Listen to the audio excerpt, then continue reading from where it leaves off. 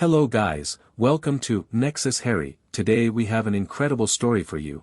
What if the Goblins performed a full-body purge and Harry discovered he was a natural Wandless master at age 6? If you enjoy the video, please like and subscribe. Let's get into it. Chapter 1, The Audit. The rain hadn't stopped in 3 days, and Griphook was in a foul mood. Not that anyone at Gringotts would have noticed the difference. Goblins didn't broadcast their emotions the way humans did, all that ridiculous face stretching and voice wobbling. But Griphook knew, and that was enough. He sat in his alcove on the 3rd sublevel of Gringotts, grinding through a stack of inheritance audits that should have been handled by an apprentice clerk, and he thought about how precisely, mathematically unfair his life had become. 17 years at the bank. 17 years of flawless ledgers, 0 discrepancies, not a single canute unaccounted for. And what had it earned him? A lateral transfer and a new title that sounded impressive in English but translated to, the one who counts the dead wizard's coins, in gobbledygook. He flipped open the next file. The Shafiq estate. 3 living heirs, 2 of whom were contesting the will, 1 of whom had died in the interim and created a whole new inheritance cascade. Griphook pulled a fresh sheet of goblin parchment, thinner and more durable than the wizard equivalent, and began mapping the bloodlines. His quill stopped. Not because of the Shafiqs. Because of the crystal on his desk. Every accounts manager kept one. A palm-sized shard of resonance quartz, tuned to the magical signatures of their assigned family vaults. When a signature flared, pulsed, or, in unfortunate cases, went dark, the crystal responded. It was passive magic, old as the bank itself. Griphook barely looked at his anymore. But it was glowing. Not the amber of a vault access request. Not the steady white of a routine signature ping. It was cycling through colors he'd never seen it produce, deep violet bleeding into something that was almost black, then spiking to a blinding gold before starting over. Griphook set down his quill and picked up the crystal. It was hot. Not warm. Hot. He nearly dropped it. He turned it slowly, reading the signature markers etched into its base. Each marker corresponded to a vault family in his assigned portfolio. The one that was active, the one screaming, was a marker he'd never seen trigger in his entire career. Vault 687. The Potter Family Trust. Griphook stared at the crystal for a long moment. Then he pulled open the Potter file. It was thin. Insultingly thin for a family of that stature. A trust vault, set to disperse a living stipend to one Harry James Potter, minor, upon magical confirmation of identity. The main family vault, 712, was sealed pending the heir's majority. There were properties listed: a cottage in Godric's Hollow, destroyed, a manor in Wales, under Stasis Ward, a London townhouse, rented to the ministry at a rate that made Griphook's eye twitch. The last entry was dated November 2, 1981. The day after the Potters died. No one had touched this file in over 5 years. The stipend had never been dispersed. No magical guardian had ever presented the child for identity confirmation. The trust vault sat there, accumulating interest at the standard rate, and the Potter fortune sat beneath it, vast and untouched and accruing value in ways that would make a human accountant weep. And now the crystal was screaming. Griphook was not a warrior. He was not a curse breaker or a dragon handler or one of the bank's silent enforcers. He was an accounts manager, and a good one, and his instinct when faced with something anomalous was to document it, report it, and let someone with a bigger title make the decision. But 17 years of being overlooked will do something to a goblin. It builds up, like calcium deposits in a pipe, and eventually the flow changes direction. Griphook locked his office, pocketed the crystal, and went to find the source of the signal. The Goblin Transit Network ran beneath London like a second nervous system. It predated the ministry's flow network by roughly 800 years, and unlike wizard transportation, it didn't make you feel like you'd been squeezed through a straw by a drunk giant. Griphook stepped onto the terminus platform at Gringotts, spoke his destination in gobbledygook, and the stone beneath his feet moved. 3 minutes later, he emerged from a concealed access point behind a skip bin in an alley off Magnolia Crescent, Little Whinging, Surrey. The rain was still coming down. Griphook pulled his glamour tight, a standard-issue illusion that made him appear as a short, somewhat odd-looking human man in a grey coat, and followed the crystal's pull. It led him down Magnolia Crescent, past a row of houses so identical they looked stamped from a mold. Left onto Wisteria Walk. Right onto Privet Drive. Griphook had been among humans enough to understand their habitats. These houses were aspirational. Every lawn trimmed to the same height, every car washed, every curtain selected to impress the neighbors while pretending not to care about the neighbors. It was the kind of place where difference was treated as disease. The crystal pulled him to number 4. He stood on the pavement and looked at it. A perfectly ordinary house. 2 stories, attached garage, a garden that was aggressively maintained despite the November cold. There was a large car in the drive and lights on behind the front curtains. The crystal was so hot now it was burning through his coat pocket. Griphook was no sensor specialist, but every goblin had a baseline sensitivity to magic. It was in their blood, had been since the first goblin crawled out of the deep earth and tasted raw magic in the stone. What he felt coming from number 4 Privet Drive was wrong. Not dark, exactly. Not light. It was compressed. Imagine taking a river and forcing it through a drinking straw. The pressure was enormous, the flow was tortured, and the whole system was moments from catastrophic failure. Layered over that compression was something else, something parasitic, something that didn't belong to the same source at all. It felt like 2 magical signatures occupying the same space, one of them screaming and the other feeding. Griphook walked up the front path and knocked on the door. It opened, and he met Vernon Desley for the first time. The man filled the doorframe like dough overflowing a bread tin. Red-faced, thick-necked, mustache bristling. He looked down at Griphook's glamoured form, a small man in a grey coat, standing on his doorstep in the rain, and his expression performed a rapid calculation, not a neighbor, not the postman, not anyone who mattered. "Whatever you're selling, we don't want it," Vernon said, already closing the door. "I'm not selling anything, Mr. Desley." Griphook kept his voice mild. His English was excellent, accented, but precise. "I'm from the bank. Regarding the account of your ward." The door stopped moving. Vernon's face went through a color change that would have been fascinating to a painter. Red to white, back to red, settling on a mottled purple. "We don't have a ward," he said. "Harry James Potter," Griphook said. "Son of James and Lily Potter. Placed in your care on November 1st, 1981. The bank has a number of matters to discuss regarding his trust account, and our records show he has never been presented for. Now you listen here." Vernon's voice dropped to a hiss. He stepped forward, one thick finger jabbing toward Griphook's face. "I don't know what you people think you're doing, coming to my house, to my doorstep, where my neighbors can see. We took the boy in out of the goodness of our hearts. We were told there'd be no contact, no interference, none of your freakishness near this house. That was the deal. So you can take your bank and your trust account and shove them right up your, Mr. Desley." Griphook hadn't raised his voice. "I require visual confirmation that the Potter heir is alive and resident at this address. This is not a request.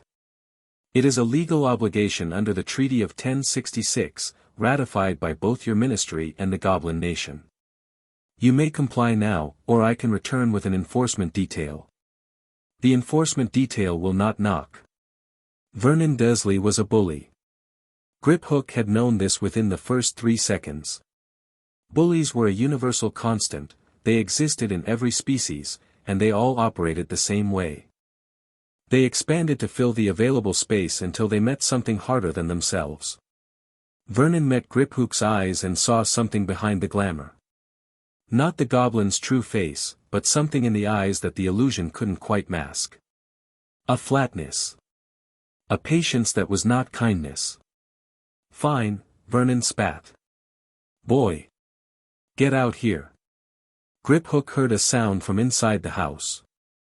A small metallic click, a latch being opened. Then footsteps. Light and hesitant, the kind of footsteps made by someone who had learned that being heard was dangerous. The boy appeared behind Vernon's bulk, and Griphook's world tilted. Harry Potter was 6 years old and he looked 4. He was drowning in clothes 3 sizes too large, a grey shirt with a stain on the collar, trousers cinched with what appeared to be a piece of twine. His hair was black and wild and did nothing to hide how thin his face was. His skin had the yellowish pallor of someone who didn't see enough sunlight or eat enough food. There was a bruise on his left forearm, half hidden by the oversized sleeve, turning from purple to green. Behind cracked glasses held together with tape, his eyes were extraordinary. Vivid green, almost luminous. And they were looking at Griphook with an expression that no 6-year-old should know how to make, a careful, measured blankness designed to attract no attention and provoke no anger. But it was the magic that nearly drove Griphook to his knees. Now that he was close, now that there was nothing between him and the source, the pressure was unbearable. It was like standing next to a dam with 1,000 cracks, water screaming through every fissure, the whole structure groaning under a weight it was never meant to hold. The boy's magic was bound. Not just suppressed, bound, chained, wrapped in layer after layer of restriction that had been placed so long ago they'd fused with his core like wire growing into the bark of a tree. And beneath those bindings, something vast was thrashing. The parasitic signature was there too. Griphook could feel it now, localized, coming from the scar. The lightning bolt scar on the child's forehead. Something lived in it. Something aware. There, Vernon said. You've seen him. He's fine. Now get off my property.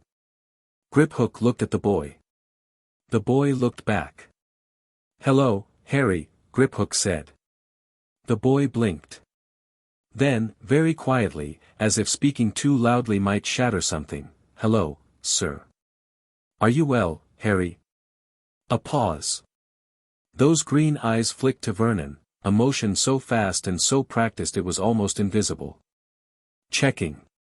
Calculating. What answer is safe? Yes, sir. I'm fine, sir. Griphook had made his decision before the boy finished speaking. Mr. Dursley, he said, still looking at Harry. I'll be taking the boy now. The silence that followed was so complete that Griphook could hear the rain dripping from the gutter above the door. You'll be doing no such bloody thing, Vernon said, and his voice had gone very quiet, which was more dangerous than the bluster. He's ours. Legally. We've got papers, you have a letter, Griphook said. Left on a doorstep with a baby in November. Written by a man who had no legal authority to place the child, witnessed by no one, filed with no court, magical or otherwise. He paused. He was guessing about the letter, extrapolating from the file's thin contents and Vernon's own words. But the way Vernon's face spasmed told him he'd hit close to the mark.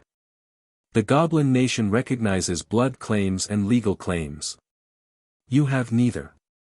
What you have is a starving child with bruises, and what I have is the authority to act in the financial and physical interests of a vault holder whose welfare is in question. He was stretching that authority to its absolute breaking point, and he knew it. An accounts manager's remit covered financial welfare, not physical custody. But Vernon Dursley didn't know Goblin law, and Griphook was banking, quite literally, on that ignorance. You can't just, Vernon started. Griphook dropped the glamour. It was petty. It was unprofessional. It was deeply satisfying. Vernon saw a goblin for the first time in his life, the sharp features, the dark eyes, the pointed ears and teeth, and made a sound like a balloon with a pinhole leak. He staggered backward, colliding with the hallway table, sending a vase of artificial flowers crashing to the floor. Petunia. A thin blonde woman appeared at the top of the stairs, saw Griphook, and screamed. Not a loud scream, a strangled, choked thing, the sound of someone who had been dreading this moment for years. Harry hadn't moved. He stood in the hallway between the goblin and the Dursleys, perfectly still, watching everything with those two old eyes. Harry, Griphook said, re-engaging the glamour as footsteps thundered above, the Dursley sun, large from the sound of it. Would you like to leave this place? The boy's lips parted slightly. His eyes went wide, and for just a moment, the mask cracked and Griphook saw what was underneath. Desperate, suffocating hope, so raw it was painful to witness. Harry's voice cracked. I'm not allowed to leave. You are now. He's not going anywhere. Vernon had recovered enough to lunge forward and grab Harry's arm, the bruised one. Harry flinched but didn't make a sound. The absence of sound was worse than a scream. It spoke of practice. Griphook looked at Vernon's meaty hand wrapped around the boy's thin arm, and something very old and very cold moved behind his eyes. Release him, Griphook said. I will not ask twice. This is my house. My house, you hear me? And he's our burden to bear, dumped on us by your lot, and we've fed him and housed him and, Griphook raised one hand, palm out, and Vernon Dursley's fingers opened as if they'd been pried apart by iron bars. The man stumbled backward, clutching his hand, shock replacing anger. Goblin magic was not wizard magic. It was older, earthier, rooted in stone and metal and the deep places of the world. It didn't need a wand. And while Griphook was no warrior, every goblin could do this much, impose their will on the immediate physical world in small, precise ways. Harry, Griphook said again. Come with me. I will explain everything. But we need to leave now. The boy looked at him. Then he looked back at the Dursleys, at Vernon red-faced and sputtering, at Petunia frozen on the stairs with her hand over her mouth, at the cupboard door under the stairs that stood open, showing a thin mattress and an army of tin soldiers missing most of their paint. A cupboard. They'd put him in a cupboard. Harry turned back to Griphook. He was trembling, but his jaw was set. Okay, he whispered. They walked out the front door together, into the rain, and Harry Potter left number 4 Privet Drive for the last time. The boy didn't speak during the transit. He stood on the stone platform in the alley behind the skip bin, rigid with terror and wonder in equal measure, and when the stone moved beneath them, he grabbed Griphook's coat and held on with a grip that could have bent iron. When they emerged in the Gringotts terminus, Harry let go immediately. He stepped back, straightened his oversized shirt, and looked around with an expression of forced calm that was almost absurd on a face that young. Sorry, he said. For grabbing. Don't apologize, Griphook said. Follow me. The terminus opened into the lower corridors of Gringotts, hewn stone, torchlit, the ceiling lost in shadow above. The air was different here. Dry and old and tasting of metal and deep earth. Harry's head swiveled as they walked, taking in the carved walls, the iron-banded doors, the occasional goblin who passed them with no more than a glance. Sir. Harry's voice was small in the vast corridor. Griphook. My name is Griphook.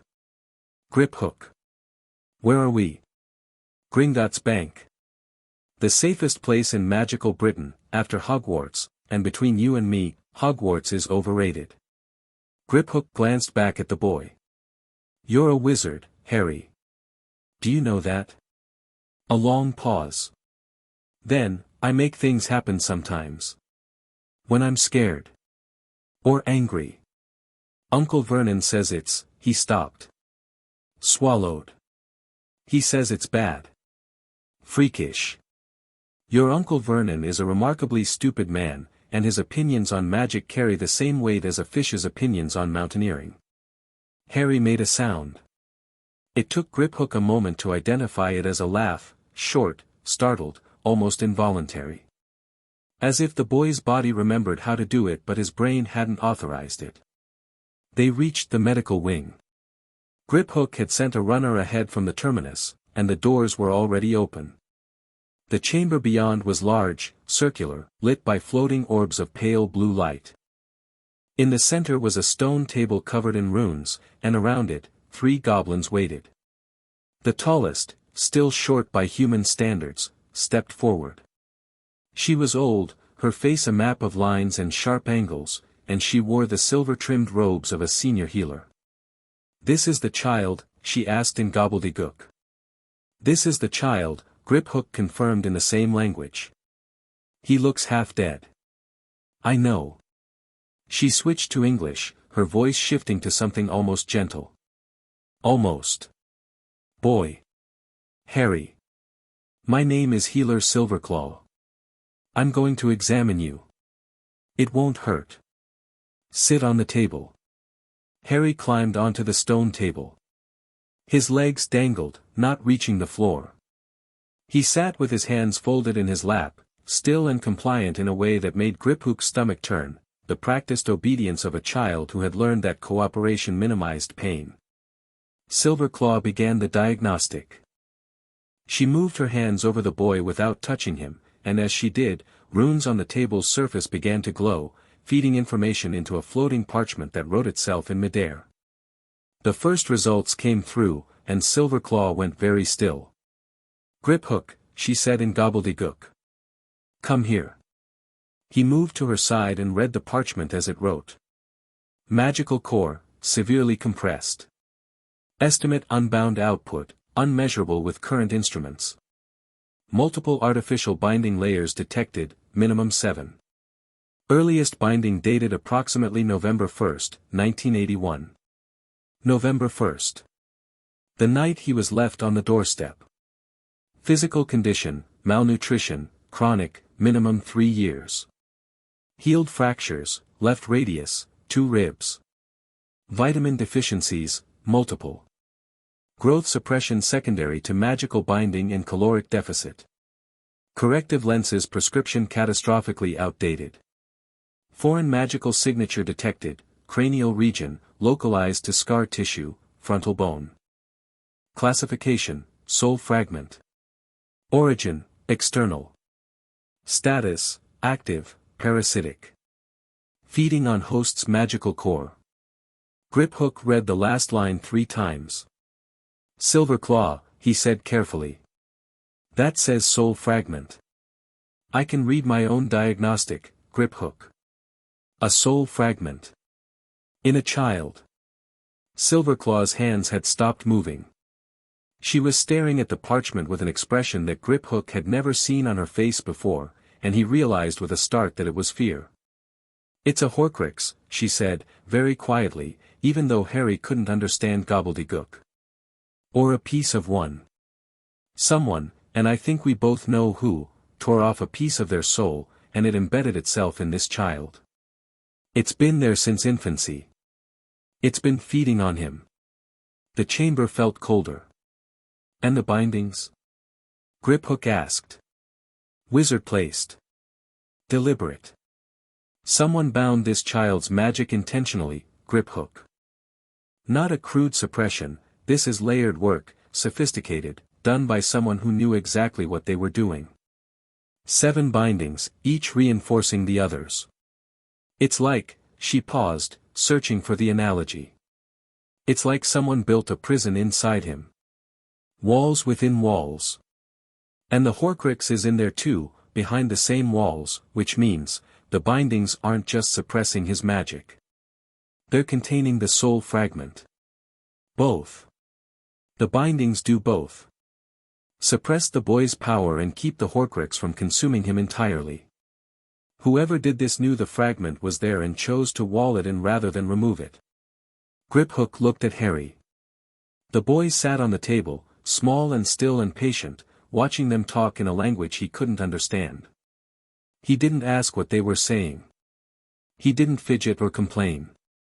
He just waited, the way a very small animal waits when it knows it's surrounded by things bigger than itself. "Can you remove it?" Griphook asked. "All of it?" "The bindings, yes. The malnutrition and injuries, yes, with time. The Horcrux," Silverclaw hesitated. "A full-body purge. Total magical cleanse, core to skin. It's the only way to guarantee complete removal of both the bindings and the fragment. It's not gentle. The purge will strip everything foreign from his body, every spell, every enchantment, every trace of magic that isn't natively his. And the risk? The risk is that his magic, once unbound, might be too much for his body to contain. We don't know what's under those bindings. The diagnostic couldn't measure his core output. That means it's either very, very small, or very, very large. And given that someone felt the need for 7 bindings, I don't think it's small. They looked at each other. Do it, Griphook said. This is above your authority. Everything I've done today is above my authority. Do it anyway. Silverclaw regarded him for a long moment. Then she turned to Harry and spoke in English. Harry. I need to help your body. There are things inside you that shouldn't be there, bad things that someone put in you a long time ago. I can take them out, but it will hurt. Do you understand? Harry looked at her. Then he looked at Griphook. Then he looked back at Silverclaw. Will I still be a freak after? He asked. The word landed in the room like a stone in still water. You are not a freak, Silverclaw said, and her voice carried an edge that could have cut diamond. You are a wizard. What I'm about to do will not make you less. It will make you more of what you were always supposed to be. Will it hurt more than? He stopped. His eyes went distant for a moment, doing some internal calculation. It's okay if it hurts. I don't mind. No child should be able to say that with such calm sincerity. Lie back, Silverclaw said. Harry lay back on the stone table. He was so small that his body barely covered a third of the rune-carved surface. He folded his hands on his chest, over his heart, and stared up at the blue orbs floating above him. Silverclaw motioned to the other 2 healers. They took positions around the table, one at Harry's feet, one at his left side, Silverclaw at his head. Griphook stood by the door, because there was nowhere else for him to be, and because he couldn't bring himself to leave. The healers began to chant. It was not a pleasant sound. Goblin ritual magic was not designed for human ears, it resonated in frequencies that made Griphook's teeth ache, and he was a goblin. The runes on the table blazed to life, cycling through colors, white, gold, deep red, and then a searing violet that lit the chamber like a second sun. Harry gasped. His back arched off the table, and his hands clenched into fists, and a sound came out of him that was halfway between a scream and something else, something deeper, more fundamental, like the groan of a structure under impossible strain finally giving way. The first binding broke. Griphook felt it. Everyone in the room felt it. A snap, not physical but magical, like a cable under tension parting. A wave of raw power pulsed outward from the boy's body, and one of the floating light orbs shattered. The second binding broke. The third. Each one released another wave, each one stronger than the last. The stone table cracked down the middle. The parchment in the air caught fire and turned to ash. Harry was screaming now, a real scream, a child's scream, and Griphook gripped the doorframe and forced himself to stay. The fourth binding shattered, and the torches on the walls exploded. The chamber plunged into darkness, lit only by the violet glow of the runes and the increasingly blinding light pouring from the boy's body. Fifth. The other 2 light orbs detonated. The healer at Harry's feet was thrown backward and hit the wall. Sixth. The stone table split completely in half, and only the rune's residual power kept it from collapsing. Harry was levitating now, 3 feet above the broken surface, his body rigid, light streaming from his eyes and mouth and scar. Silverclaw kept chanting. Her voice was raw, cracking, but she kept going, hands raised above the floating child, her own magic pouring out of her invisible waves. The 7th binding broke, and the world went white. Griphook couldn't see. Couldn't hear. Couldn't feel anything except a pressure wave of magic so dense it was almost physical, slamming outward from the epicenter of a 6-year-old boy. It blew through the chamber, through the walls, down the corridors of Gringotts. Later, he would learn that every goblin in the bank felt it. That the dragons in the deep vaults roared. That the chandeliers in the lobby swayed and the marble floor cracked in a starburst pattern centered on a point directly above the medical wing. Then the Horcrux. If the bindings had felt like cables snapping, the Horcrux felt like something alive being torn free. There was a sound, not a sound, exactly, but Griphook's brain translated it as a sound because it had no other framework. A shriek. Inhuman, agonized, furious. A fragment of Tom Riddle's soul, ripped from its host after 5 years of parasitic residence, thrashing and screaming as it was dragged into the light of the Purge and annihilated. It fought. Gods, it fought. For 3 seconds that lasted an eternity, the chamber was a battleground between the Purge's cleansing fire and the Horcrux's desperate will to survive. The fragment tried to dig deeper, tried to burrow into the boy's magical core, tried to anchor itself with hooks of dark magic that Silverclaw burned away one by one. Then it was gone. Not banished. Not contained. Gone. Destroyed at the fundamental level, reduced to nothing, the soul fragment dissolved like shadow in direct sunlight. The light faded. Harry lay on the ruined table. The stone had cracked into 4 pieces. The runes were dark and spent. One of the walls had a fracture running from floor to ceiling. Silverclaw was on her knees, blood running from her nose, hands shaking. The other 2 healers were unconscious. The chamber was silent. Then Harry opened his eyes. They were still green. But they were different now, brighter, deeper, lit from within by something that hadn't been there before. Or rather, something that had always been there but had been buried under 7 locks and a parasite and 5 years of darkness. He sat up slowly. Looked at his hands. Turned them over. "I feel strange," he said. His voice was different too. Still a child's voice, but clearer. Stronger. As if it had been coming through a filter before and the filter was gone. Strange how? Silverclaw managed, still on her knees. Harry frowned. He held out one hand, palm up, and stared at it. The air above his palm shimmered. Compressed. And then a ball of light appeared, not fire, not a spell, just pure concentrated magic, humming and spinning an inch above his skin. He hadn't spoken an incantation. He hadn't used a wand. He hadn't even seemed to try. He just wanted light, and light had come. "Like I was wearing gloves my whole life," Harry said, staring at the little sun in his hand. "And someone just took them off." Silverclaw looked at Griphook. The expression on her face was one he would remember for the rest of his life. It was awe, and terror, and the dawning recognition that the world had just changed and they were standing at the pivot point. "Griphook," she said in gobbledygook, very quietly. "His core output during the purge exceeded our measurement capacity. The instruments burned out. All of them. What does that mean in practical terms? It means I don't know how powerful he is. No one does. The last wizard who burned out goblin measurement instruments was," she stopped. "Was who?" "Merlin," she said. "The answer is Merlin."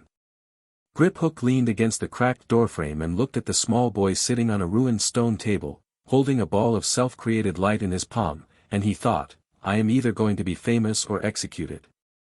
Possibly both. We need to see Director Ragnarok," he said. "Now." Director Ragnarok's office was at the very top of Gringotts, above the lobby, above the administrative levels, in a chamber carved from a single block of white granite that had been hauled from the Scottish Highlands 400 years ago. The walls were lined with weapons. Not decorative weapons, used ones, each with a history and a body count. Ragnarok himself was old, even by goblin standards. His face looked like it had been carved from the same granite as his office and then left in the weather for a century. He was small, even for a goblin, but he radiated a density of presence that made larger beings feel insubstantial. He sat behind his desk, a slab of black iron with no drawers, no papers, nothing on its surface except a single crystal glass of water, and listened to Griphook's report without interrupting. Harry sat in a chair next to Griphook. The chair was goblin-sized, so for once in his life, his feet almost touched the floor.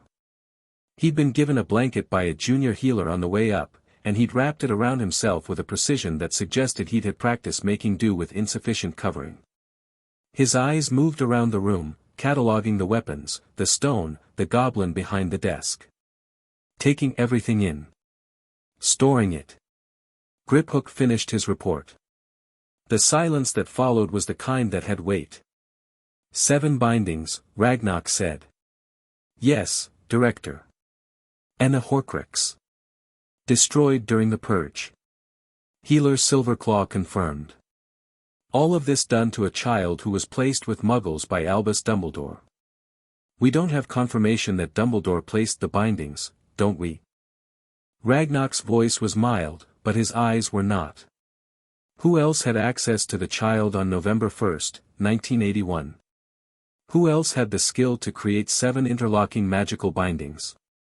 Who else knew about the Horcrux and chose to contain it rather than destroy it? Griphook said nothing. The logic was difficult to argue with. Ragnarok turned his gaze to Harry. The boy met it without flinching, a fact that Griphook found remarkable. Ragnarok's stare had made grown wizards stammer. Harry Potter, Ragnarok said.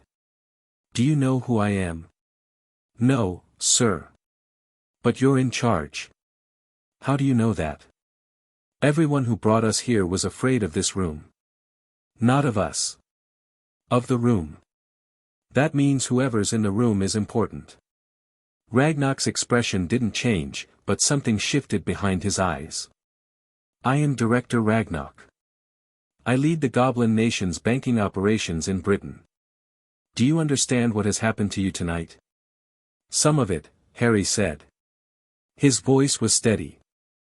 The blanket was clutched tight around his shoulders, but his gaze was level. Griphook said, I'm a wizard. The healer took bad things out of me. There was something in my head. He touched his scar, lightly, with 2 fingers. It's gone now. I can feel that it's gone. What do you feel in its place? Harry thought about this. While he thought, the air around his hands shimmered slightly, unconsciously. Magic leaking out like heat from an engine. Everything, he said. Ragnarok leaned back in his chair. He looked at Griphook. You overstepped your authority significantly tonight, the director said. Yes, Director. An accounts manager conducting a field extraction, authorizing a full-body purge, bringing an unvetted human child into the heart of Gringotts. Yes, Director. You could be demoted. Dismissed. Worse. Yes, Director. Ragnarok picked up his glass of water. Took a sip. Set it down. You did well, he said. Griphook blinked. In 17 years, no superior had said those words to him. The child is now under Gringotts' protection, Ragnarok continued. Formally. I'll file the claim under the treaty provisions before dawn, abandoned magical minor, discovered in conditions of abuse and neglect, magical heritage confirmed, vault claim verified. The wizards will howl, but the law is the law, and they wrote it, not us. Dumbledore will come, Griphook said. Dumbledore will come, Ragnarok agreed. And he will find that this bank's doors are as impervious to twinkling eyes and lemon drops as they have been for the past 7 centuries. He looked at Harry again. Boy. You have a choice. You can go back to those people. I won't stop you. Or you can stay here, under the protection of the Goblin Nation, and we will feed you, house you, heal you, and educate you. In exchange, you will learn our ways, respect our customs, and when you are of age, you will deal fairly with us in all financial matters. That's it? Harry said. That's the exchange. The Goblin Nation does not do charity. But we recognize value. And we pay our debts. What debt? Ragnarok smiled. It was not a warm smile, goblins didn't do warm, but it was genuine. A conversation for another time. For now, stay or go. Harry let the blanket slip from one shoulder. He looked down at his hands. The shimmer was still there, magic rolling off him in waves he couldn't yet control. The light in the room brightened slightly, responding to something inside him, not a conscious act, just the overflow of a power that had been caged for 5 years and was now stretching in its new freedom. "Nobody's ever asked me to stay anywhere before," Harry said. "I'm asking." Harry looked up. His green eyes were steady and clear and ancient in his young face. "I'll stay," he said. And in the depths of Gringotts, something shifted. Not magic, or not just magic. Something political. Something historical. A weight settling onto a new fulcrum, the balance of the wizarding world tilting by imperceptible degrees in a direction nobody had planned. 17 miles away, in a castle in Scotland, a silver instrument on Albus Dumbledore's desk stopped spinning. He was in a meeting with the Board of Governors and didn't notice for 6 hours. By then, it was already far too late. They gave Harry a room. Not a cupboard. Not a corner. A room, small by Gringotts standards, which meant it was larger than the entire ground floor of number 4 Privet Drive. It was carved from warm brown stone, furnished simply, a bed with actual sheets and a thick blanket, a desk, a chair, a wardrobe that was empty but waiting. There was no window, because they were underground, but a cluster of light orbs floated near the ceiling, and Harry could make them brighter or dimmer without being told how. He stood in the doorway for a long time. Griphook waited in the corridor, suddenly uncertain. He had rearranged the trajectory of his career, possibly his life, in the span of 3 hours.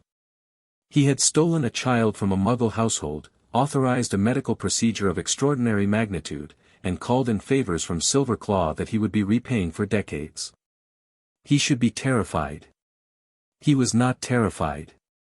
"This is mine?" Harry asked, still in the doorway. "This is yours." "The whole room?" "The whole room." Harry walked in. He touched the bed, running his fingers over the sheets. He opened the wardrobe, looked inside, closed it. He sat on the edge of the bed and pressed his hands flat against the mattress, testing its give, as if beds were theoretical objects he'd heard about but never confirmed. "Griphook?" "Yes." "Thank you." 2 words. No fanfare, no tears, no dramatic speeches. Just a 6-year-old boy sitting on a real bed for perhaps the first time in his memory, saying thank you with a simplicity that cracked something in Griphook's chest he hadn't known was there. "Sleep," Griphook said. "We'll begin tomorrow." He closed the door and stood in the corridor for a moment, composing himself. Then he straightened his coat, lifted his chin, and walked toward the administrative levels to begin the paperwork. There would be a lot of paperwork. He found, to his surprise, that he didn't mind. Albus Dumbledore noticed the silver instrument at 2:30 in the morning. He had returned to his office after the governor's meeting, exhausted, craving nothing more than his bed and perhaps a cup of chamomile. But habit drew his eyes to the shelf where a dozen delicate silver devices spun and puffed and whirred, each one monitoring a different aspect of his careful, decades-long strategy. The one linked to number 4 Privet Drive was still. Dumbledore stood in the middle of his office, his hand halfway to the chamomile tin, and stared at the motionless device. It had not stopped since the night he'd placed it there, 5 years ago, calibrated to the blood wards, to the boy's magical signature, to the protections that Lily Potter's sacrifice had woven into the very bricks of that house. It was not spinning. It was not puffing. It sat on its shelf like a dead thing. He crossed to it in 3 strides and passed his wand over it.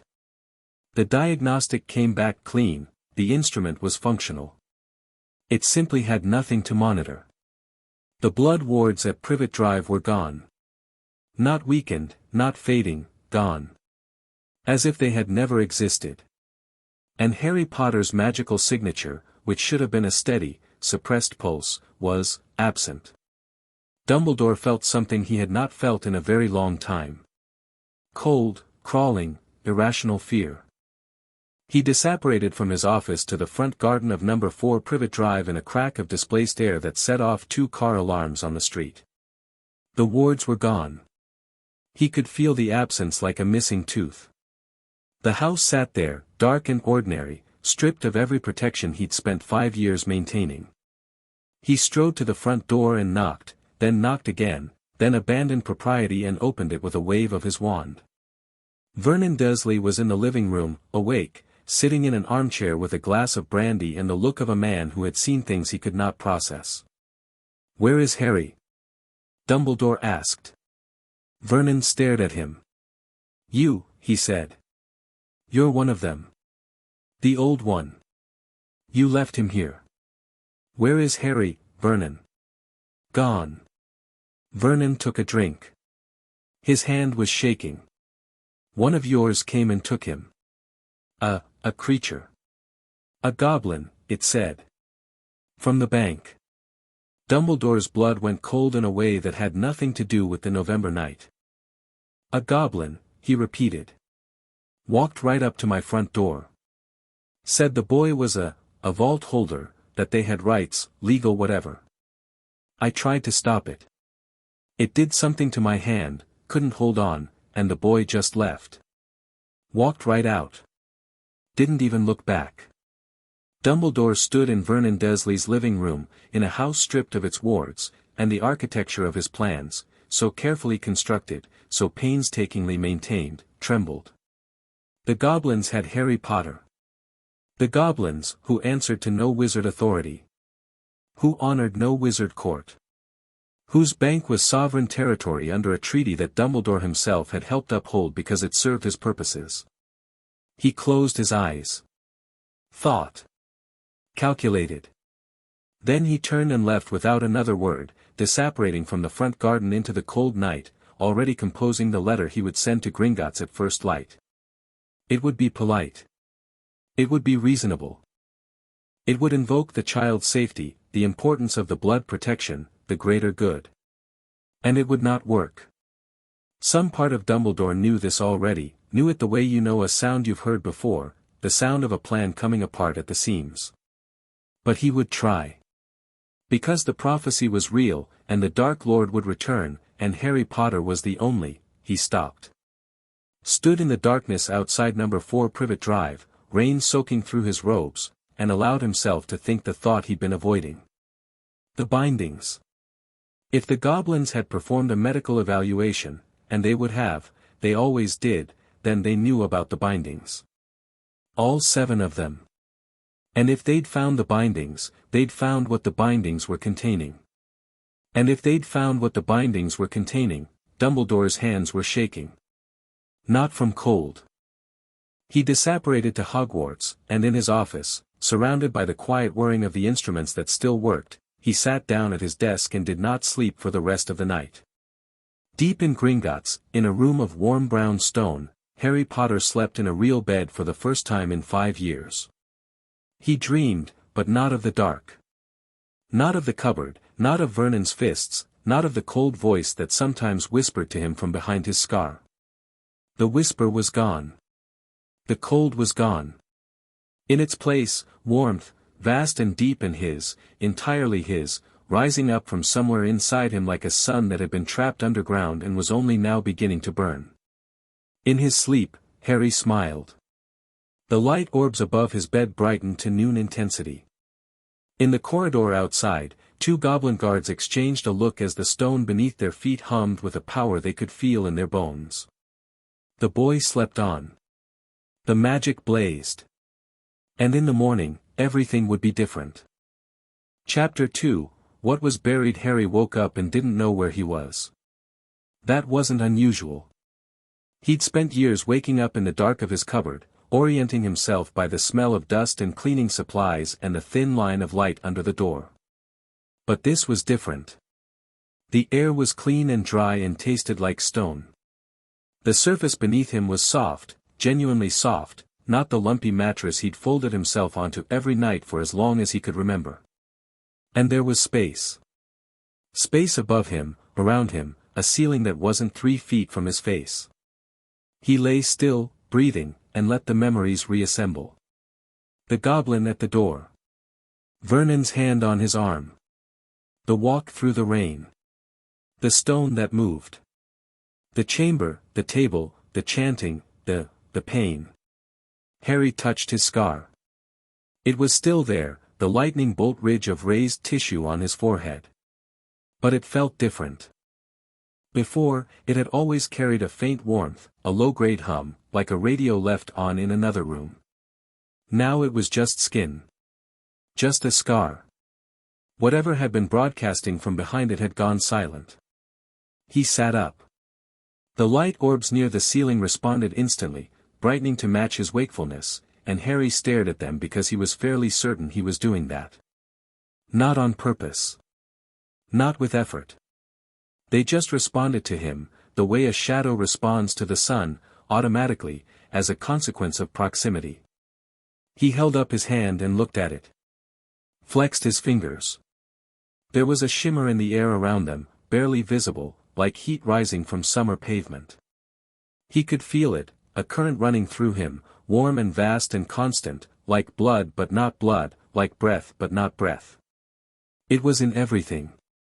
His skin, his bones, the spaces between his thoughts. It had always been there, he realized. He'd felt traces of it in the cupboard, tiny sparks that leaked through whatever had been holding it back. When he'd turned his teacher's hair blue. When he'd ended up on the school roof. When the glass at the, no. That hadn't happened yet. He was 6. The zoo was, he shook his head. The memories were clear but jumbled, present and future tangling together in a way that didn't quite make sense.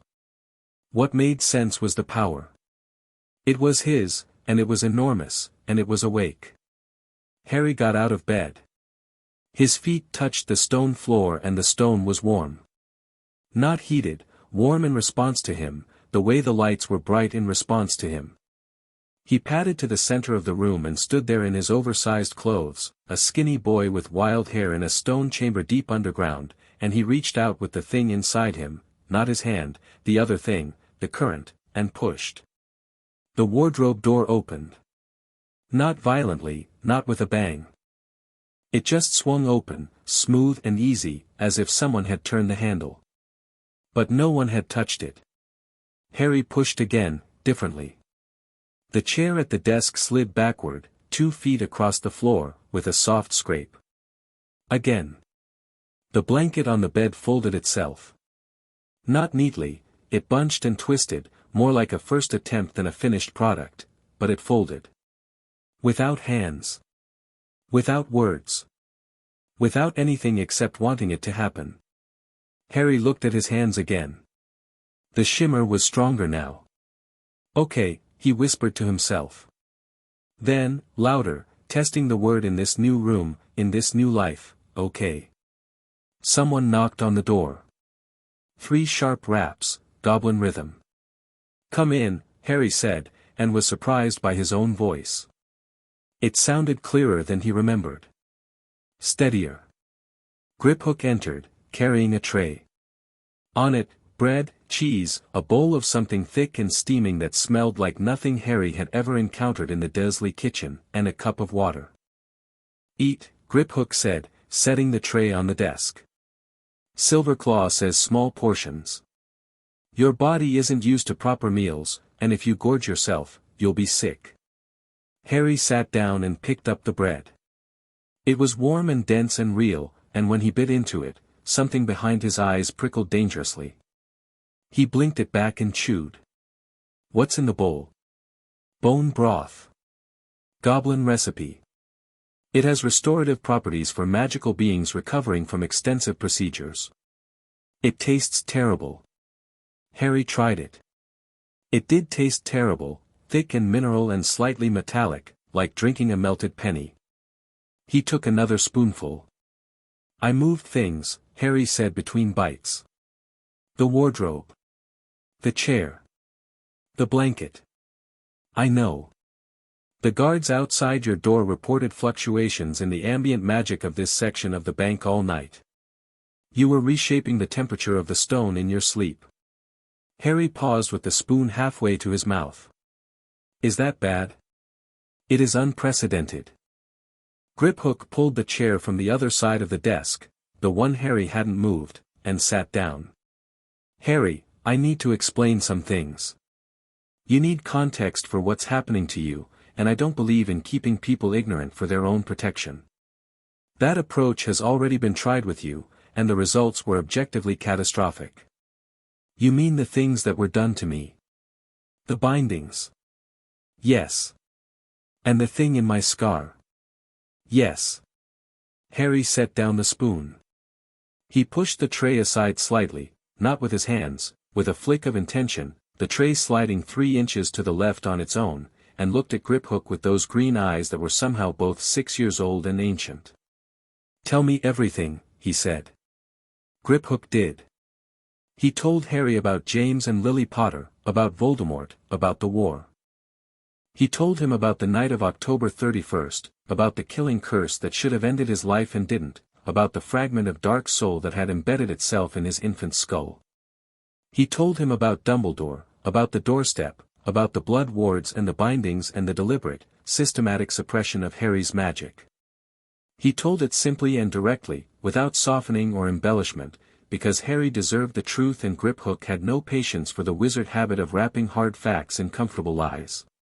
Harry listened. He didn't interrupt. He didn't cry.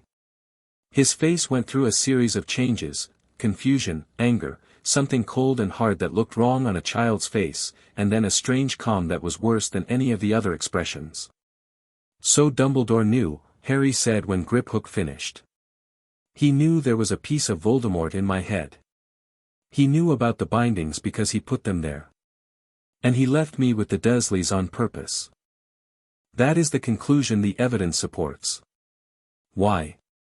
Why suppress my magic? Why leave the Horcrux? I don't know his reasons with certainty. I can speculate." "Speculate." Griphook considered his words.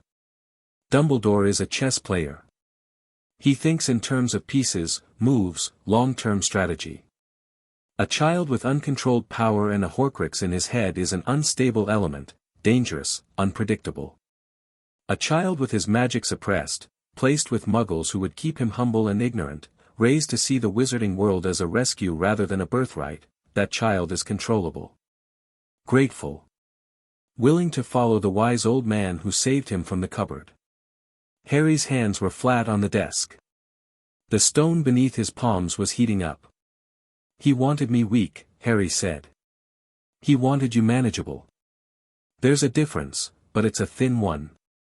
And the Horcrux, he left it in me because removing it might have killed you, and he needed you alive. Or because he planned to use it somehow. Or because he didn't know how to remove it. I don't know which, and I don't know that it matters." The stone under Harry's hands began to glow. Not brightly, a dull red, like embers. The desk trembled. "Harry," Griphook said carefully. "I'm angry," Harry said. His voice was flat. Controlled. The desk trembled harder. "You have every right to be. He put me in a cupboard. He made me small. He put chains on what I am, and then he left me in a house where the water in the cup began to boil." The light orbs overhead flared to a blinding intensity and then dimmed sharply, cycling, matching the rhythm of the boy's breathing. "He made me think I was nothing." The stone beneath Harry's hands cracked. 2 sharp lines, radiating outward from his palms like lightning frozen in rock. "Harry. Look at me." Harry looked up. His eyes were blazing, not metaphorically, actually blazing, green light pouring from his irises like backlit emeralds. The air in the room was thick with power, pressing against the walls, the ceiling, the floor, testing the boundaries of the space the way a caged animal tests its bars. "You are not nothing," Griphook said. "The proof is in what they did to you. You don't build 7 bindings to contain nothing. You don't leave a soul fragment to feed on nothing. They were afraid of you, Harry. Afraid of what you'd become if they let you grow." The light in Harry's eyes dimmed slightly. The pressure in the room eased, not gone but controlled, pulled back from the edge. "Good," Griphook said. "Anger is useful. Uncontrolled anger is not. The goblins will teach you the difference. Harry looked down at the cracked desk. At the still boiling water. At his own hands, still shimmering. I didn't mean to do that, he said. You'll learn to mean it. That's the entire point. Harry took a breath. Then another. The water stopped boiling. The light orbs settled to a steady, warm glow. The cracks in the desk remained, stone didn't uncrack, but the temperature returned to normal. When do we start? Harry asked. They started that afternoon. Silverclaw examined Harry again in a new medical chamber, the old one was still being repaired, and pronounced him physically stable but magically volatile. His body was adjusting to the sudden absence of the bindings, she explained, like a compressed spring released after years. The magic was expanding to fill the space it had been denied, and until it settled, there would be surges. How long until it settles? Griphook asked. Weeks. Months. I have no frame of reference. No one has ever removed 7 interlocked bindings from a core this powerful. We are in uncharted territory. Can he train? Silverclaw looked at Harry, who was sitting on the examination table, a new one, reinforced, making a small stone float between his hands. He'd been doing it since they arrived, a smooth river pebble he'd found in the corridor, spinning it in lazy circles with nothing but his will. He wasn't concentrating. He was just doing it, the way a human might fidget with a pen. He's already training, Silverclaw said drily. The question is whether we provide structure or let him figure it out on his own. I prefer structure. Unstructured magical development in a core this size is how you get craters. Griphook brought Harry to the training halls. Deep in Gringotts, below the vaults, below the dragon pens, there were chambers carved from the living rock of the earth. The goblins used them for combat training, for magical practice, for the testing of new enchantments on weapons and armor. The walls were layered with absorption wards, magic went in but didn't come out, which meant you could unleash considerable force without collapsing the surrounding tunnels. The goblin waiting for them in the primary hall was named Bonecrusher, and he looked it. Shorter than Griphook but twice as broad, with arms like knotted rope and a face that had been broken and reassembled at least twice. He was a combat instructor, one of the senior ones, pulled from his regular duties by a direct order from Ragnarok. He looked at Harry. Harry looked at him. You're the wizard child, Bonecrusher said. Yes. You don't look like much. I've been told. Bonecrusher grunted. He turned to Griphook. What can he do? We're not sure yet. That's why you're here. I don't train wizards. Director Ragnarok says you do now. Another grunt. Bonecrusher turned back to Harry and pointed to the far wall of the chamber, a flat expanse of bare stone, roughly 50 feet away. Hit it, he said. Harry looked at the wall.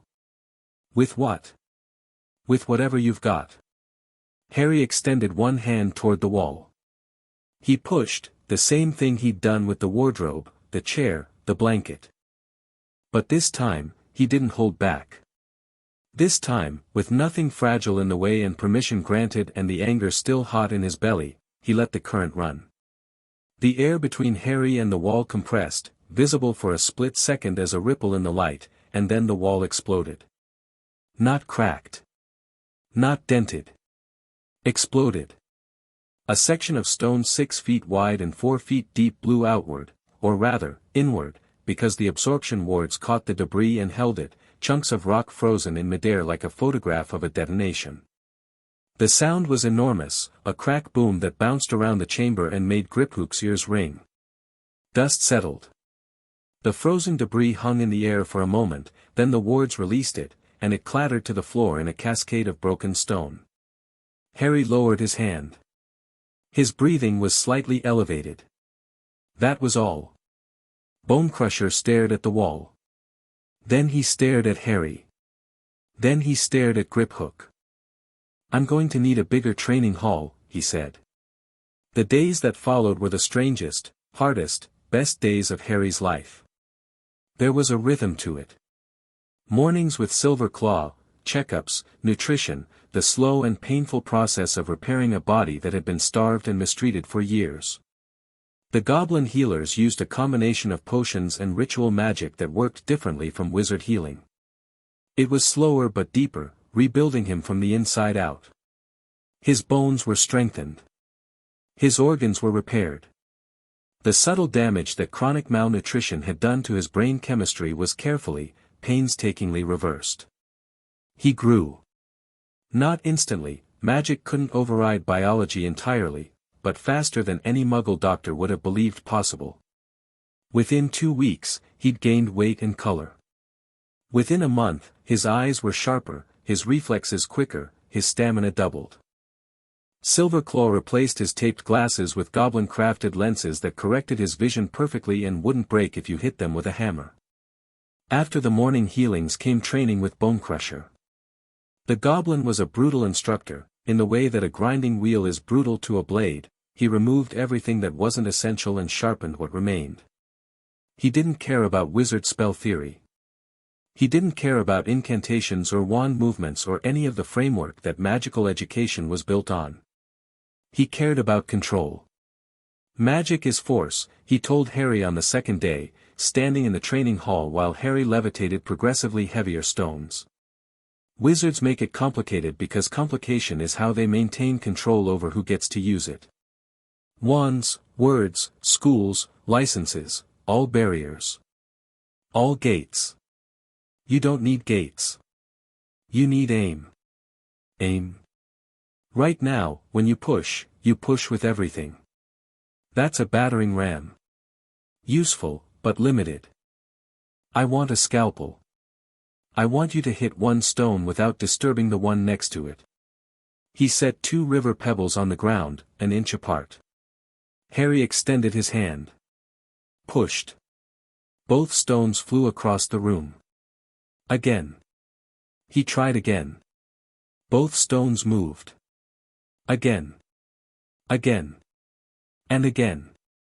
For 3 hours, until Harry's head ached and his hands were shaking and sweat dripped from his nose onto the stone floor. Again and again, pushing and failing, the power surging out of him in waves he couldn't narrow, couldn't focus, I can't do it, Harry snapped, and the frustration was real and hot and dangerous. The air around him crackled. Bonecrusher walked to the 2 pebbles and picked one up. He held it in front of Harry's face. This pebble, he said. Not the other one. Not the floor. Not the air. Not me. This pebble. Don't push it. Move it. There's a difference. Pushing is force. Moving is intention. You have more force than anyone I've ever seen. Now learn intention. Harry stared at the pebble. He breathed. And instead of pushing, he reached, not with his hand, not with the battering ram, but with something finer, something that was more like a thought than a force. The pebble in Bonecrusher's hand trembled. Rose an inch. Spun slowly. The other pebble on the ground didn't move. Better, Bonecrusher said. And from a goblin combat instructor, better was equivalent to a standing ovation. They built from there. Days bled into weeks. Bonecrusher taught Harry to thread his power through specific channels, to lift without pushing, to pull without tearing, to heat without burning, to cool without freezing. Harry learned to shape force into barriers, thin and hard as glass or thick and yielding as clay. He learned to project his magic at a distance, hitting targets across the training hall with precision that improved daily. He also learned to fight. Not magic, physical combat. Bonecrusher insisted on it. Magic can be disrupted, he said, throwing Harry to the floor for the 20th time in an hour. Wards, counterspells, suppressors. Your body can't be disrupted. Get up. Harry got up. He always got up. His body was still small, still recovering, but the goblin-style combat Bonecrusher taught wasn't about size. It was about leverage, momentum, and a ruthless efficiency that prioritized ending fights over winning them. Harry was a fast learner. He was fast in general, quick-reflexed, light-footed, used to dodging things thrown at his head by a boy 3 times his size. Dudley's game of Harry hunting had, in a deeply ironic way, prepared him for this. The afternoons belonged to Griphook. The accounts manager had taken on a role that no goblin job description covered, something between tutor, guardian, and political advisor. He taught Harry about the wizarding world, but not the way Hogwarts would have taught him. He taught him about power structures. Who held power, how they held it, why they held it. The ministry, the Wisengamot, the old families. How gold moved, how alliances formed and fractured, how laws were written to benefit the writers. Wizards think magic is power, Griphook told Harry one afternoon, 2 months in, as they sat in his office reviewing the Potter estate accounts. It's not. Gold is power. Information is power. Magic is just the tool you use to protect your gold and gather your information. Is that why goblins run the bank? Goblins run the bank because we're better with gold than wizards. But we keep running the bank because we understand that gold isn't wealth, gold is leverage. What's the difference? Wealth is what you have. Leverage is what you can do with it. Your family vault has, Griphook checked the ledger, roughly 230,000 galleons in liquid assets, with additional investments in properties, businesses, and ministry bonds. That's wealth. Leverage is knowing that 6 members of the Wisengamot owe the Potter estate outstanding debts. Leverage is knowing that the ministry is renting your London townhouse at below market rate and that the lease expires in 3 years. Leverage is knowing that 3 of the largest apothecaries in Britain source dragon liver from a supplier that your grandfather purchased a controlling interest in during 1955. Harry stared at him. I own a dragon liver company. You own a 43% stake in a dragon liver supply chain. Yes. What do I do with that? Right now? Nothing. You're 6.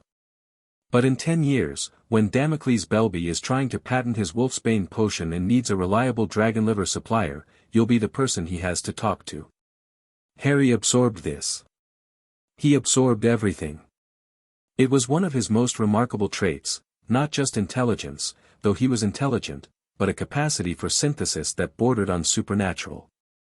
He took in information from Griphook's political lessons, from Bonecrusher's combat training, from Silverclaw's explanations of magical theory during his healing sessions, and he wove it together into a framework that was uniquely his own.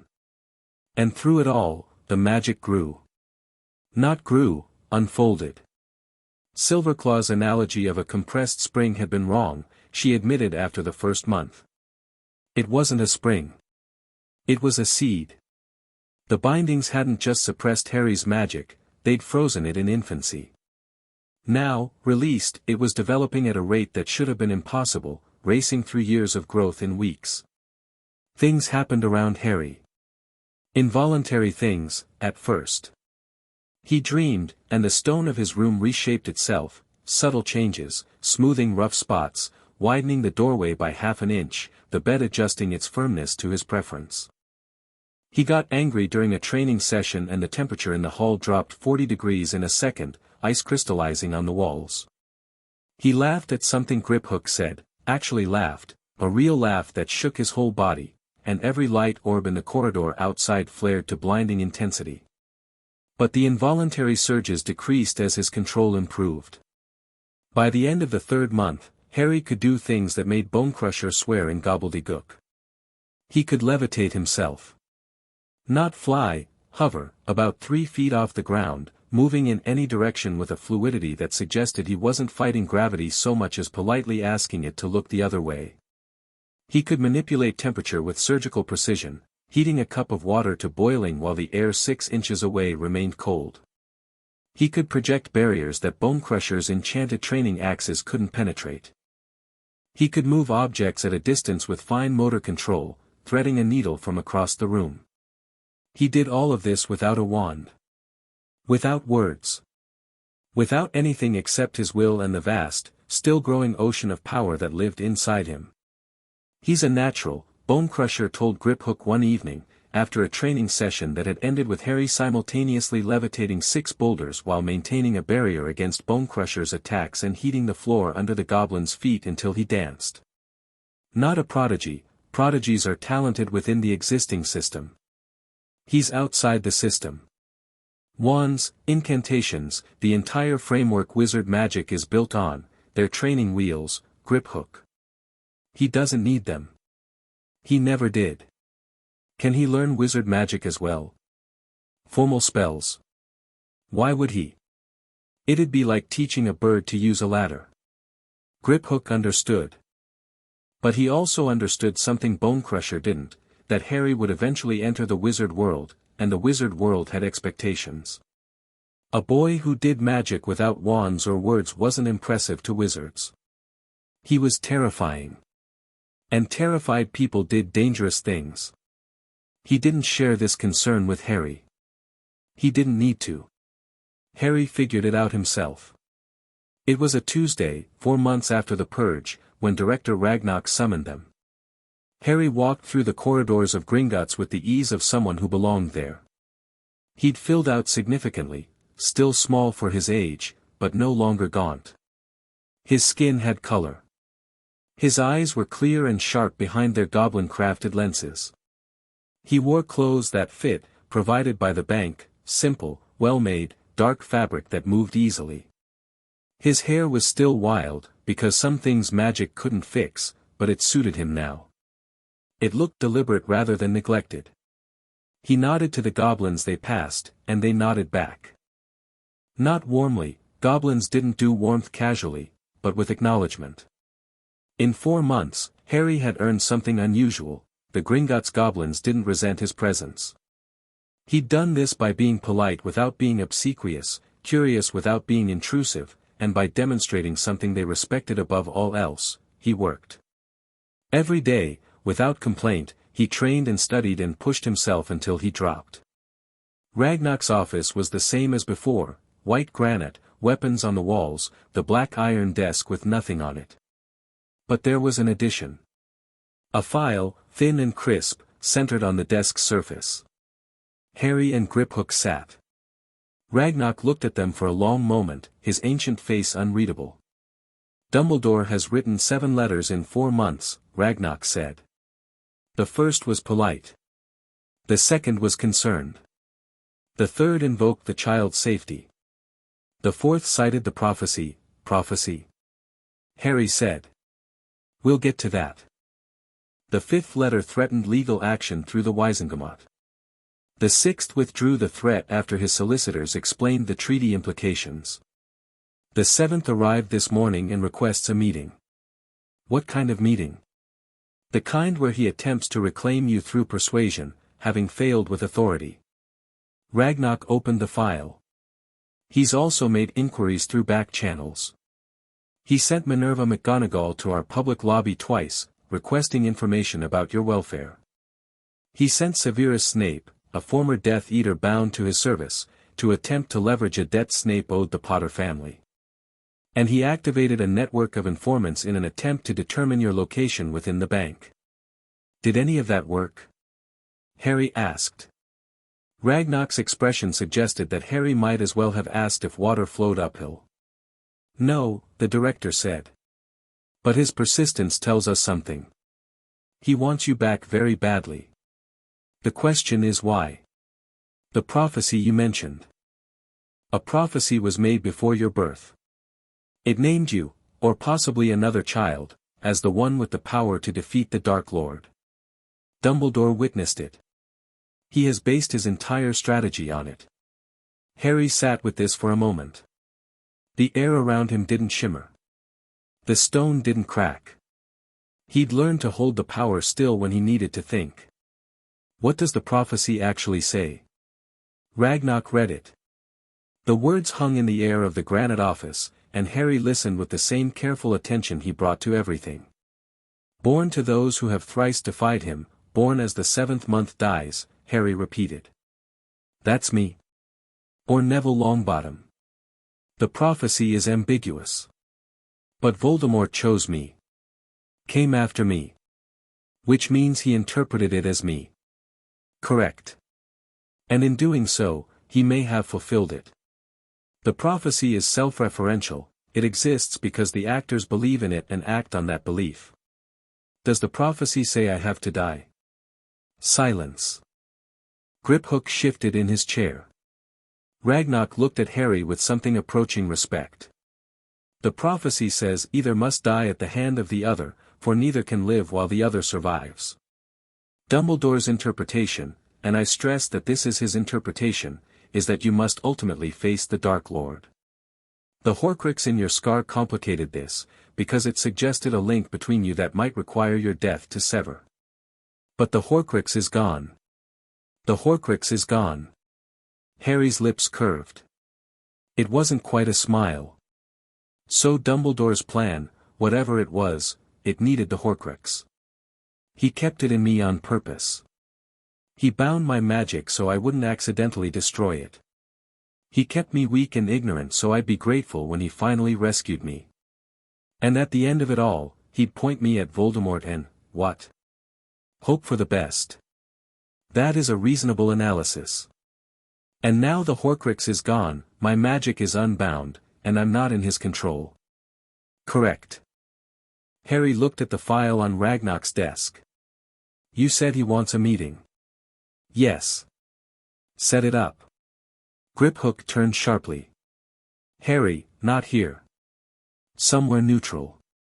Somewhere public enough that he can't try anything, private enough that we can speak freely. Harry's green eyes were steady. He's been writing letters for 4 months. Letting him keep writing lets him control the timeline. I'd rather meet him now, on my terms, while he's still off balance. Ragnarok stared at Harry for a long, measuring moment. You are 6 years old, the director said. I know. He'll underestimate me because of it. Let him. Griphook opened his mouth, then closed it. He looked at Ragnarok. Ragnarok looked back. The boy is right, Ragnarok said. Respond to Dumbledore's letter. A meeting in the Gringotts formal reception hall, neutral ground under treaty protocols. 3 days from now. I want Griphook there, Harry said. And I want access to every piece of information we have on Dumbledore before the meeting. Political alliances, financial holdings, known associates, his record during the last war, everything. You intend to prepare. I intend to walk in there knowing more about him than he knows about me. Ragnarok nodded slowly. He reached for his glass of water, took a sip, and set it down. Griphook, the director said. Director? Give him everything. 3 days later, Harry sat in the Gringotts formal reception hall and waited for Albus Dumbledore. The reception hall was a deliberate exercise in intimidation. Marble floors, vaulted ceiling, walls lined with goblin-forged silver that reflected light in unsettling ways. The table was round, a pointed choice, denying any position of authority, and surrounded by chairs that were comfortable for goblins and slightly too small for humans. Harry sat with Griphook to his right and Ragnarok to his left. He wore simple black clothes, no robes, no wizard affectation, and his goblin-crafted glasses caught the light. He looked like what he was, a child. But he sat with a stillness that didn't belong to childhood, and his eyes held a depth that made the 2 goblin guards at the door uneasy. He'd spent 3 days reading files, ledgers, histories, political analyses. Everything the Goblin Intelligence Network had on Albus Percival Wulfric Brian Dumbledore. The picture that emerged was not of a villain. It was something more complicated and, Harry thought, more dangerous. A man of genuine brilliance and genuine belief, who had decided decades ago that the weight of the world sat on his shoulders and had never put it down. A man who made terrible choices for good reasons and then made worse choices to justify the first ones. A man who loved the wizarding world but had somehow, somewhere along the way, stopped seeing its individual people as anything more than pieces on a board. The doors opened, and Dumbledore walked in. He was tall. That was the first thing Harry noticed, tall and thin, with a silver beard that reached his waist and half-moon spectacles that perched on a crooked nose. He wore robes of midnight blue, and he carried himself with the easy authority of someone who had been the most important person in every room for so long that it had become unconscious. His eyes found Harry immediately, and something happened in them. A flicker. Pain, relief, calculation. Harry watched them cycle through in less than a second, and he filed every one. "Harry," Dumbledore said, and his voice was warm and gentle and exactly calibrated to put a frightened child at ease. "My dear boy. I am so very glad to see you well." "Professor Dumbledore," Harry said. "Please sit down." A beat. The faintest crack in Dumbledore's composure, so small that most people would have missed it, but Harry had spent 4 months learning to read goblin expressions, which made human ones absurdly transparent. The old man had expected a child. He'd gotten something else. Dumbledore sat. The chair was too small for him, and he adjusted with the grace of a man who refused to be uncomfortable. His eyes swept the room, Griphook, Ragnarok, the guards, and settled back on Harry. "I have been very concerned about you," Dumbledore said. "When I learned you had been removed from your relative's home, removed from my cupboard," Harry corrected. Quietly.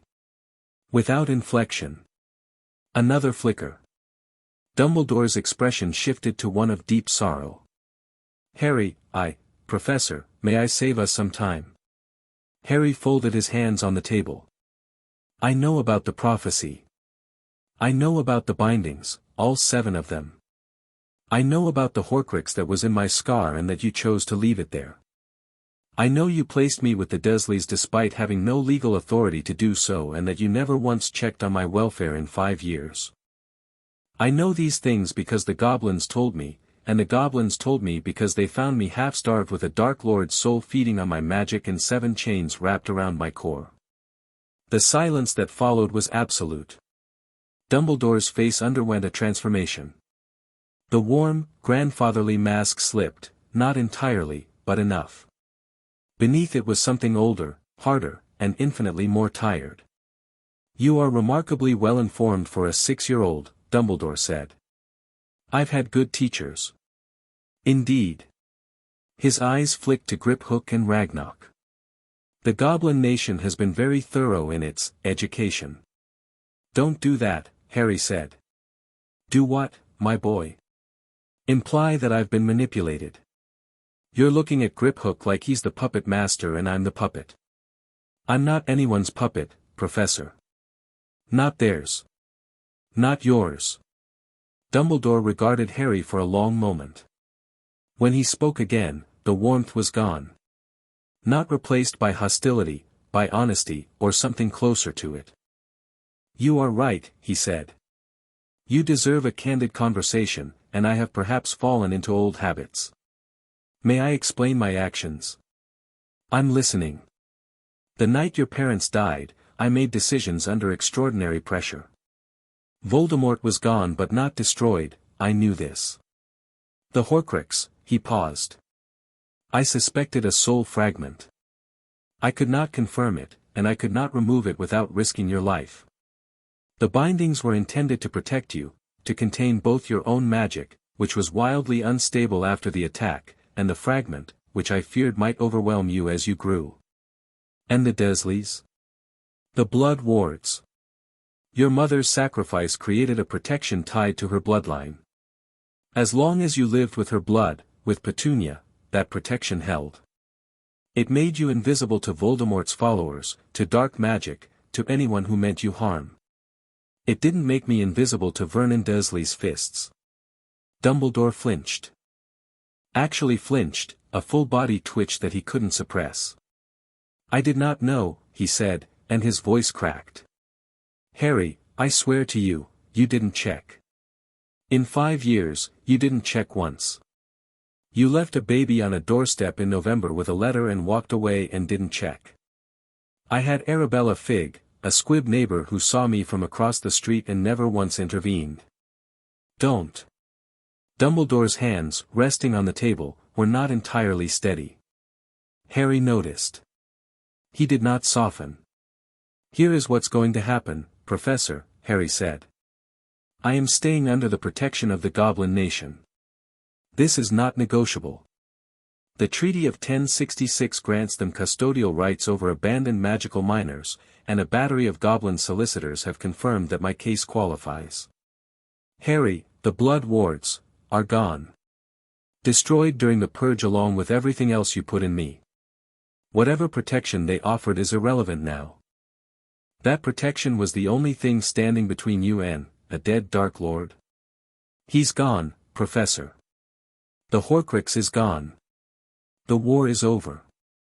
And I am not going back to that house. The war is not over. Dumbledore's voice hardened.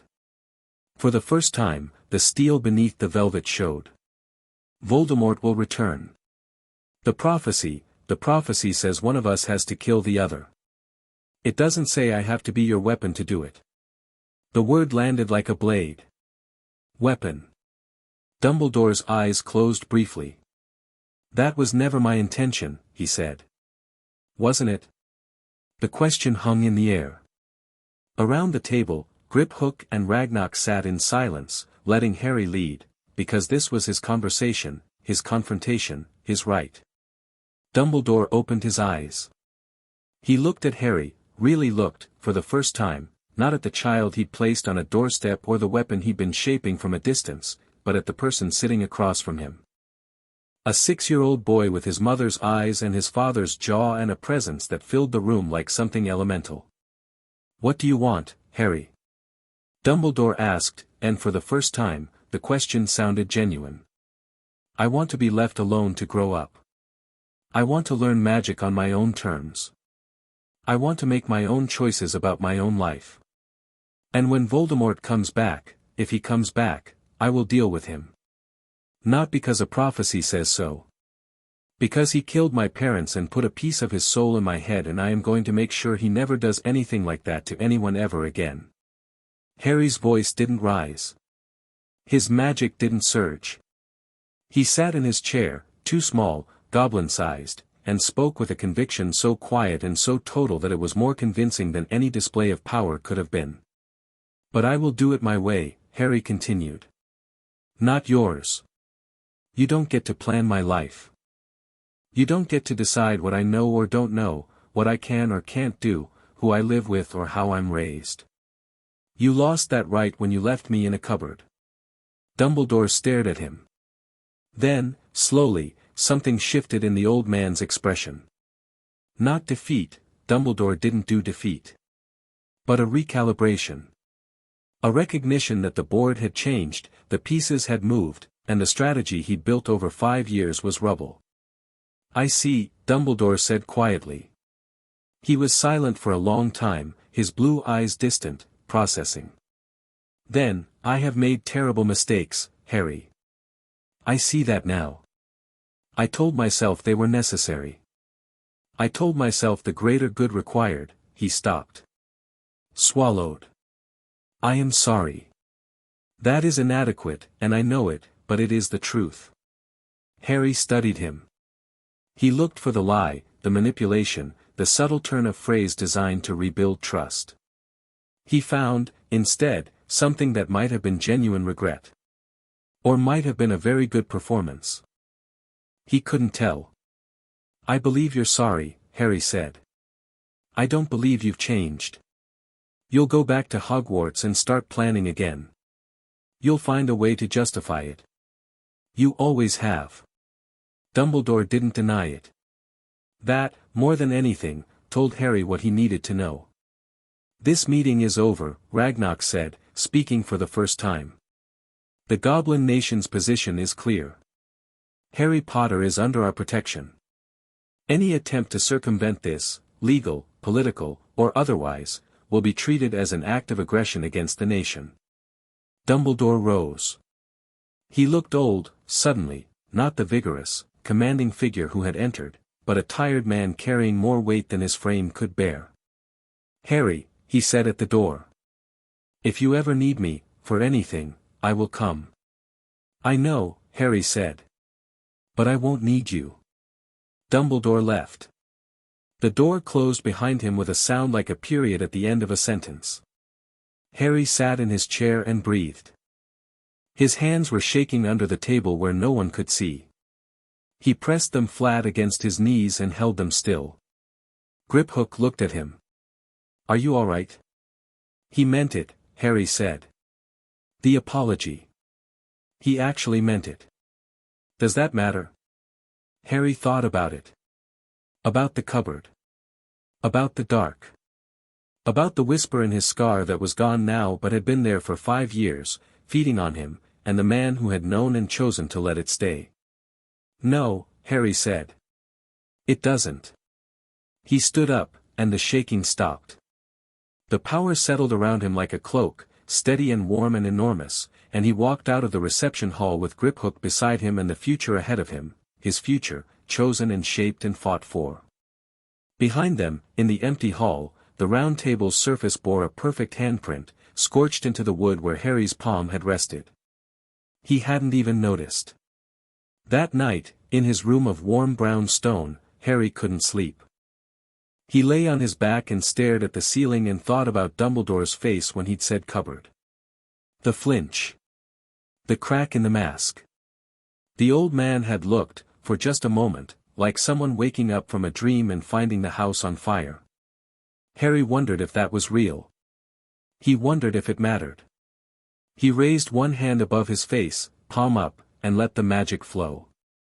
It came easily now, a river rather than a flood, though the river was vast and deep and he still didn't know where the bottom was. Light gathered in his palm. Not a ball this time, he shaped it, molded it, let it become something. A bird. A small, shimmering bird made of pure light, perched on his fingertips, turning its head to look at him with eyes that weren't real but seemed alive. He flicked his wrist and the bird flew. It circled the room, trailing sparks, and Harry watched it and felt something he couldn't quite name. Not happiness, he wasn't sure he knew what that felt like yet. Not peace, either. Something quieter. A beginning. The sense of a page turning, a door opening, a world expanding beyond the walls of a cupboard he would never see again. The bird dissolved into a shower of golden sparks that drifted down like snow. Harry closed his eyes. In his sleep, his magic hummed, a low, resonant frequency that the goblins in the corridors could feel in their bones, steady and strong, like a heartbeat. Like a promise. 17 miles away, in a castle in Scotland, Albus Dumbledore sat in his office and stared at a photograph of Lily and James Potter on their wedding day. They were smiling, waving, alive in the way that magical photographs preserved, eternally present, eternally unknowing. He had failed their son. He knew this now with a clarity that could not be bargained with. The question was what to do about it. The old Dumbledore, the one who had left a baby on a doorstep and walked away, would have started a new plan. A new strategy to bring Harry back into the fold, to guide him toward the destiny the prophecy demanded. The new Dumbledore, if there was one, if the man in that room today had been truly changed by a 6-year-old's unflinching gaze, would let go. Would trust. Would step back and allow Harry Potter to become whatever Harry Potter chose to be. Dumbledore sat in his office, and the two versions of himself warred, and the silver instruments spun and puffed around him in the dark. He didn't sleep either. Nobody slept well that night, except for a boy in a room of warm stone, who slept deeply and without dreams for the first time in his memory, his magic blazing like a furnace in the deep earth, burning away the last traces of everything that had been done to him, making room for everything that was yet to come. Chapter 3, The Boy Who Walked in 2 Years is a long time when you're 6. It's a lifetime when you're growing into something no one has a name for. Harry turned 8 on a Tuesday in July, and the goblins marked the occasion by not marking it at all. Birthdays weren't a goblin custom, they celebrated achievements, not the accident of being born, but Griphook left a new set of training clothes outside Harry's door that morning, cut from a fabric that repaired itself when torn, and Bonecrusher gave him the day off from physical combat drills. From Bonecrusher, that was practically a tearful embrace. Harry spent his birthday in the deep training hall, alone, doing what he'd taken to doing whenever he had unstructured time. He practiced. Not the drills Bonecrusher assigned. Not the exercises Silverclaw recommended. His own practice, the edge of what he could do, the boundary between possible and not yet possible, pushed outward inch by inch, day by day. He stood in the center of the hall, barefoot on the stone, and raised both hands. The air responded. Not just in front of him, around him, above him, below him, the entire volume of the chamber coming alive with his intention. He'd been working on this for 3 weeks, simultaneous multipoint manipulation. The ability to do more than one thing at a time. Not sequentially, truly simultaneously, the way a pianist plays different melodies with each hand while keeping time with a foot. 12 stones rose from the floor. Each one different, a river pebble, a chunk of granite, a shard of obsidian, a piece of marble. He held them in a ring around his body at shoulder height, spinning slowly, each one at a different speed and in a different direction. Then he added fire. Not real fire, magical fire, cool to the touch but bright as a torch. A flame appeared above each stone, dancing, and Harry held all of it, 12 objects, 12 flames, 12 independent threads of intention, while keeping his breathing steady and his heartbeat calm. Then he added the barrier. A dome of compressed force, invisible but tangible, enclosing the entire ring of stones and fire. He could feel it like a soap bubble around him, fragile if he lost focus, iron hard if he held it. 12 stones. 12 flames. 1 barrier. 25 independent magical operations, sustained without a wand, without a word, without visible effort. He held it for 30 seconds. 45. A minute. At a minute and 10 seconds, his nose started bleeding. He let everything drop. The stones clattered to the floor. The flames winked out. The barrier dissolved. Harry wiped his nose with the back of his hand and looked at the blood. Still red. Still human. He sometimes wondered about that, whether the magic was changing him into something else, something more or less than human. Silverclaw said no. The magic was part of him the same way his blood was, his bones were. It wasn't separate. It wasn't foreign. It was just big. Bigger than big, she'd said during his last checkup, reviewing the diagnostics with the same expression she always wore now, professional calm over barely concealed astonishment. Your core is still growing. It hasn't plateaued. I don't know if it will. What happens if it doesn't? I don't know. No one does. We're writing the textbook as we go. Harry sat cross-legged on the training hall floor and thought about today. Not his birthday. Today was the day Griphook had been building toward for 3 months, layering preparation over preparation, history, etiquette, current events, the names and faces of 100 witches and wizards Harry had never met. Today was the day Harry Potter walked into Diagon Alley. The rules, Griphook said, falling into step beside Harry as they walked through the upper corridors toward the Gringotts lobby. One more time. There are no rules, Harry said. That's what you told me. The only rule is that there are no rules, and anyone who tells you otherwise is trying to control the game. I was being philosophical. I'm being practical now. Today, the rules are, don't destroy anything, don't start a fight, and don't let anyone provoke you into a display that we haven't planned. I thought we weren't planning a display. We're not. We're planning a walk through the alley, a visit to 2 shops, and a meal at the Leaky Cauldron. The display will happen on its own, because you are Harry Potter and you cannot walk into that alley without causing a reaction. Harry adjusted his glasses, goblin-crafted, wire-framed, sharper than any human optician could produce. He wore simple clothes, dark trousers, a fitted jacket of deep green, boots that Bonecrusher had insisted on because shoes are weapons if you know how to use them. His hair was as uncontrollable as ever, but he'd stopped fighting it. The scar was visible on his forehead, and he'd made no effort to hide it. He was 8 years old and 4'3", which was still short for his age despite 2 years of goblin healing. But he moved like someone who occupied more space than his body suggested, grounded, balanced, aware.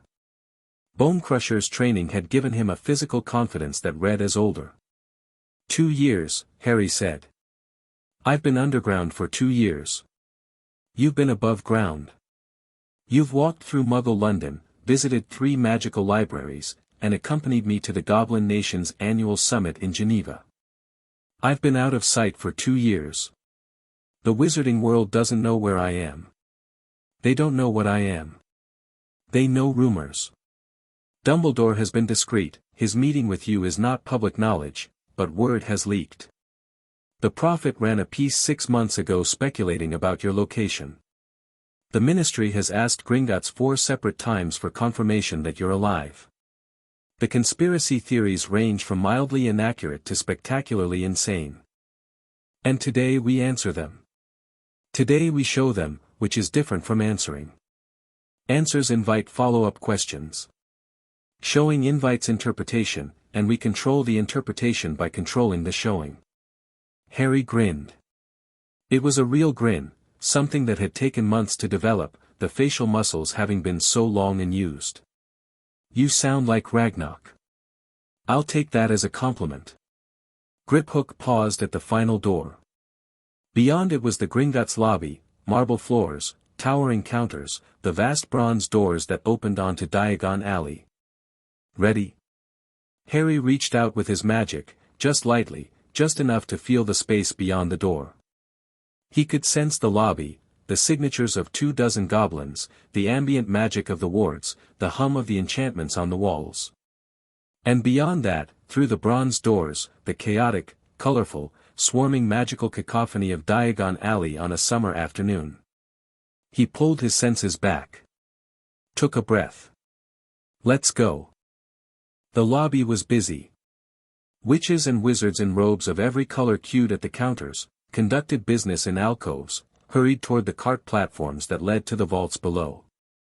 Nobody looked twice at a boy and a goblin walking through. Children accompanied goblins regularly during estate matters. They reached the bronze doors. Griphook pushed them open, and sunlight hit Harry's face, and the sound and smell of Diagon Alley washed over him like a wave. He'd read about it.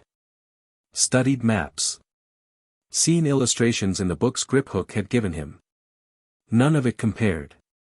The alley was alive. Shops crammed shoulder to shoulder, their signs animated, a golden cauldron bubbling, an owl flapping its painted wings, books floating in a window display at flourish and blots. The crowd was dense, bodies jostling, voices overlapping, a vendor shouting about a sale on potion ingredients, 2 witches arguing about Quidditch, a child wailing for an ice cream. Magic was everywhere, casual, constant, woven into the fabric of daily life. Self-stirring cauldrons in shop windows, brooms that hovered at the ready outside quality Quidditch supplies, an enchanted street performer's guitar that played itself while the performer danced. Harry walked down the white stone steps of Gringotts and into the crowd, and for the first time in his life, he was surrounded by people like him. Not exactly like him. Nobody was exactly like him. But magical. People whose blood hummed with the same energy that roared through his veins.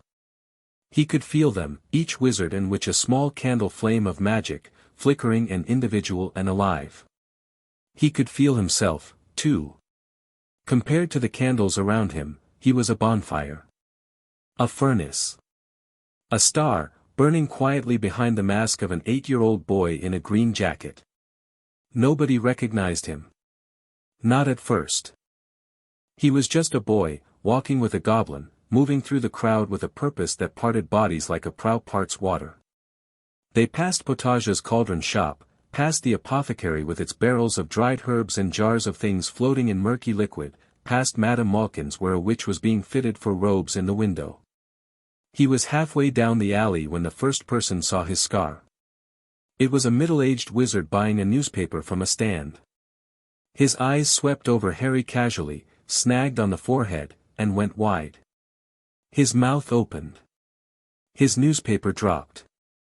He turned to the witch beside him and whispered something, and she looked, and her mouth opened too. The recognition spread like ripples in a pond.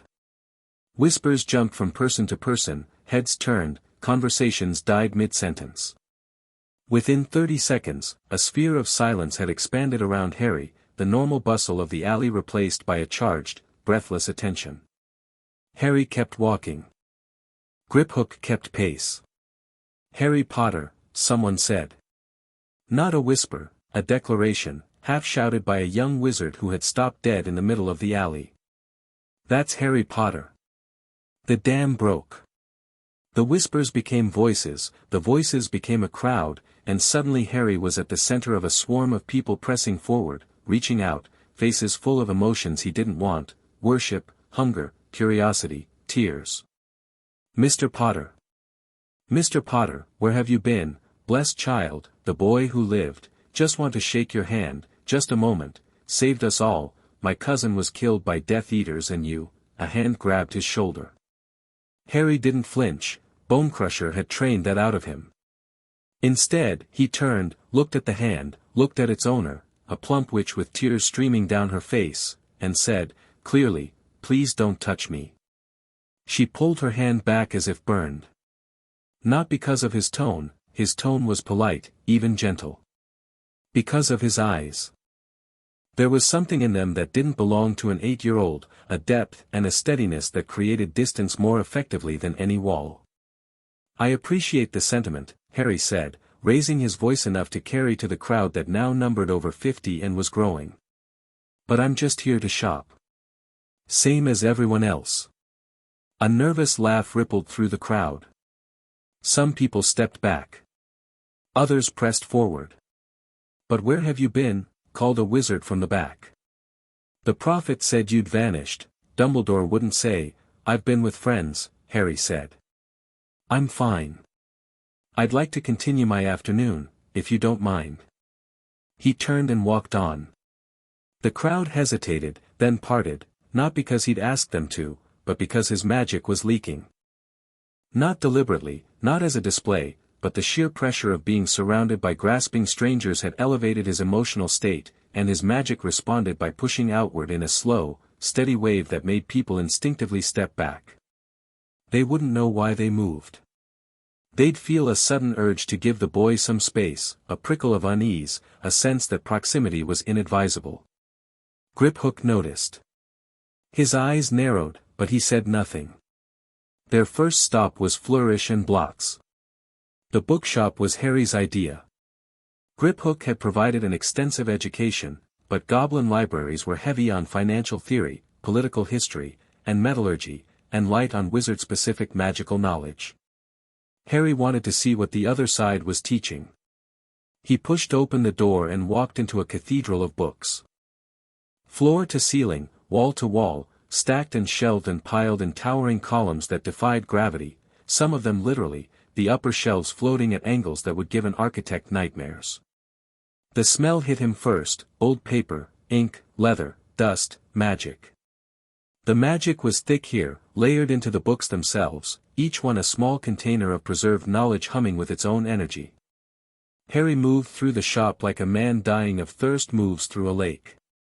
He touched spines, pulled volumes from shelves, read titles and tables of contents and first paragraphs. Standard Book of Spells, Grade 1 through 7. A Beginner's Guide to Transfiguration. Magical Theory by Adalbert Waffling. The Dark Forces, A Guide to Self-Protection. He opened the Standard Book of Spells, Grade 1 and read the first chapter. It described the levitation charm, Wingardium Leviosa, in painstaking detail. Wand movement, swish and flick. Incantation, Wingardium Leviosa. Theory: the charm works by layering the caster's will over the target object through the medium of the wand, which channels and focuses raw magical energy into a specific pattern.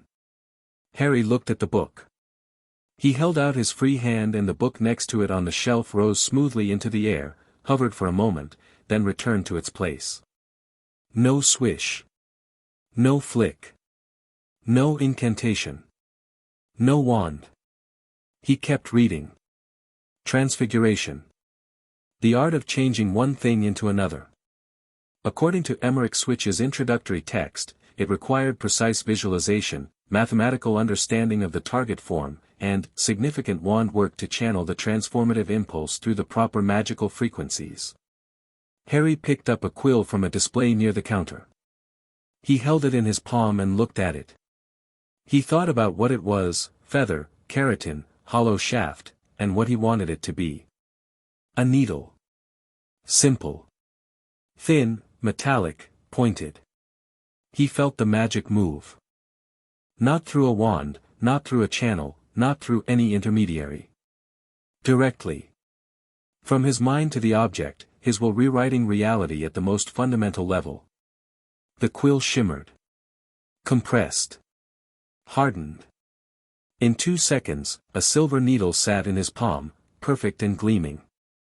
Harry set the needle down on the shelf and stared at it. According to the book in his other hand, the match-to-needle transfiguration was a first-year exercise that took most students weeks to master.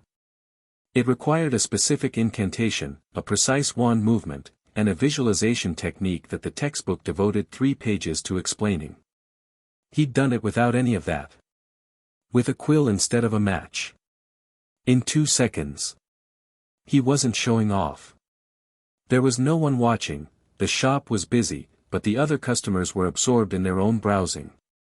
This was private.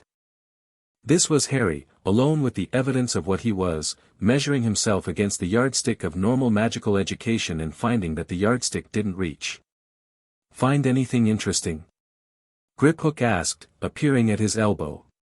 Harry held up the needle. "I just transfigured this. From a quill." Griphook looked at the needle. Looked at Harry. "And?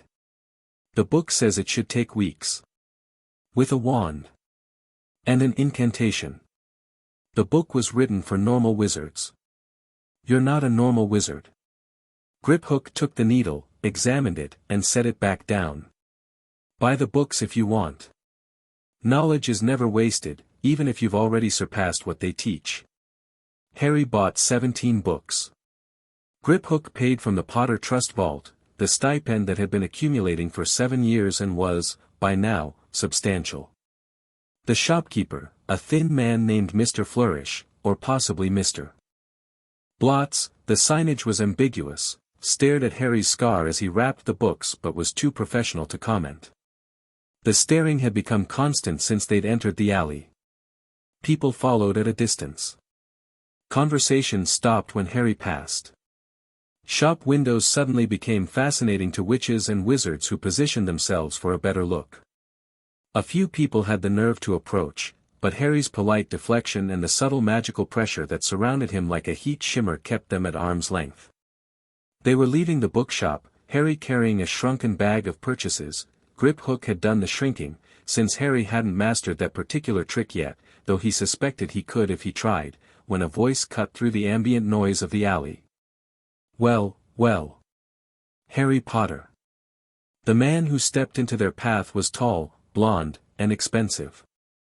Everything about him communicated wealth: the silver-topped cane, the tailored black robes, the pale gray eyes that assessed the world with the casual contempt of someone born into privilege.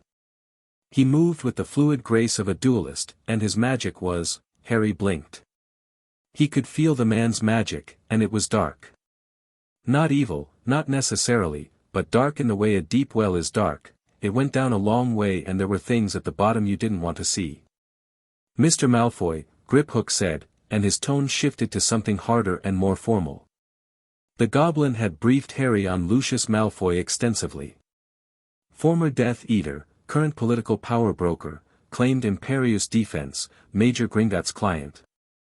Dangerous, intelligent, and not to be underestimated. Griphook, Malfoy acknowledged with the particular condescension that pure-blood wizards reserved for non-humans.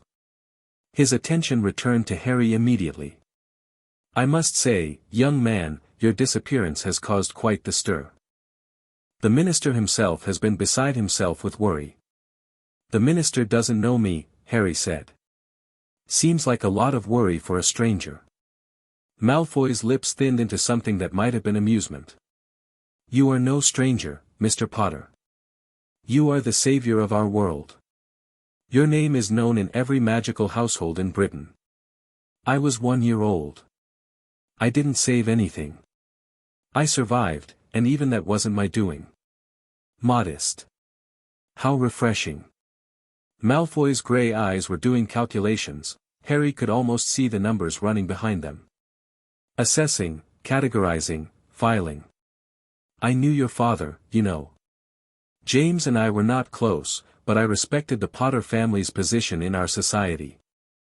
It troubles me to see the heir to such a distinguished house in the company of, his gaze slid to Griphook. Banking staff. The dismissal was so smooth, so practiced, that it barely registered as an insult. Harry let it register anyway.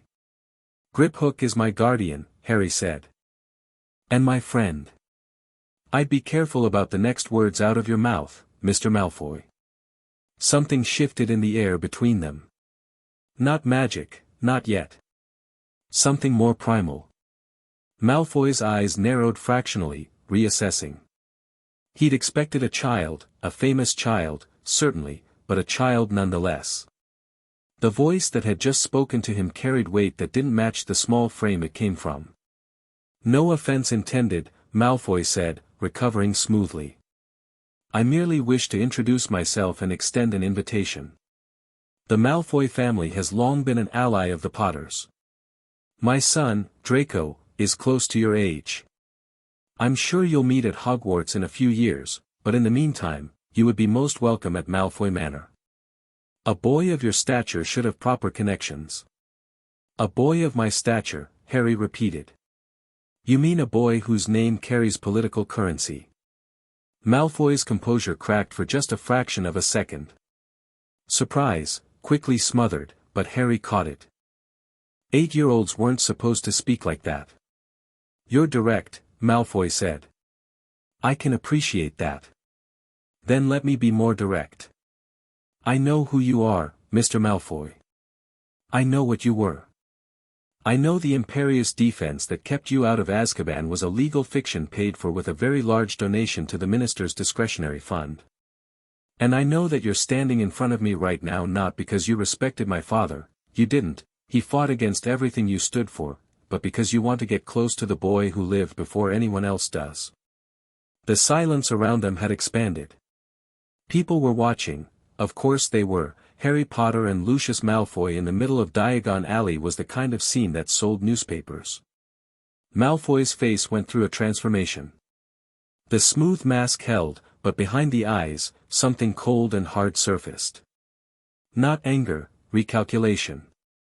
The terrain had shifted under his feet, and he was adapting in real time. You've been well briefed, Malfoy said quietly. I've been well educated.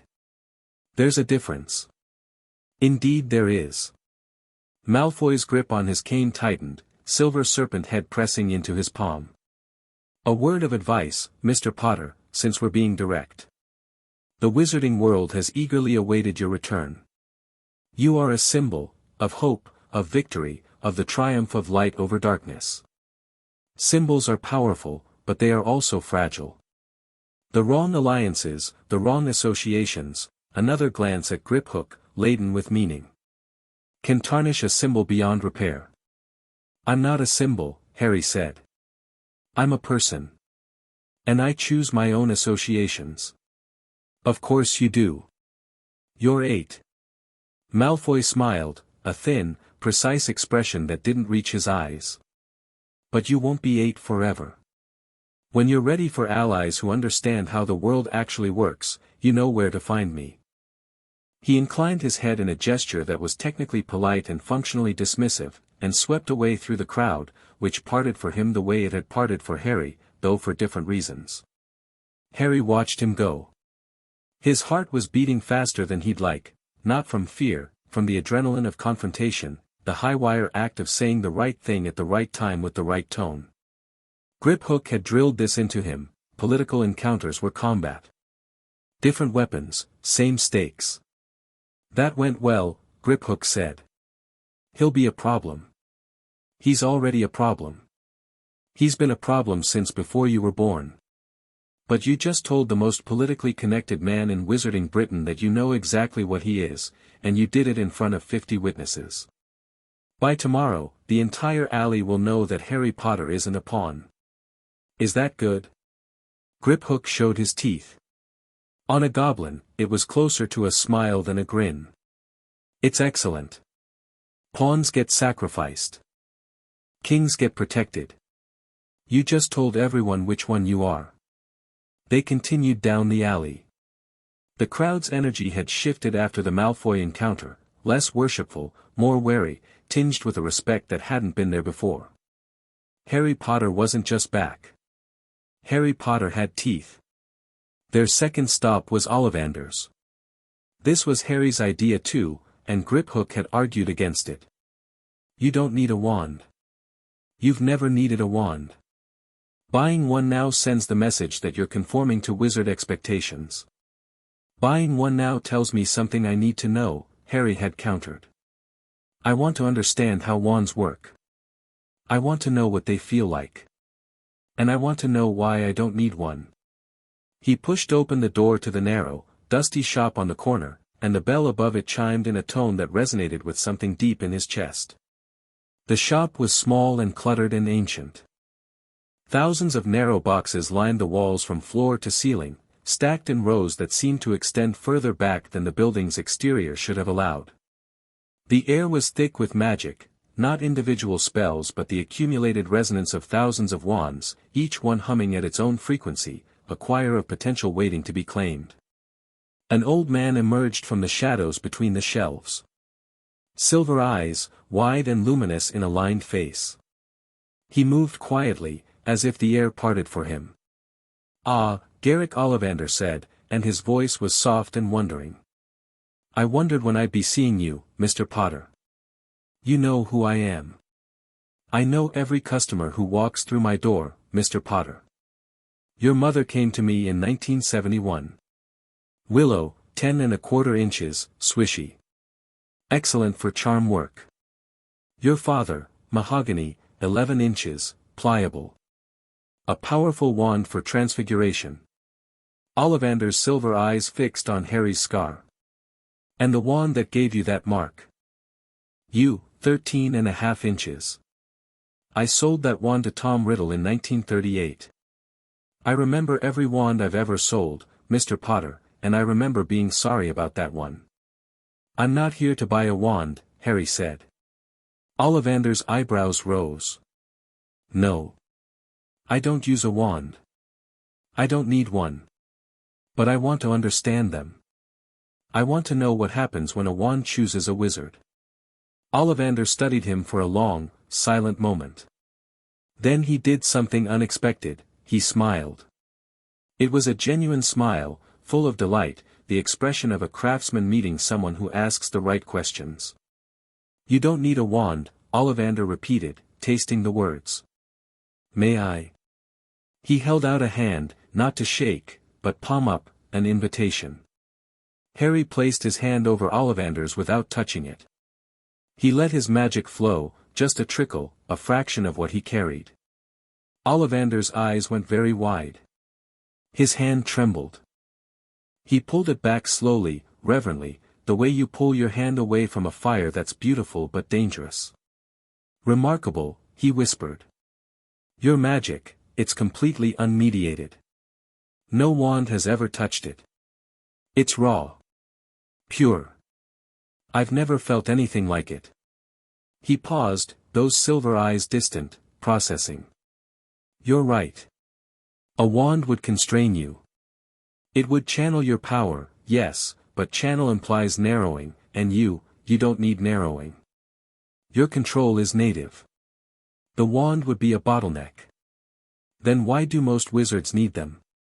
Ollivander moved deeper into the shop, beckoning Harry to follow. Griphook stayed by the door, watching. "Think of it this way," Ollivander said, pulling a box from a shelf and opening it to reveal a wand of dark wood. "Most magical children develop their power gradually, in uncontrolled bursts. Accidental magic, you've experienced it, I'm sure. The wand provides a framework. It takes that raw, unfocused power and gives it shape, direction, purpose. The wand core, phoenix feather, dragon heartstring, unicorn hair, resonates with the wizard's magic and creates a partnership. The wand focuses. The wizard provides the power. He held out the wand. "Take it. Just to feel." Harry took the wand. Holly, he knew instinctively, the wood spoke to him, its nature readable through the contact. 11 inches. And the core. Phoenix feather, Ollivander said. The brother to the wand that marked you. The wand was warm in Harry's hand. He could feel it trying to connect, trying to establish the partnership Ollivander described. It was reaching for his magic, and his magic was, Harry frowned.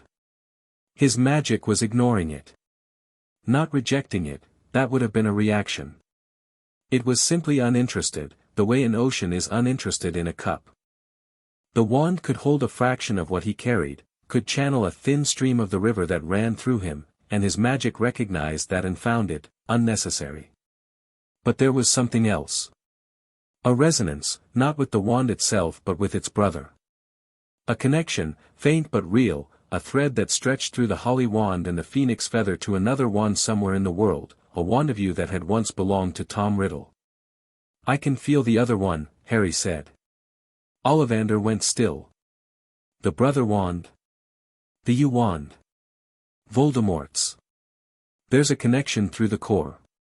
Harry turned the holly wand in his hand, exploring the sensation. If I used this wand against his, something would happen. The cores would react. Priori incantatem, Ollivander breathed. The reverse spell effect. How can you possibly know that? I can feel it. The feathers came from the same phoenix. They remember each other. Harry set the wand down on the counter. Carefully, respectfully, it was a fine instrument, even if he didn't need it. I'll take it, he said. Griphook made a noise from the door. Not to use, Harry said without turning. To understand. And because if Voldemort's wand has a brother, I'd rather it be in my pocket than someone else's. Ollivander wrapped the wand in soft cloth and placed it in its box. His hands were steady, but his eyes were alight with something fierce and wondering. 7 galleons, he said. Harry paid. As he turned to leave, Ollivander spoke again. Mr. Potter. In my career, I have sold thousands of wands. I have matched every witch and wizard who has walked through that door with the tool that would serve them best. But you are the first, the only, person I have met for whom no wand in my shop is adequate. Not because your magic is weak, but because it is complete. You are self-contained, Mr. Potter. You carry your own focus. Harry looked back at him. Is that a good thing? Ollivander's smile returned, and this time it carried an edge. That depends entirely on what you choose to do with it. The leaky cauldron was crowded for a Tuesday afternoon. Harry suspected this had something to do with the speed at which gossip traveled in the magical world. He'd been in Diagon Alley for less than 2 hours, and word of his appearance had spread from one end of the alley to the other. The pub, which served as the gateway between magical and muggle London, was full of people who were very conspicuously not staring at him while very obviously staring at him. He took a table in the corner, back to the wall. Griphook sat across from him. Tom, the barkeeper, bald, gap-toothed, nervously enthusiastic, brought them lunch without being asked. On the house, Mr. Potter, Tom said, hands wringing. It's an honor, a real honor, thank you, Tom. I'll pay. Wouldn't hear of it, I insist. Harry put coins on the table. Everyone pays. That's only fair. Tom looked at the coins, then at Harry, then at Griphook, who was watching with an expression of carefully neutral amusement, and collected the payment with a bow that was 2 degrees short of groveling. Harry ate. The food was simple, shepherd's pie, thick and hot, and it was good. 2 years of goblin cuisine had given him an appreciation for straightforward meals after a lifetime of whatever scraps the Dursleys deigned to share. He was halfway through when the fireplace flared green and Albus Dumbledore stepped out of the flames. The pub went silent. Dumbledore's appearance was different from their last meeting. He wore robes of deep purple, and his bearing was less defeated, more purposeful. He'd had 2 years to process their confrontation in Gringotts, 2 years to adapt his strategy, 2 years to prepare for this moment. His blue eyes found Harry instantly. He crossed the pub with long strides, and people scrambled out of his way, not from fear, but from the sheer gravitational pull of his presence. Albus Dumbledore in motion was a force of nature, and the Leaky Cauldron's patrons responded to it like iron filings to a magnet. He stopped at Harry's table. "Harry. May I sit?" Harry gestured to the empty chair. Dumbledore sat, arranging his robes. Up close, Harry could see the changes 2 years had made. The old man looked older, more lines, deeper shadows under his eyes. But his magic was as formidable as ever, a vast and disciplined ocean of power that made the ambient magic of the pub feel thin by comparison. Harry's own magic met it and didn't flinch. 2 oceans, regarding each other across a table. "I heard you were in the alley," Dumbledore said. "I came to check on me. To see you. Simply that." A pause. "You look well, Harry." "I am well." "Good. That's very good." Dumbledore's hands folded on the table. "I understand you visited Ollivander." Word travels fast. In the magical world, Mr. Potter is a subject of universal interest. Your movements are news. I bought a wand. Holly and Phoenix Feather. The brother to Voldemort's. If Dumbledore was surprised that Harry said the name without hesitation, he didn't show it. An interesting choice. Do you intend to use it? No. The single word hung between them. Dumbledore waited for elaboration. Harry offered none. You don't use a wand, Dumbledore said carefully. It wasn't a question. Harry picked up his fork with his right hand and held his left palm up on the table. A ball of fire appeared above it, real fire this time, hot and bright, flames dancing in controlled spirals. He held it for 3 seconds, then closed his hand and the fire vanished. No smoke, no heat mark on his skin. He continued eating with his right hand as if nothing had happened. The pub was dead silent. 40 people had just watched an 8-year-old boy produce wandless, wordless fire and extinguish it with the casual ease of turning off a light switch. Dumbledore's expression was complicated. Harry read admiration, concern, and the deep, aching recognition of a man watching his worst fears and best hopes collide. Remarkable, Dumbledore said quietly. It's just fire. No, Harry. It's not just anything. What you did, wandless conjuration, at your age, with that level of control, there are perhaps 10 wizards alive who could do that. Most of them are over 100. Then they should have started younger. Harry set down his fork. Professor, why are you here? The truth.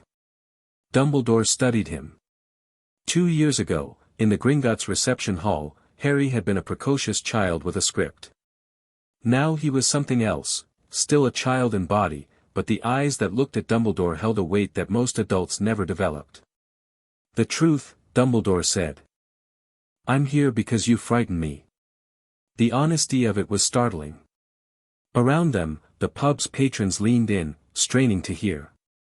Not your power, Dumbledore continued. Power can be understood, measured, countered. What frightens me is that you're 8 years old and you're already beyond my ability to guide. I had a plan for you, Harry, a plan I believed was necessary, and yes, I know now that it was wrong, or at least badly executed. But the threat the plan was designed to address is still real. Voldemort will return. The prophecy still stands. And you, the boy who was supposed to be raised in safety and introduced to magic gradually and guided toward the confrontation that awaits you, you've instead become something I didn't anticipate and cannot control. Is that what frightens you? That you can't control me? It frightens me that no one can. Power without guidance, I have guidance. Griphook. Bonecrusher. Silverclaw. Ragnarok. I have teachers and advisors and people who tell me the truth. What I don't have is a puppet master, and that's what frightens you, because you're so used to being the puppet master that you can't imagine a world where the puppets cut their own strings. Dumbledore sat back in his chair. The barb landed, and Harry saw it register, saw the old man absorb it, process it, and choose not to deflect. "Perhaps you're right," Dumbledore said. "Perhaps I have been a puppet master for too long. But the stage is real, Harry. The audience is real. And the villain of our particular play is real, and he is coming back, and when he does, he will come for you. Let him come." 2 words. Said without bravado, without posturing, without the theatrical confidence of someone trying to sound brave. Said with the flat, quiet certainty of someone who has weighed the situation and found it manageable. Dumbledore searched Harry's face for doubt and found none. "I will not interfere with your life," Dumbledore said slowly. "I've given you my word on that, and I keep my word, whatever else you may think of me. But I would ask one thing. Ask. When the time comes, when Voldemort returns, when the war begins again, come to me. Not as a pawn, not as a weapon. As an ally. I have made mistakes, terrible mistakes, but I am not your enemy, Harry. I have never been your enemy." Harry looked at him for a long time. The pub hummed with held breath, 40 people watching a conversation they could barely hear but sensed was momentous. "If you earn it," Harry said. "If when that day comes, I can look at you and see someone I trust, not because of your reputation or your power, but because of your actions, then I'll stand with you. But you have to earn it, Professor. And you start from a deficit." "I know," Dumbledore said softly. "I know." He stood.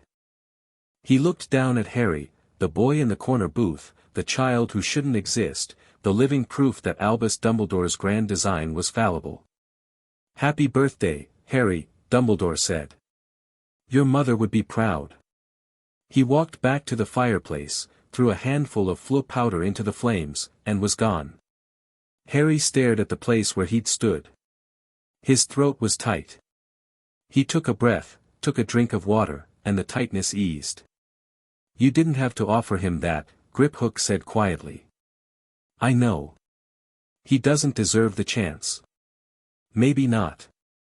But my mother trusted him once. I'll give him one chance to show me why." Griphook regarded Harry with an expression the boy had learned to read over 2 years of close proximity, something between exasperation and pride, weighted more heavily toward the latter than the goblin would ever admit. They finished lunch. They left the leaky cauldron. They walked back up Diagon Alley through a crowd that now watched Harry Potter with a different kind of attention, not just the boy who lived, not just a symbol, but a person of weight and substance who had stood his ground against Lucius Malfoy and spoken as an equal to Albus Dumbledore and produced Wandless fire in a pub like it was nothing. The story would be in the Prophet by morning. A dozen versions of it, each more embellished than the last, spreading through the magical world like wildfire. Harry Potter was back, and he was not what anyone expected. They reached Gringotts. The bronze doors closed behind them, and the noise of the alley cut off, replaced by the cool silence of the marble lobby. Griphook. "Yes. Thank you for today. Don't thank me. You did the work. I just opened the door." Harry smiled, a real one, small and private, the kind that was still rare enough to be precious. He shifted the shrunken bag of books from one hand to the other and headed for the lower corridors, for the training halls and the stone rooms and the life he'd built in the 2 years since a goblin accountant knocked on a door in Surrey and changed everything. Halfway down the corridor, he stopped. Turned back. Griphook. The thing Malfoy said, about wrong associations tarnishing a symbol. What about it? He was threatening you. Not me. He was saying that being associated with goblins makes me look weak in the eyes of people like him. I'm aware. Harry's expression hardened. Not angry, resolved. I want you to know something. If anyone, Malfoy, Dumbledore, the Minister, anyone, ever makes you feel like you're less than what you are because of what you are, I will dismantle them. Politically, financially, or if necessary, magically. You are worth more than every pure blood in that alley combined, and I will make sure they know it. Griphook stood in the corridor and said nothing for a long moment. His face was unreadable, goblin faces usually were, but his hands, normally still, were not entirely steady. That, Griphook said carefully, is the most dangerous thing you've said all day. I mean it. I know you do. That's what makes it dangerous. The goblin straightened his coat. Cleared his throat. Go train. You're wasting daylight. We're underground. There is no daylight. Then you're wasting torchlight. Go. Harry went. Griphook watched him disappear down the corridor, an 8-year-old boy carrying 17 books and a holly wand he'd never use and a weight of power and promise that the wizarding world was only just beginning to comprehend. The goblin stood alone in the stone corridor and allowed himself, briefly, in the privacy of solitude, to feel something he hadn't felt in 19 years of service to the bank. Purpose. That evening, the Daily Prophet's evening edition carried a headline that took up half the front page: "The Boy Who Lived Returns, Harry Potter seen in Diagon Alley." Below it, a photograph, grainy, taken from a distance, but unmistakable, a dark-haired boy in a green jacket, walking through a crowd that parted around him like water around a stone, a goblin at his side, his eyes looking directly at the camera with an expression that made the photographer later say, over drinks, that he felt like the boy had seen through the lens and into his soul. The article was breathless, speculative, and wrong about almost everything. It got one thing right, buried in the third paragraph. Sources report that Mr. Potter demonstrated Wandless magical ability of a level typically associated with the most accomplished adult practitioners. In a manor in Wiltshire, Lucius Malfoy read the article and set the paper down and stared at the wall for a very long time. The boy had known things. Specific things: the imperious defense, the donation to Fudge, the truth about his relationship with James Potter. That information came from somewhere, and the goblin connection suggested Gringotts' intelligence apparatus, which meant the goblins were investing significant resources in the Potter boy's education. He drafted a letter to 3 allies on the Wizengamot. The tone was measured, the content innocuous, a social invitation, a suggestion that perhaps the ministry should take a more active interest in the welfare of magical orphans. The subtext was clear to those who could read it: Harry Potter is a variable. We need to control the variable. In a castle in Scotland, Dumbledore sat in his office and replayed the conversation in his mind. The boy had offered him a chance. One chance. Conditional. Revocable. It was more than he deserved and less than he needed, and the question of how to earn it without falling back into the manipulative patterns that had caused the damage in the first place was a puzzle that kept him awake long past midnight. In a dark office in Hogwarts dungeons, Severus Snape read the Prophet article and felt the scar on his forearm ache in a way it hadn't for years. Lily's boy. Alive, well, and by all accounts powerful beyond reason. The magical bindings had been removed, Dumbledore had told him that much, along with the Horcrux. The sole fragment that Snape hadn't known existed, the one that Dumbledore had kept secret even from him, the one that changed the entire calculus of Lily's sacrifice and what it meant. Snape had not forgiven Dumbledore for that secret. He was not certain he ever would. And in Gringotts, deep underground, Harry Potter sat cross-legged on the floor of his room and read. He read about charms and transfiguration and potions and defense against the dark arts.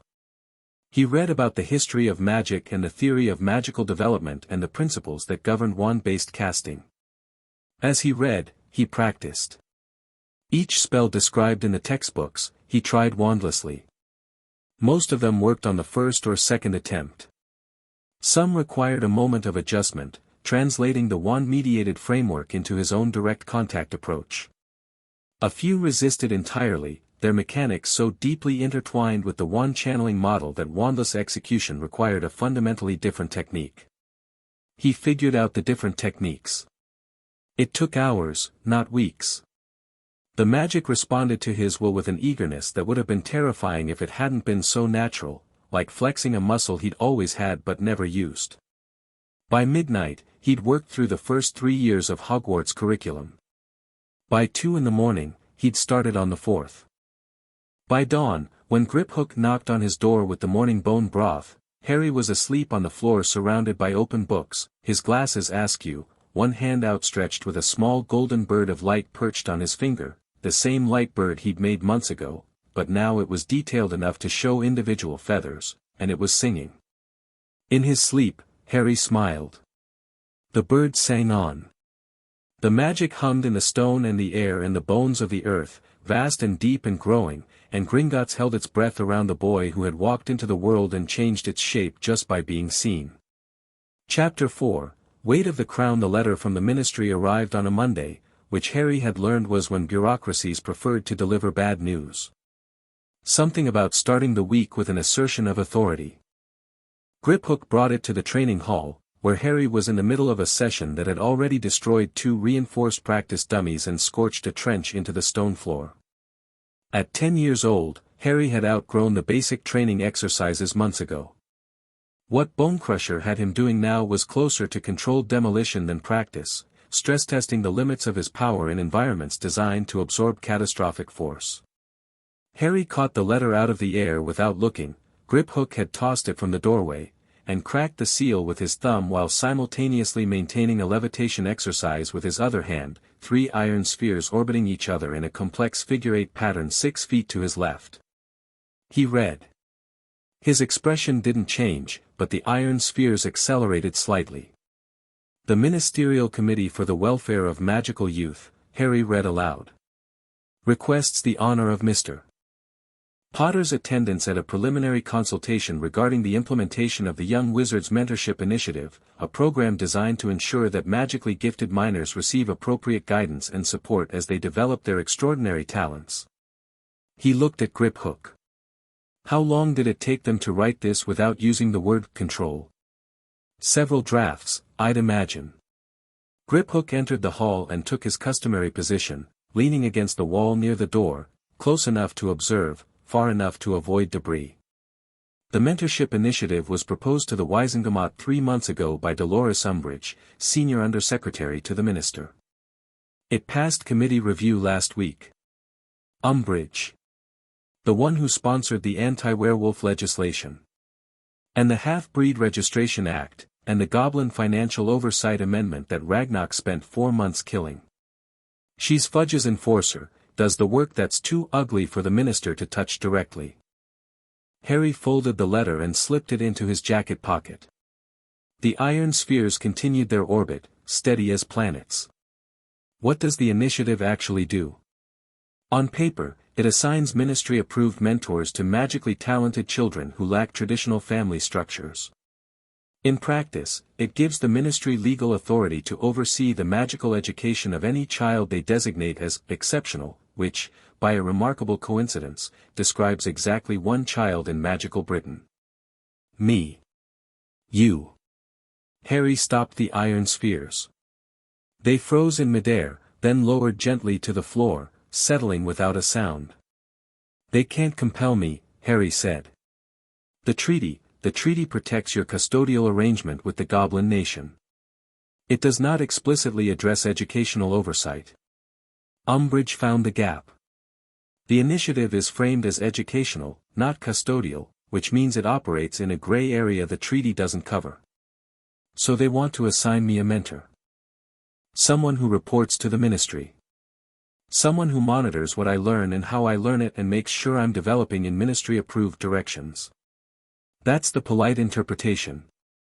The impolite interpretation is that Fudge is terrified of you, Umbridge wants to muzzle you, and this initiative is a leash dressed up as a gift. Harry wiped sweat from his forehead with the back of his hand. The scar was barely visible now, faded over 4 years to a thin white line that you'd miss if you weren't looking. It hadn't hurt since the Purge. Sometimes Harry forgot it was there entirely, which felt like its own kind of victory. When's the consultation? 2 weeks from Thursday. Ministry of Magic, Level 1, Minister's Conference Room. They want me on their ground. They want you off ours. Harry thought for a moment. The training hall was quiet around him, Just the hum of the absorption wards and the distant, felt more than heard rumble of the Gringotts carts far below. "Accept the meeting," Harry said. Griphook raised an eyebrow. "You want to go?" "I want to see them. I've been reading about the ministry for 4 years. I want to walk through it. I want to see Fudge's face when I'm in his building. And I want Umbridge to look me in the eye when she tries to put a collar on me. This isn't Diagon Alley. The ministry is their territory, their rules, their audience. Every advantage tilts toward them. Good. Let them feel comfortable. Comfortable people make mistakes." Griphook studied him. Harry at 10 was a different creature than Harry at 6 or 8. The baby fat was gone entirely, replaced by a lean, angular face that was beginning to show traces of James Potter's bone structure underneath Lily's coloring. He was still small for his age. The early malnutrition had set a ceiling on his height that even goblin healing couldn't fully overcome, but he moved with an economy and precision that made his size irrelevant. His eyes, green and clear behind the wire-framed glasses, held the particular steadiness of someone who had spent 4 years being taught by goblins and had internalized their most fundamental lesson: everything is a transaction, and the person who understands the terms wins. "I'll arrange it," Griphook said. "But I'm coming with you. I wouldn't go without you." 2 weeks passed. Harry prepared. Preparation, by now, was a refined process. Griphook provided intelligence, dossiers on Fudge, Umbridge, the committee members, their political alliances, their financial interests, their vulnerabilities. Harry absorbed it the way he absorbed everything, quickly, completely, and with the particular intensity of someone who understood that information was the difference between controlling a situation and being controlled by it. He also trained. Not the flashy, destructive stuff, the subtle work. Fine manipulation, the ability to read magical signatures at a distance, the discipline to keep his power at baseline in a room full of people who would be watching for any excuse to classify him as a threat. Bonecrusher drilled him on magical restraint until Harry could suppress his ambient output to near zero, his magic pulled tight and contained, a furnace behind a closed door. "Don't show them what you are," Bonecrusher said, which was the first time in 4 years the goblin had ever counseled restraint. "I thought the rule was don't hide. The rule is don't hide from people who deserve to see. These people don't deserve to see. They deserve to underestimate you. When do I stop letting people underestimate me?" Bonecrusher grinned his broken-toothed grin. "When you stop needing the advantage." On the morning of the consultation, Harry dressed carefully. Dark trousers, white shirt, a jacket of charcoal gray that was simple enough to be unremarkable and well cut enough to communicate that its wearer took himself seriously. No robes, a deliberate choice. Robes were wizard culture, and Harry was not advertising allegiance to any faction. He and Griphook took the Goblin Transit Network to a concealed access point 2 blocks from the ministry's visitor entrance. They walked through Muggle London, a boy and a glamoured goblin, unremarkable in the morning foot traffic, and descended through a decommissioned telephone box into the atrium of the Ministry of Magic. Harry had seen illustrations. They didn't capture it. The atrium was vast, a cathedral of dark stone and polished wood, dominated by a fountain in its center, golden statues of a witch, wizard, centaur, goblin, and house elf, the magical creatures gazing adoringly up at the humans. Harry looked at it and then looked at Griphook, whose expression was the carefully neutral mask that meant he was suppressing something corrosive. "I know," Harry said quietly. "It's a fountain. It means nothing. It means something to everyone who walks past it every day and sees goblins looking up at wizards. That's the point." They passed through security. The guard, a bored-looking wizard who perked up significantly when he read the name on Harry's registration, directed them to level 1 with a stammering enthusiasm that Harry deflected politely. The lift was crowded. Interdepartmental memos, paper airplanes enchanted to fly, darted above the heads of the occupants, and the whole contraption shuddered and groaned as it moved laterally and vertically through the building in a way that no Muggle elevator would tolerate. Harry stood quietly, Griphook at his side, and felt the magical signatures of every person in the lift. Ministry employees ran the gamut from barely magical administrative staff to a sharp-faced woman on level 2 whose power signature suggested serious combat training. Level 1. The lift opened onto a wide corridor carpeted in deep blue, lined with portraits of former ministers who watched the passers-by with expressions ranging from benign to suspicious. At the far end, double doors stood open, revealing a conference room. Harry walked toward them. Griphook kept pace. The conference room was designed to impress. A long table of dark oak, high-backed chairs, enchanted windows that showed a sunny sky despite being underground. At the head of the table sat Cornelius Fudge, Minister for Magic, a short, portly man in a pinstriped suit and lime-green bowler hat that he clutched in his lap like a talisman. To Fudge's right, Dolores Umbridge. Harry recognized her from the dossier photographs, but the photos hadn't captured the full effect. She was squat and toad-like, dressed entirely in pink, with a broad face and a wide mouth that was stretched into a smile so sweet it made Harry's teeth ache. A black velvet bow sat atop her head like a garnish on a poisoned dish. Her eyes, though. Her eyes were small and sharp and watchful, and they tracked Harry from the moment he entered the room with the particular hunger of a bureaucrat who had found a problem she intended to solve. 3 other committee members filled the remaining seats, minor Wisengamot figures, political weather vanes who would blow whichever way the strongest wind pushed. Mr. Potter. Fudge stood, extending his hand with the practiced warmth of a politician. What a pleasure, what a genuine pleasure. We've been so looking forward to meeting you. Harry shook his hand. Fudge's grip was damp and too firm, the handshake of a man compensating for something. Minister Fudge. Thank you for the invitation. Please, sit. Fudge gestured to a chair at the opposite end of the table, the far end, the supplicant's position. Harry noted it, said nothing, and sat. Griphook took the chair beside him. Umbridge's eyes lingered on the goblin with an expression that was technically polite and functionally contemptuous. I wasn't aware this was to be a supervised meeting, Umbridge said, her voice high and girlish and laced with something corrosive. The invitation was extended to Mr. Potter personally. Griphook is my guardian and legal representative, Harry said. He attends all meetings conducted on my behalf.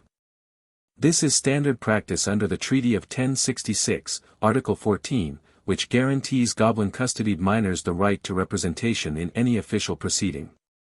The words landed with precision. Umbridge's smile didn't waver, but something behind it tightened. Of course, she said. How wonderfully thorough. Shall we begin? Fudge rubbed his hands together, eager to move past the tension. Harry, may I call you Harry? The Young Wizards Mentorship Initiative is something we're very proud of. Very proud indeed. The idea is simple, magical children with exceptional gifts deserve exceptional guidance. A mentor, approved by the ministry, to help you navigate your development and ensure you're prepared for everything the wizarding world has in store. Who would this mentor be? Harry asked. Well, that's to be discussed, of course. We have several excellent candidates. Experienced witches and wizards, respected in their fields, ministry employees, Griphook said. Ministry-affiliated professionals, Fudge corrected, with a flash of irritation. This is a government program, after all. Accountability is important. Accountability to whom? Harry asked. To the ministry, naturally. We have a responsibility to the magical community, the ministry has a responsibility to the magical community.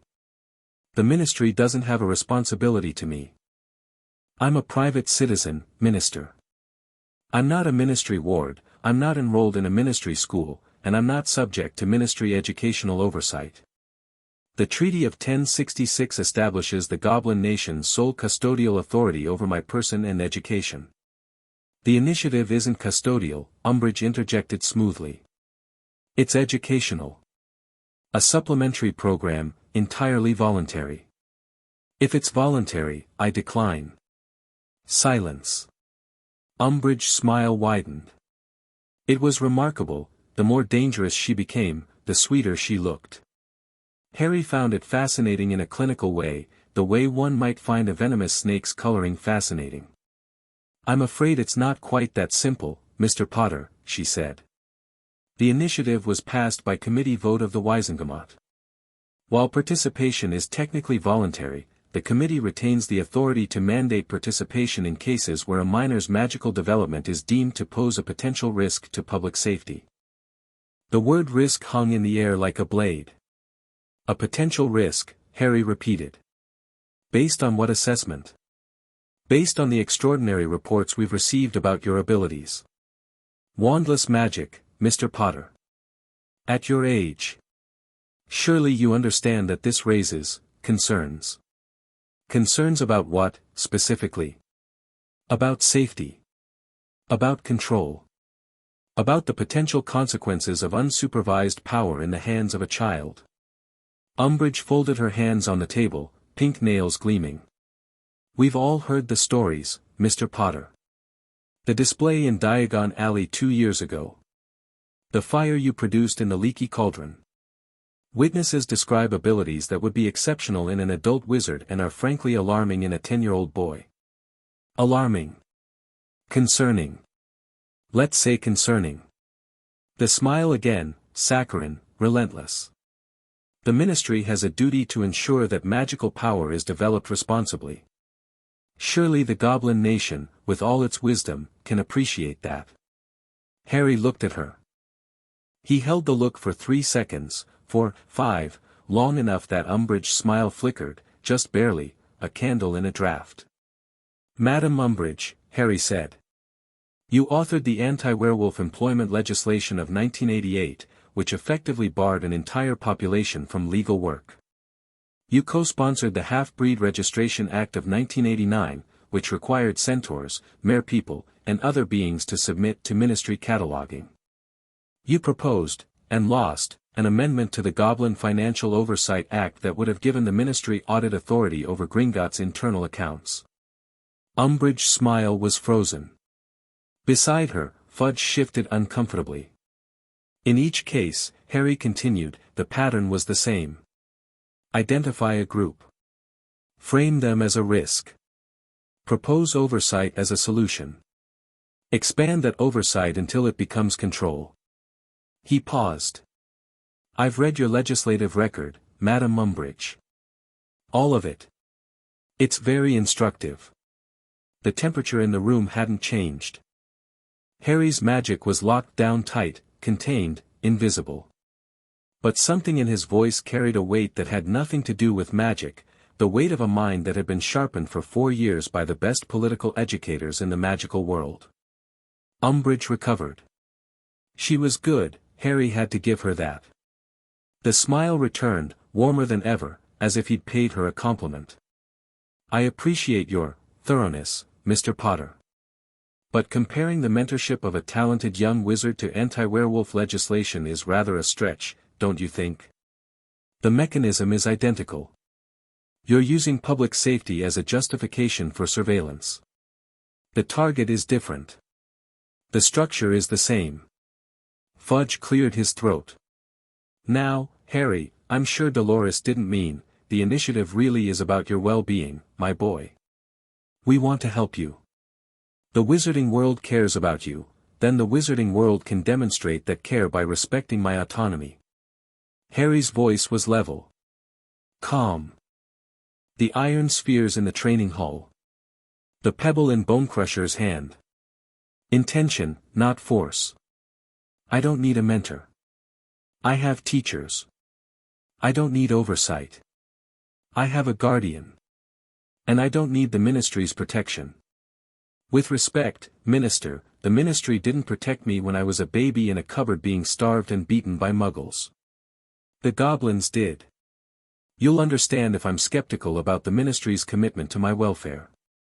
The silence that followed was so total that Harry could hear the scratch of a quill from the adjacent office through the wall. Fudge's face had gone the color of old porridge. He looked at Umbridge. Umbridge looked at the table. The three committee members looked at each other with the panicked expressions of people who had expected a routine meeting and found themselves in a minefield. Mr. Potter. Umbridge's voice had lost its girlish lilt. The real woman was surfacing, colder, harder, stripped of the pink veneer. The committee's authority in this matter is not advisory. If we determine that your magical development constitutes a risk, we can mandate participation. We can assign oversight. And we can, if necessary, restrict certain magical activities pending evaluation. No, Harry said. You can't. The Wisengamot can pass whatever legislation it likes.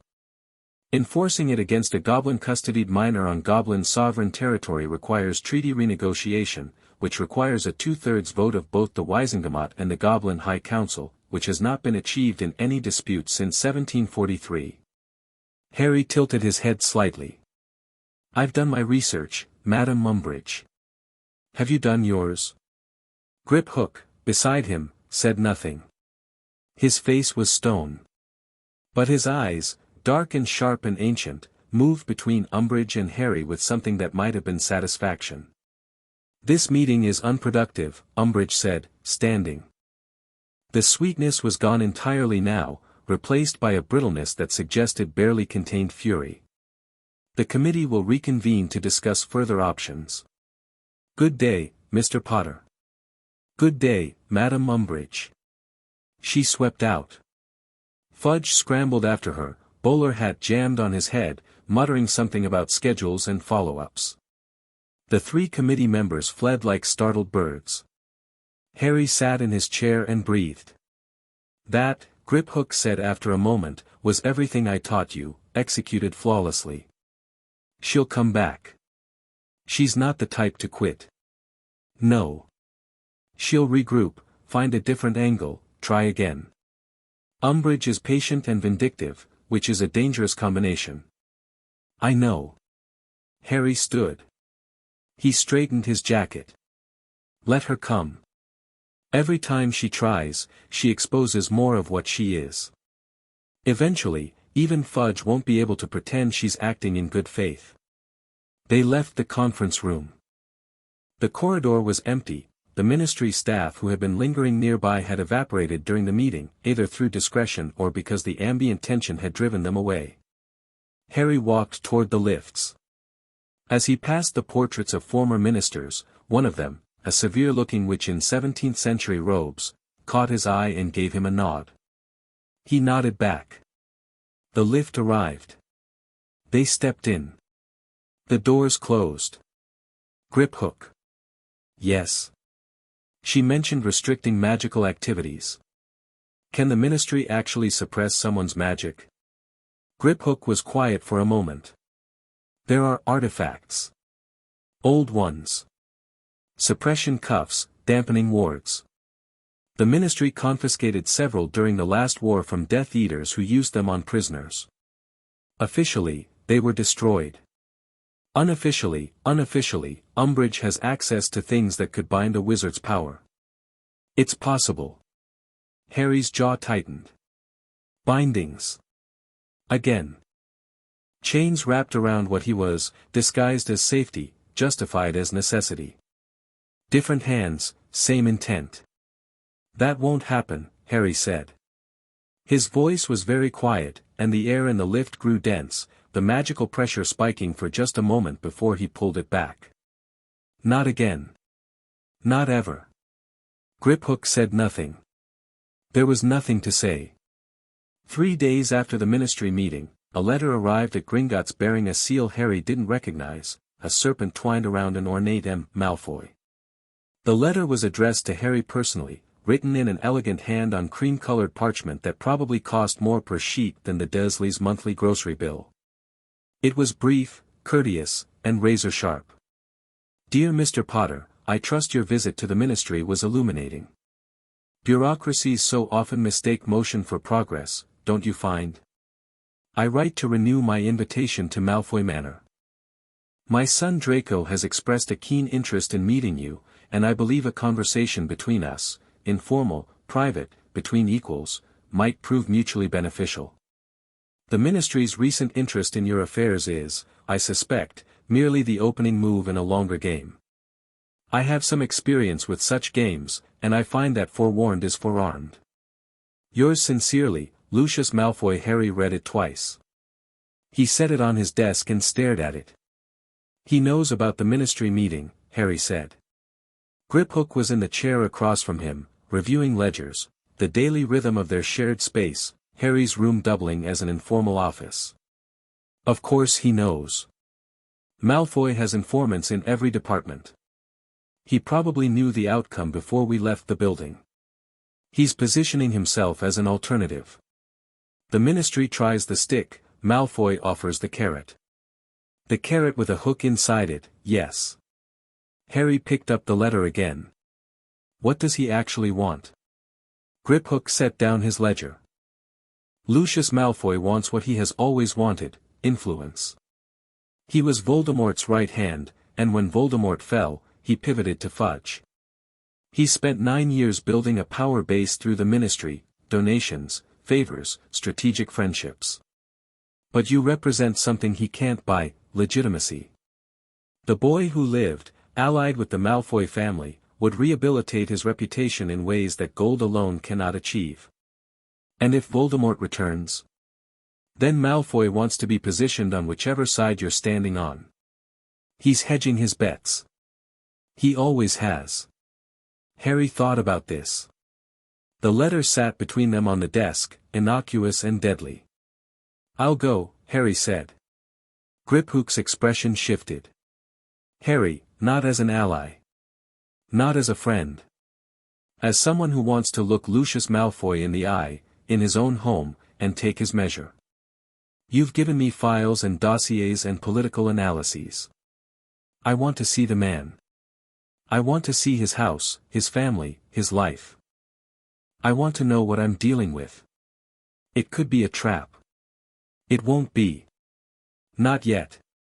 He's courting me, not attacking me. You don't set a trap for someone you're trying to seduce, you set a stage.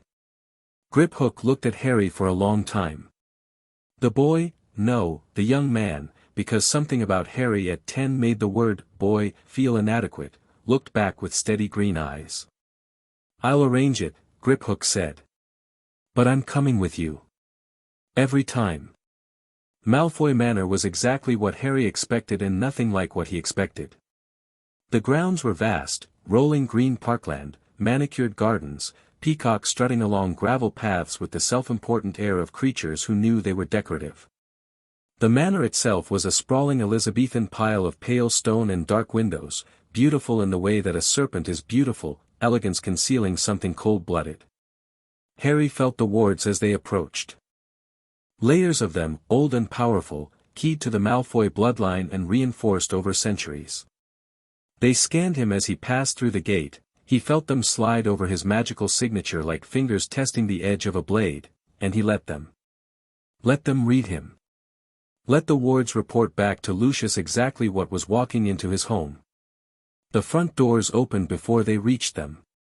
A house elf, barely visible in the shadow of the entrance hall, bowed so deeply its nose touched the floor. Master Malfoy is expecting you, Mr. Potter, sir. The entrance hall was marble and dark wood and portraits that watched with two sharp eyes. A grand staircase swept upward. Crystal chandeliers cast cold light. Everything was expensive, curated, designed to communicate a single message: we are old, we are powerful, we are above you. Harry walked through it the way he walked through everything, observing, cataloguing, unimpressed. Lucius Malfoy waited in a drawing room off the main hall.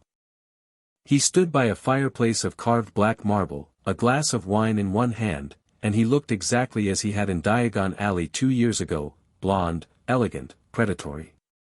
But there was someone else. A boy, about Harry's age, stood near the window. Pale blonde hair, pointed features, grey eyes, a smaller, softer copy of his father. He was dressed immaculately, posture perfect, chin tilted at an angle that suggested arrogance but that Harry recognized, after 4 years with Goblins, as something else: performance. The boy was performing confidence the way an actor performs a role. Draco Malfoy. Harry had read the file. Only child, heir to the Malfoy fortune, raised in privilege and pure blood ideology. Enrolled at Hogwarts for the coming year. By all accounts, a bully in the making, but a bully was just a frightened person with an audience, and Harry wondered who Draco Malfoy was when nobody was watching. "Mr. Potter," Lucius said smoothly. "Welcome to Malfoy Manor. I trust the journey was comfortable." "Very. Thank you for the invitation." Harry's eyes moved to Draco. "And you must be Draco." The boy straightened slightly. He'd been briefed. Harry could see it in the rehearsed way he extended his hand. "Harry Potter. It's a pleasure." Harry shook his hand. Draco's grip was practiced but uncertain, the handshake of someone who'd been coached but hadn't developed his own style yet. "Draco, why don't you show Mr. Potter the grounds?" Lucius suggested, his tone making it clear this was not a suggestion. "I'm sure two boys your age have more interesting things to discuss than politics." The dismissal was transparent. Lucius wanted Harry alone, and the quickest way to achieve that was to peel off the children. But Harry caught something in Draco's expression as his father spoke, a flash of something complicated, there and gone. Not resentment. Recognition. The look of someone who knew they were being used and had made peace with it. "Actually," Harry said, "I'd prefer Draco to stay. If he's willing." Lucius's smile didn't waver. "Of course. Please, sit." They sat.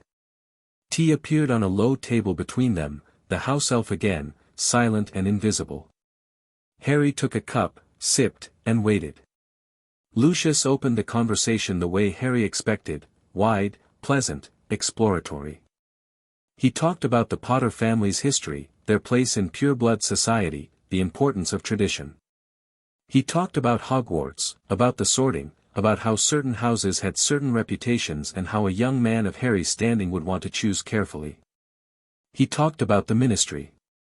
About Fudge's weaknesses, Umbridge's overreach, the dysfunction that pervaded magical governance. He was critical in a measured way, not enough to seem disloyal, enough to position himself as an insider who saw the system's flaws. He talked about power.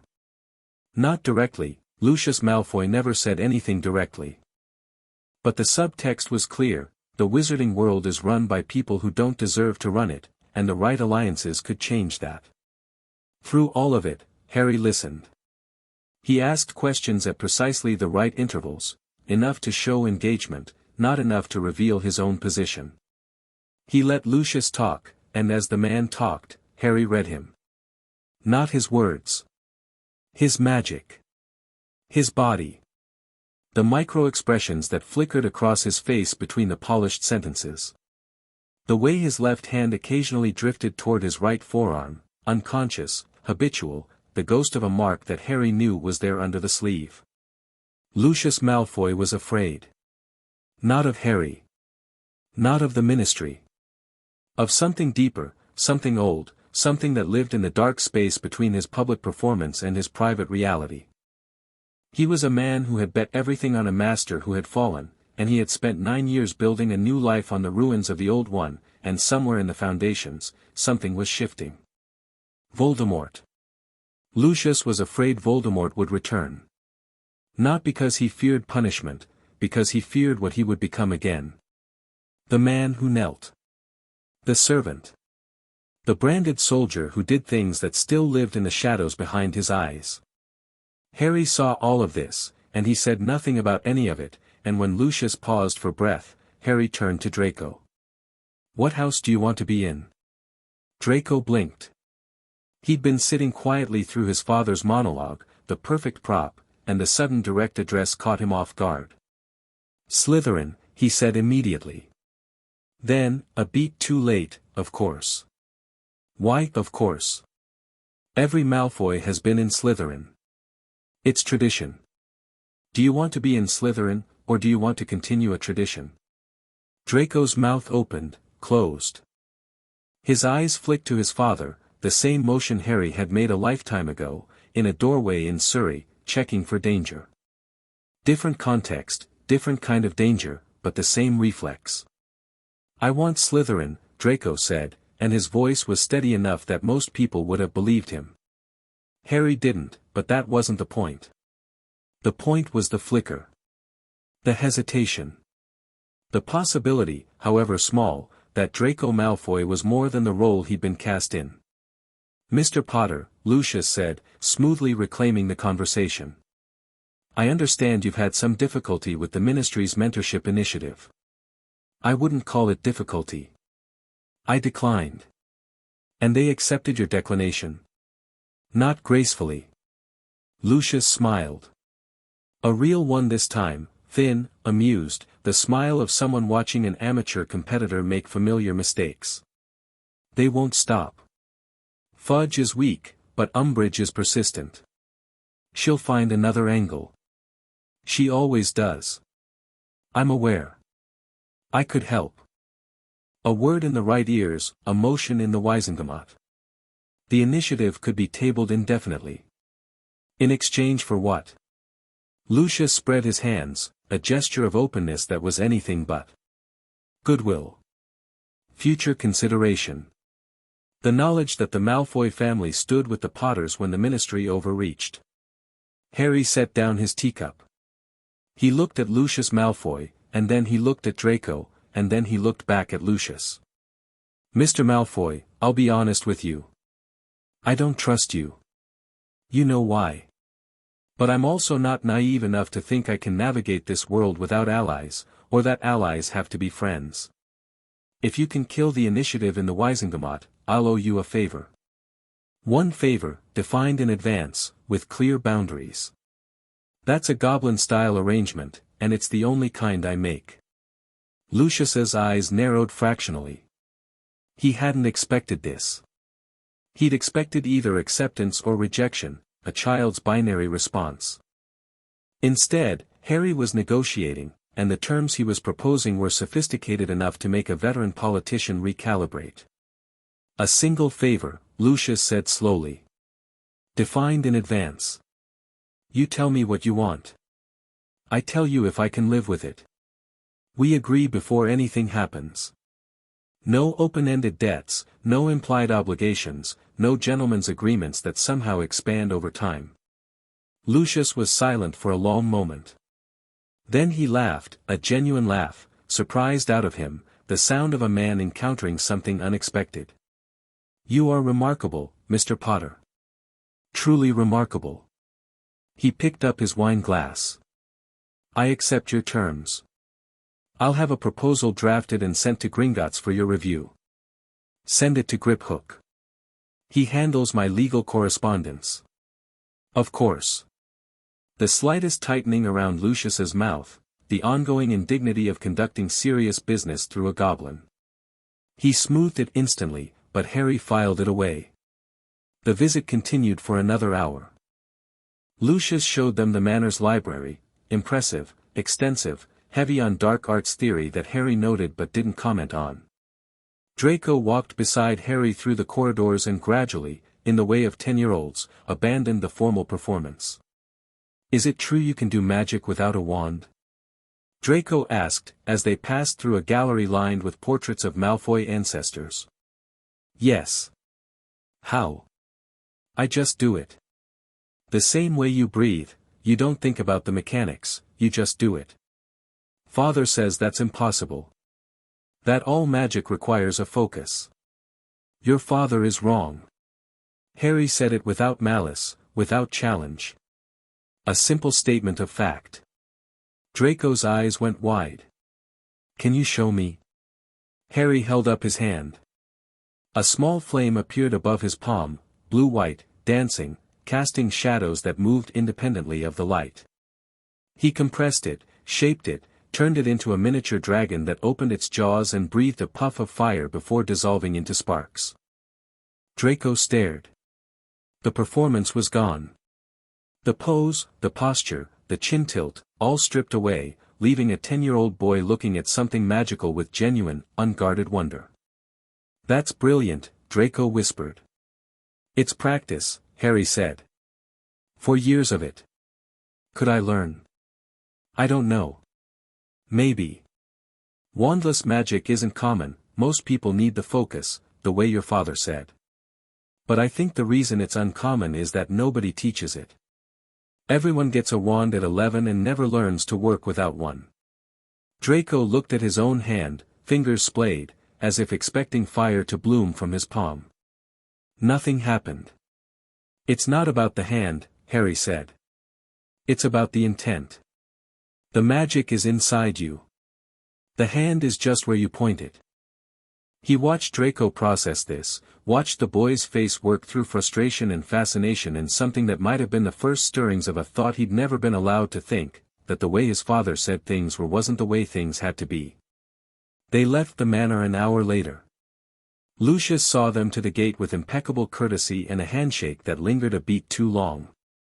Draco waved from the doorway, and Harry waved back, and something unspoken passed between two 10-year-old boys that had nothing to do with politics or alliances or the games their elders played. "He's not his father," Harry said to Griphook, as they walked down the lane away from the manor. "Not yet. Maybe not ever. Maybe. But the machinery is in place, the education, the ideology, the expectations. Malfoy children become Malfoy adults. It's how the system perpetuates itself. Systems can be disrupted." Griphook looked at him sideways. "Are you planning to save Draco Malfoy?" "I'm planning to give him an option. What he does with it is up to him." The confrontation with Dumbledore came 3 weeks later, and it was nothing like the previous encounters. Harry was in Diagon Alley again, a regular occurrence now, his presence no longer a sensation but a fixture. He visited Flourish and Blotts monthly, restocking his reading material. He'd established a cordial relationship with several shop owners, Fortescue at the ice cream parlor, who kept a table reserved for him, Ollivander, who enjoyed their occasional conversations about wand theory, even the proprietor of Elop's Owl Emporium, who was trying unsuccessfully to sell him a bird. He was leaving Flourish and Blotts, a new stack of shrunken texts in his pocket, Advanced Transfiguration, Theoretical Arithmancy, and a book on occlumency that Griphook had specifically recommended, when Dumbledore materialized beside him. Not literally. The old man had been waiting, leaning against the wall of the adjacent shop with a casualness that was entirely manufactured, eating a lemon sherbet. "Walk with me," Dumbledore said. Harry looked at him. 2 years since the leaky cauldron. 4 years since Gringotts. The old man looked the same, perhaps more grey in the beard, perhaps deeper lines around the eyes. His magic was as vast as ever, but there was something different in it today.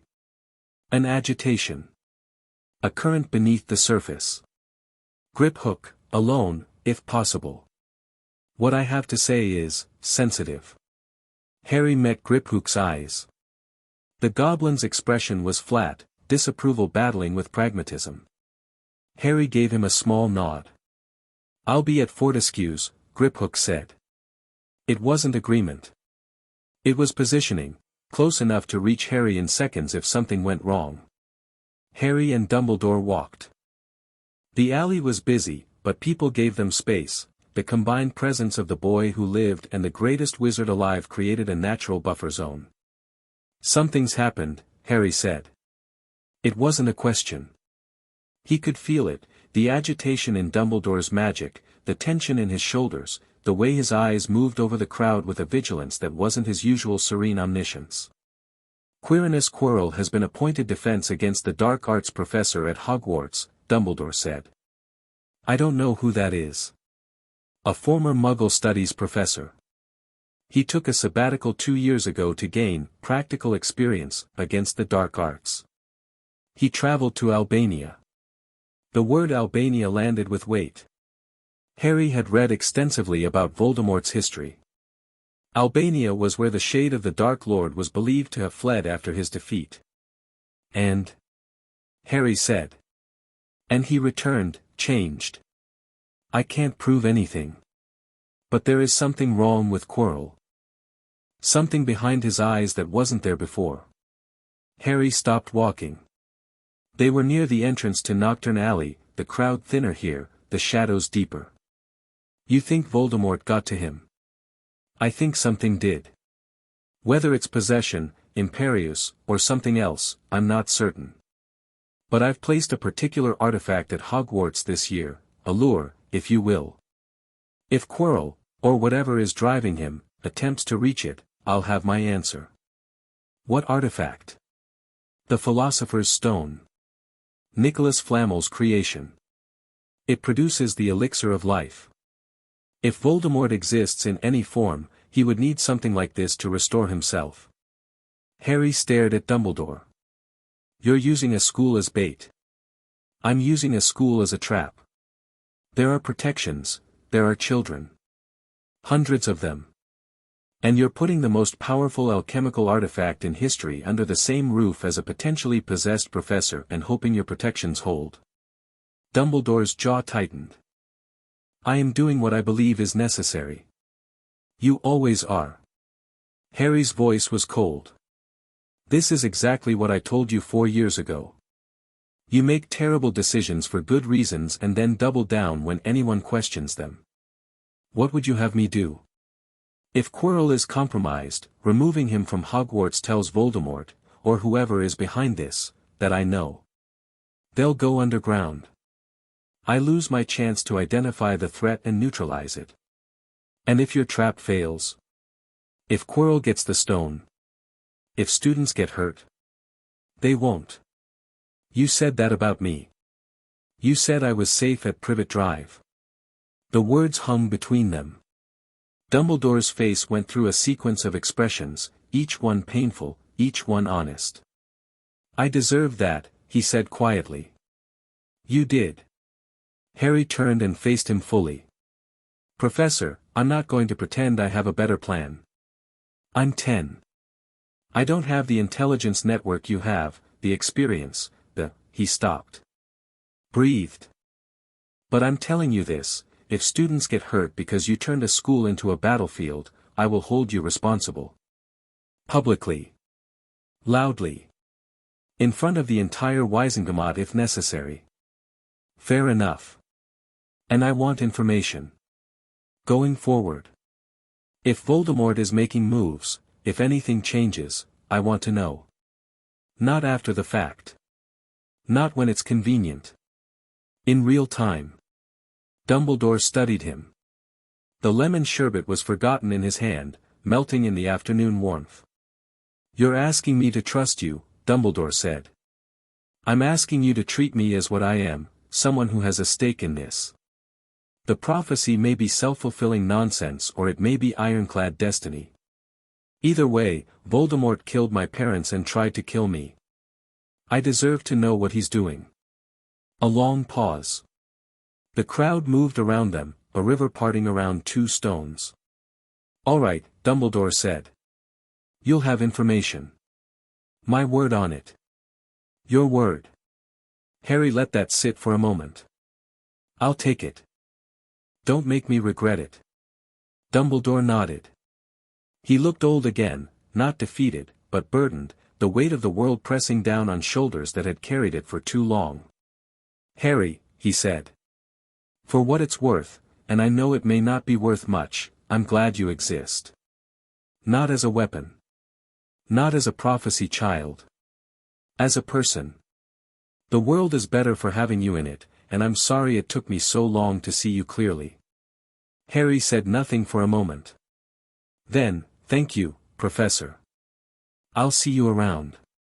He turned and walked toward Fortescue's, where Griphook waited with a sundae and a suspicious expression. Behind him, Dumbledore stood in the shadow of Nocturne Alley's entrance and watched him go, and the lemon sherbet melted into a sticky pool in his palm, unnoticed and unimportant. 3 days after the Dumbledore conversation, something happened that had nothing to do with politics or prophecies or the machinations of powerful men.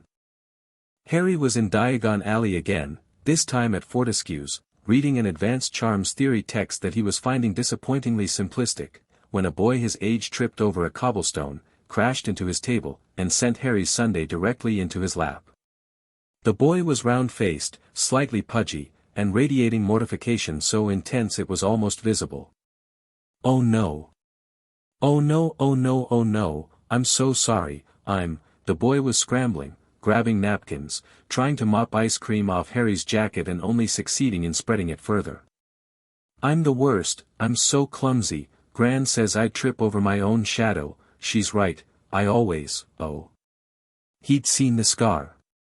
The napkin in his hand stopped moving. His eyes went wide. His face, already red from embarrassment, achieved a shade of crimson that shouldn't have been medically possible. "You're Harry Potter," he said. "And you've just poured chocolate ice cream in my lap. I'm going to die." "You're not going to die." Harry flicked his fingers under the table, and the ice cream lifted cleanly off his clothes, every drop, extracted from the fabric and deposited neatly back in the overturned sundae glass, which righted itself on the table. "See? No harm done." The boy stared at the now clean jacket, then at the reassembled sundae, then at Harry. "Did you just, you didn't even, sit down," Harry said. "You look like you're about to faint."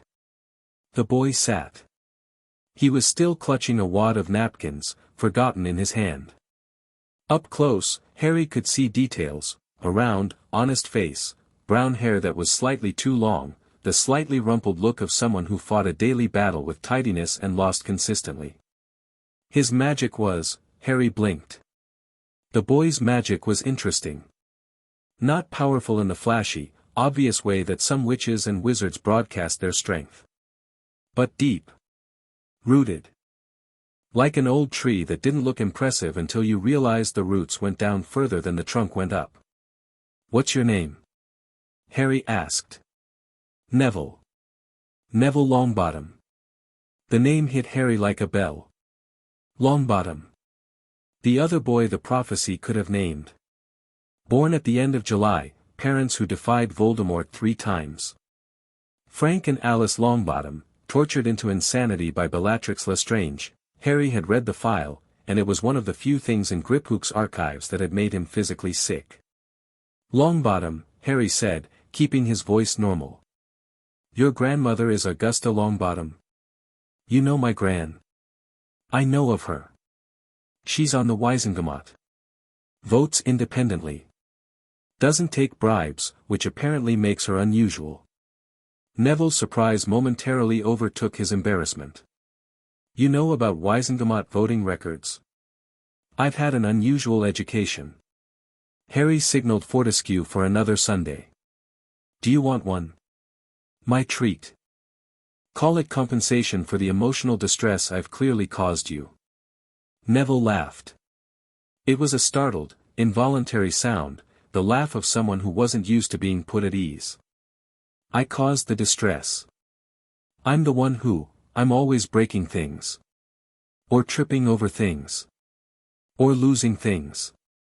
Gran says," he stopped. His face clouded briefly. "What does your gran say?" "That I should be more like my dad." The words came out flat, rote, the cadence of something heard so often it had lost its meaning. Dad was brave. A great wizard. An auror. Your dad is a great wizard. He's still alive. Neville looked at him sharply. There was pain there, old pain, the deep kind that becomes part of the architecture of a person's life. "He doesn't recognize me," Neville said quietly. "Mom either. They've been in St. Mungo's since I was a baby. The Cruciatus, they were tortured until," he stopped. Swallowed. "Gran visits every week. She brings Dad's old wand. She says he'd want me to have it." Harry's chest tightened. He thought about cupboards and bindings and a dark voice whispering behind a scar. Everyone had their version. Everyone had the thing that was done to them by forces beyond their control, the damage they carried. "Neville. Your dad's wand, is it a good match for you?" "What do you mean?" "Wands choose the wizard. That's what Ollivander says, and he's right. A wand that's a perfect match for your father might not be right for you. You're not your father. You're you." Neville stared at him. The sundae arrived, chocolate, extra fudge, Fortescue's finest, and sat untouched. "Gran would never let me buy a new one. Dad's wand is, it's important to her. It's all she has left of him. It's important to her. Is it important to you? A long pause. Neville picked up the Sunday spoon, turned it over, put it down. I don't know, he said. I've never been allowed to think about it that way. They talked for 2 hours. The sundaes were eaten and replaced and eaten again. Neville, once past his initial mortification, turned out to be shy but genuine, lacking the performative quality that Harry had learned to detect in most wizarding children. He was honest about his insecurities, open about his grandmother's expectations, and when he talked about herbology, his one acknowledged talent, his entire demeanor transformed. The stammering, uncertain boy became animated, articulate, passionate. It's like, plants make sense, you know. They don't care who your parents are or what house you're in or how powerful you are. You give them the right soil and the right light and they grow. That's it. That's the whole thing. That's a good way to look at it, Harry said. Most people think it's boring. Most people are idiots. Neville laughed again, longer this time, more natural. You're not what I expected, he said. Everyone talks about you like you're, I don't know, a statue or something. The boy who lived, capital letters. You're just a person. That's the nicest thing anyone said to me in years. They exchanged contact information, owl addresses, since Neville didn't have access to the Goblin network. As Neville stood to leave, Harry spoke again. Neville. When you get to Hogwarts, get your own wand. Tell your Gran it's what your father would want, his son having the best possible tools, not hand-me-downs. If she argues, write to me. I'll back you up. Neville's eyes widened. You do that? You don't even know me. I know you tripped over a cobblestone, poured ice cream in my lap, and then sat down and talked to me for 2 hours without once asking about my scar or calling me the boy who lived. That's enough. Neville left. Harry watched him go, a round-shouldered boy moving through the crowd with the careful, apologetic walk of someone who'd been told he took up too much space. Harry recognized that walk. He'd walked that way once. Griphook appeared from wherever he'd been lurking. The goblin had developed a talent for being nearby without being present. Making friends? Griphook asked. Maybe. Longbottom is politically insignificant. His grandmother has influence, but the boy himself isn't a political calculation. He's a person, Griphook. Not everything is leverage.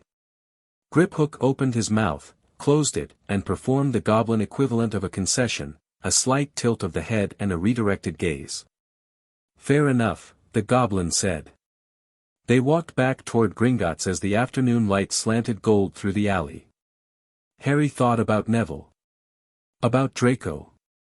2 boys his age, both carrying the weight of families and expectations and legacies they hadn't chosen. Both performing roles that didn't fit.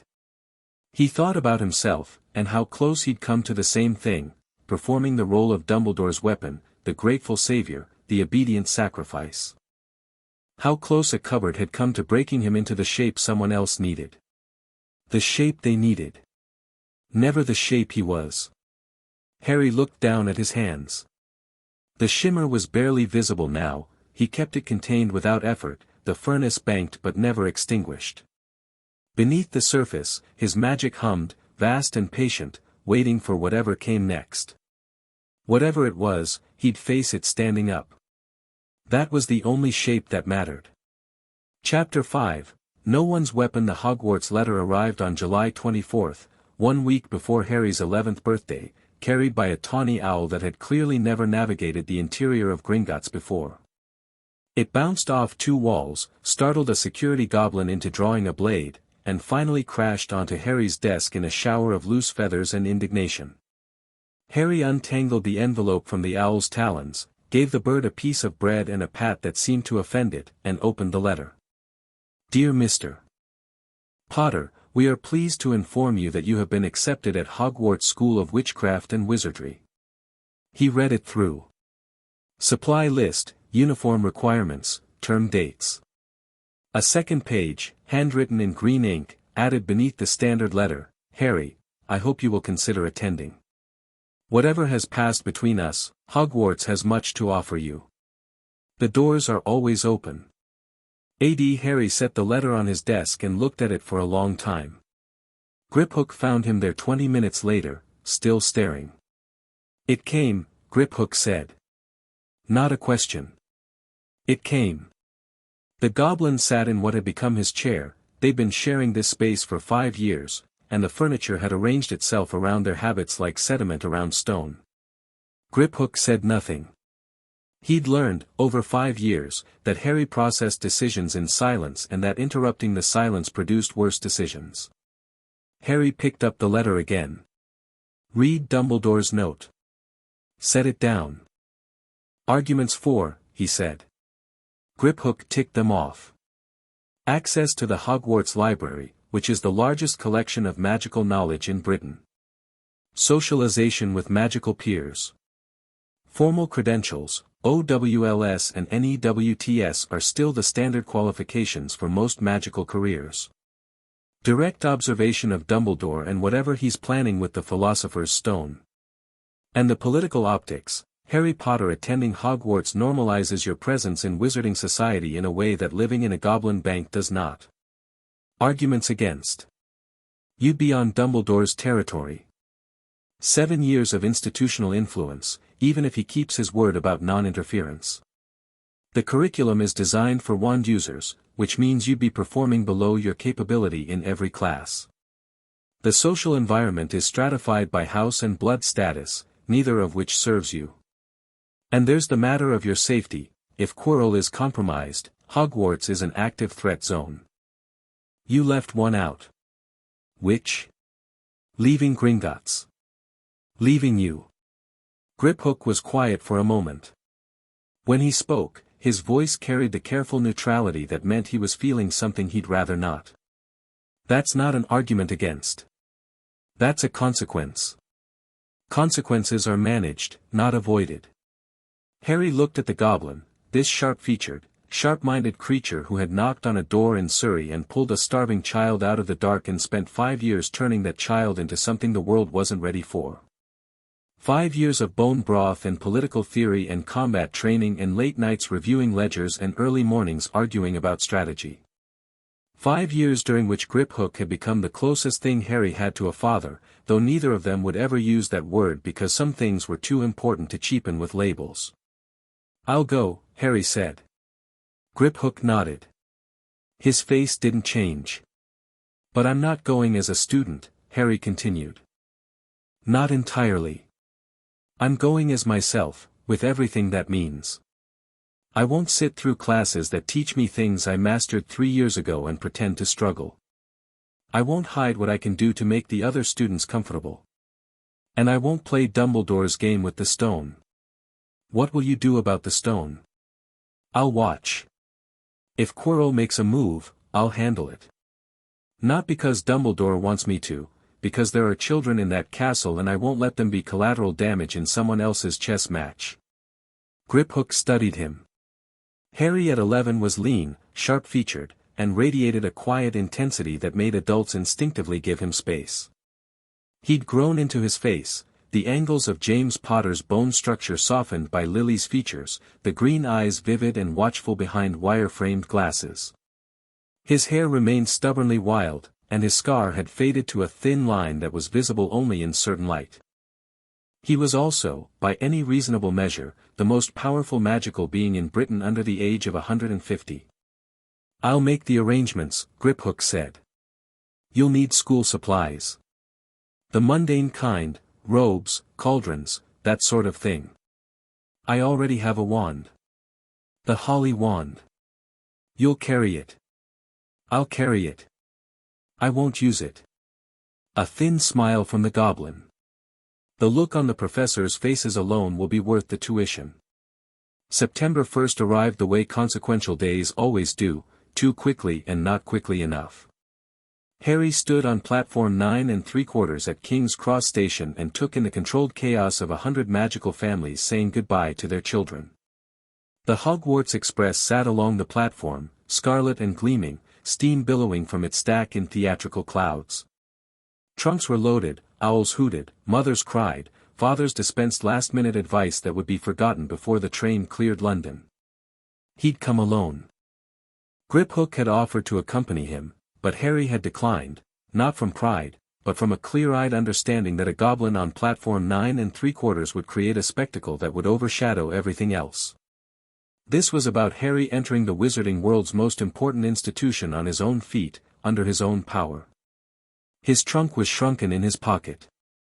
The holly wand was in a holster on his forearm, visible, because he'd been told students were expected to carry them, and he'd decided that this particular convention was worth observing.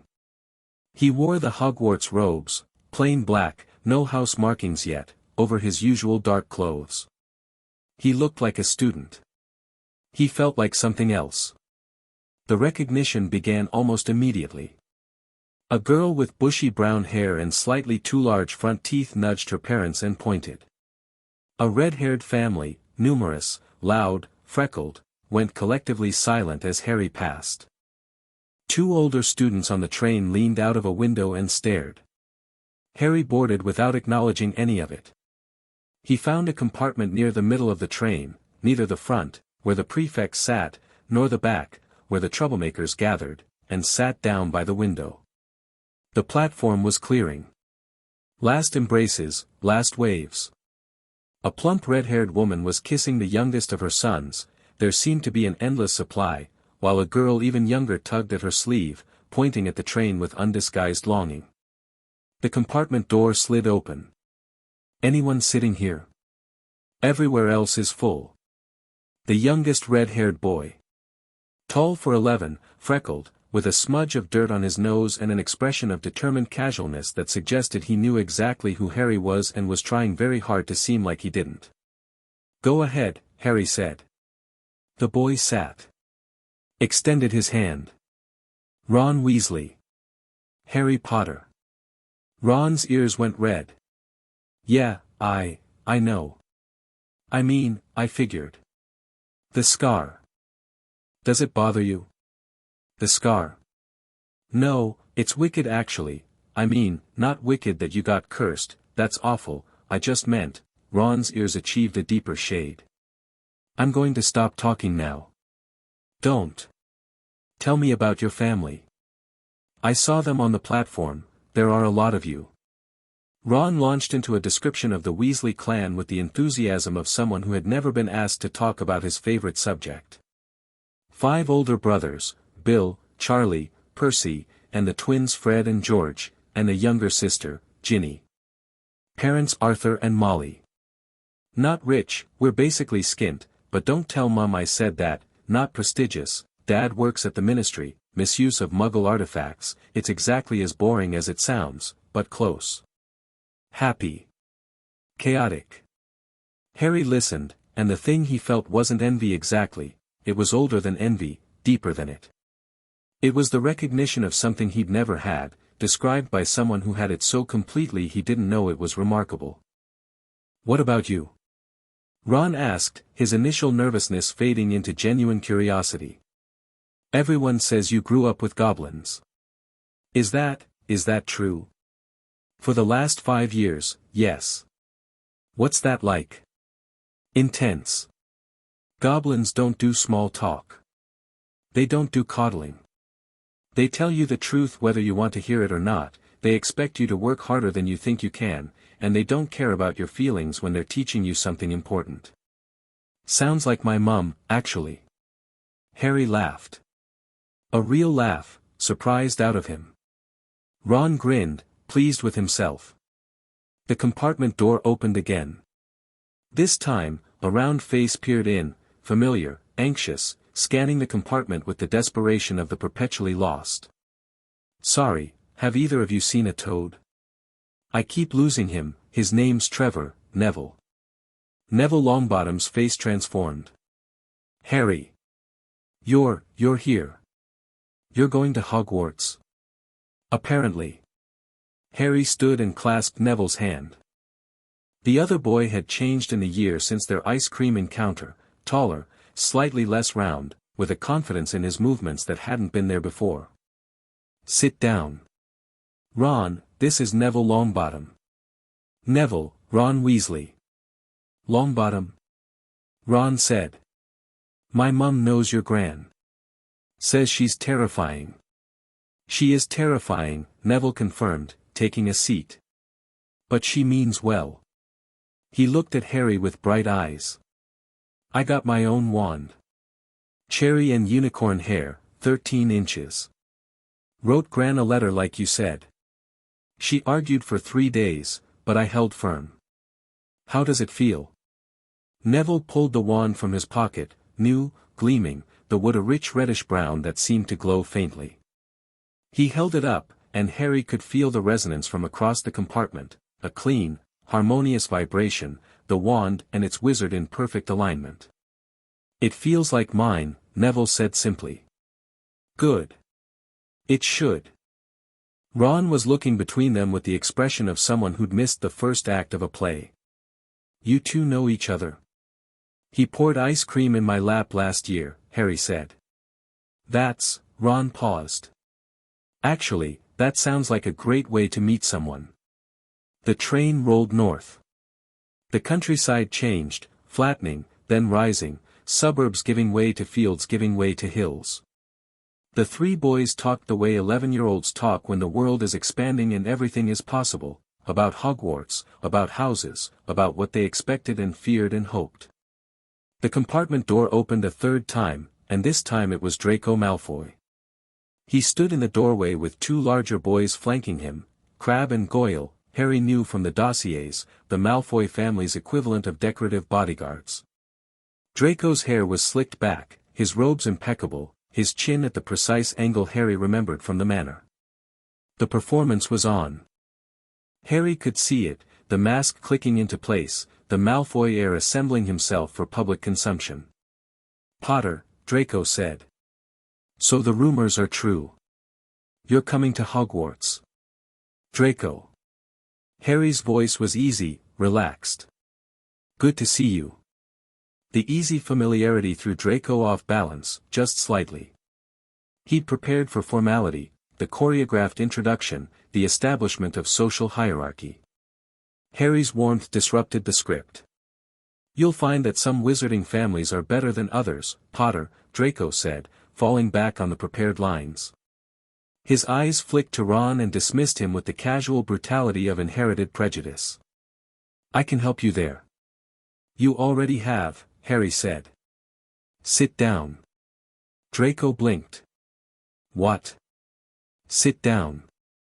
We're talking about Hogwarts. You're going to Hogwarts. Sit down and talk." Draco looked at Ron, whose ears had gone red again, this time from anger rather than embarrassment.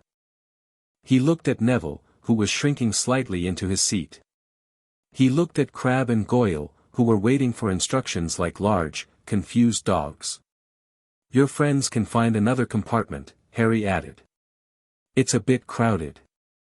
Something flickered across Draco's face, the same thing Harry had seen at the manor. The hesitation. The gap between who he'd been told to be and who he might actually be. "Fine," Draco said. He waved Crabbe and Goyle away, they lumbered off without protest, and sat down next to Neville, who looked as if a lion had just settled beside him. "Malfoy," Ron said, and the word was loaded. "Weasley," Draco returned, equally loaded. "Right," Harry said. "Let's get this out of the way. Ron, your family and Draco's family don't get along. I know the history. Blood purity politics, class differences, the whole mess. Draco, you've been raised to look down on families like the Weasleys. I'm not asking either of you to pretend that doesn't exist. I'm asking you to put it aside for one train ride and talk to each other like people." The silence was acutely uncomfortable. Ron's jaw worked. Draco's mask wavered. "I don't have to," Ron started. "No. You don't have to do anything. But you're going to be living in the same castle for 7 years, and starting with enemy lines drawn is stupid. You're both 11. You've inherited a fight that isn't yours. Maybe think about whether you want to keep fighting it. Harry said this without force, without authority. Just a boy talking to two other boys on a train. But the words carried weight because the person saying them had spent 5 years learning that the world's hardest problems were also its most human ones. Ron and Draco looked at each other. Not with warmth, that would take years, if it came at all. But with something that might have been the first flicker of mutual recognition, two boys who'd been told who to be, sitting in a compartment with a third boy who'd refused to be told anything. Fine, Ron muttered. But if he says one thing about my family, I wasn't going to, Draco said stiffly. Then, after a beat, your brother Charlie works with dragons in Romania, doesn't he? Ron blinked. Yeah. How'd you know that? Father mentioned it. He tried to hire Charlie for a private collection. Charlie told him to shove it. A pause. Then Ron grinned. Yeah. That sounds like Charlie. It wasn't friendship. It wasn't even a truce. But it was a door, cracked open an inch, and Harry left it there. Hogwarts materialized out of the darkness like a dream. Harry saw it from the boats, the traditional first-year crossing, 4 to a vessel, the lake black and still beneath them. The castle rose from the far shore, towers and turrets and lit windows, ancient and impossible, perched on a cliff face as if it had grown there rather than been built. His magic responded to it. The castle was saturated with enchantment, centuries of spellwork layered into every stone, the accumulated magic of 1,000 years of education and conflict in daily life. It was alive in a way that Gringotts wasn't, not sentient, exactly, but aware. Harry could feel it noticing him, the way a sleeping animal notices a hand on its flank. The boats scraped against the shore. The first years climbed out, nervous and excited and shivering in the September air. A tall woman with a severe bun and square spectacles met them at the castle doors. I am Professor McGonagall, she said, her Scottish accent crisp. Welcome to Hogwarts. She led them through corridors of torchlit stone into a chamber off the Great Hall, where she explained the sorting process with the brisk efficiency of someone who had done this 40 times and no longer found it charming. When I call your name, you will sit on the stool and place the sorting hat on your head. The hat will determine your house. Harry felt the hat before he saw it. An ancient artifact, imbued with the magical signatures of all 4 founders, its consciousness a patchwork of their personalities and priorities. It sat on a stool at the front of the Great Hall, battered and patched, and when the doors opened and the first years filed in, it sang. Harry tuned out the song. He was looking at the staff table. Dumbledore sat in the center, resplendent in robes of silver and blue, his eyes twinkling in the candlelight. McGonagall's seat was empty, she was conducting the sorting.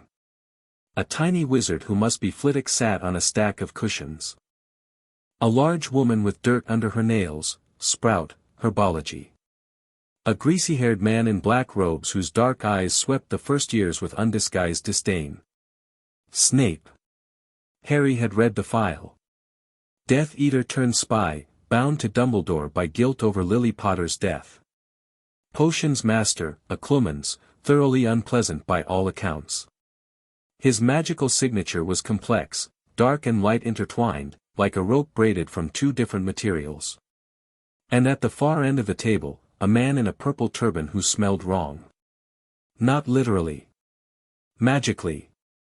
Quirrell, it had to be Quirrell, sat hunched in his seat, looking nervous and twitchy, his turban slightly askew.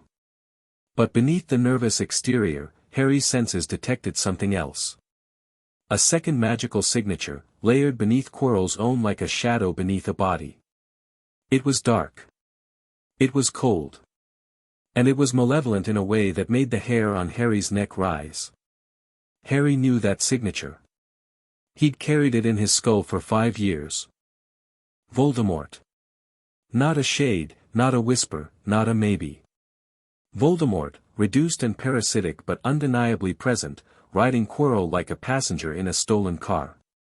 Harry could feel the dark wizard's awareness pressing against Quirrell's, directing his movements, whispering behind his eyes. Dumbledore was right. And Dumbledore was insane, because that thing was sitting 20 feet from the children who were about to be sorted. Harry filed it. Locked it down. Not now. Soon. The sorting began. Abbott, Hannah, became a Hufflepuff. Bones, Susan, joined her. The alphabet progressed, name by name, the hat shouting houses into the candlelit hall. Granger, Hermione, the bushy-haired girl from the platform, became a Gryffindor. Longbottom, Neville, walked to the stool with visible anxiety, sat down, and placed the hat on his head. A long pause, nearly a minute, during which Neville's hands gripped the stool's edges and his face went through a series of expressions. Then, Gryffindor. Neville's relief was visible from across the hall. He pulled off the hat and hurried to the Gryffindor table, where the bushy-haired girl made room for him. Malfoy, Draco, was barely on the stool before the hat shouted, Slytherin. Draco walked to the Slytherin table with his chin high, the mask firmly in place. But as he sat, his eyes found Harry across the hall, a brief, human glance before the performance swallowed him. Potter, Harry. The hall went silent. Every head turned. Every eye fixed on the thin boy who walked to the stool with the particular gait of someone who was not nervous and did not pretend to be. Whispers erupted, his name passed from table to table like a flame along a fuse. Harry sat on the stool. McGonagall lowered the hat onto his head. Darkness. Then a voice, not in his ears, in his mind. Well, well, well. What do we have here? The hat's consciousness pressed against Harry's. It was probing, searching, trying to read the contents of his mind the way it read every student who sat beneath it. It bounced off his occlumency shields like a bird hitting a window. Oh my, the hat said. Occlumency. At 11. And not amateur work, this is goblin trained. You've got walls in here that would make a Gringotts vault look permeable. Read what I let you read, Harry thought. Nothing more. A pause. Then what might have been a chuckle. You're the first student in my considerable history to dictate terms during a sorting. I can work with what you're showing me, though. Plenty to go on. Let's see, courage, certainly. Intelligence, in abundance. Ambition, oh yes, there's ambition here, but it's not the self-serving kind. You want to change things. You want to build something. Where am I going? Where do you want to go? Harry thought about this. He thought about Neville at the Gryffindor table. About Draco at the Slytherin table. About the political ramifications of each house, the alliances and enmities, the expectations and limitations. I want to go where I can do the most good, Harry thought. Not where I'm expected to go. Not where it's safe. Where I can reach the most people. That's a Gryffindor answer wrapped in Slytherin reasoning delivered with Ravenclaw analysis. You're a nightmare to sort, Mr. Potter. I've been told I'm difficult. Another chuckle. Gryffindor will give you allies. Slytherin will give you enemies who respect you. Ravenclaw will give you space. Hufflepuff will give you loyalty. Put me where I'll shake things up the most. Oh, I know exactly where that is. Gryffindor. The Gryffindor table exploded. Cheering, stamping, the Weasley twins chanting, "We got Potter. We got Potter." Neville was on his feet, beaming. Ron, sorted minutes later into Gryffindor himself, hooped from where he stood waiting. Harry walked to the Gryffindor table, sat down next to Neville, and looked up at the staff table. Dumbledore was smiling. Snape's expression could have curdled milk. McGonagall looked satisfied in the particular way of someone whose house had won a prize. And Quirrell was looking at Harry with eyes that didn't belong to him. Dark, calculating, hungry. The thing behind the turban, the parasite riding the host, was studying Harry with an intensity that scraped against his occlumency shields like nails on glass. Harry met those eyes. Held them. Let the faintest trace of his power leak through his containment, just a whisper, just enough for the entity behind Quirrell's eyes to feel what it was looking at. Quirrell flinched. Actually flinched, jerking backward in his seat, the color draining from his already pale face. His hand flew to his turban, pressing against it, and for just a second, Harry felt a pulse of something from beneath the purple fabric, pain, shock, and underneath it, the first cold flicker of fear. Good, Harry thought. Be afraid. He turned back to his plate and helped himself to roast chicken. The first week at Hogwarts confirmed everything Harry had expected and several things he hadn't. The expected, the curriculum was beneath him. Not slightly beneath him, categorically, fundamentally beneath him. Charms with Professor Flitwick started with the levitation charm, which Harry had mastered wandlessly at age 7. Transfiguration with McGonagall opened with Match to Needle, which he'd done with a quill at age 8. History of magic with Binns was taught by a ghost who had apparently died of boredom and was now spreading the condition.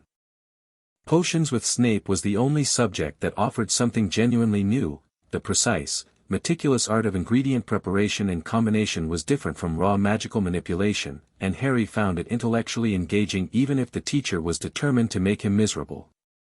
The unexpected, people were fascinating. 5 years with goblins had given Harry a deep education in many things, but socialization with human children his own age wasn't one of them. The castle was a petri dish of personality, 11-year-olds navigating friendships, rivalries, hierarchies, crushes, all of it compressed into a stone building with moving staircases and talking portraits and a poltergeist who threw water balloons. Harry watched. He participated when it felt natural and observed when it didn't, and what he observed was a microcosm of everything Griphook had taught him about power structures, playing out in miniature among children who didn't yet know they were learning the patterns that would govern their adult lives. He also didn't hide. The first charms lesson made this clear. Flitwick, a tiny, enthusiastic man who stood on a stack of books to see over his desk, introduced the levitation charm with a demonstration that made the class gasp. A feather, rising gracefully into the air, rotating, dancing. Now, wands out, and the incantation is Wingardium Leviosa. Swish and flick. 30 students pulled out wands. Harry pulled out his, the holly wand, which he'd never used, and set it on the desk. Then he looked at his feather, raised one hand, and the feather rose. Not tentatively. Not with wobbles or false starts. The feather rose in a smooth, controlled arc to eye level, where it hovered, perfectly still. Then, because Harry was feeling something that might have been mischief, it began to dance. It pirouetted, swooped, looped in figure eights, performed a series of aerial maneuvers that would have made a Quidditch player jealous. The class stared. Flitwick stared. The feather kept dancing. Mr. Potter, Flitwick said, his voice an octave higher than usual. You're not using your wand. No, sir. You're not using an incantation. No, sir.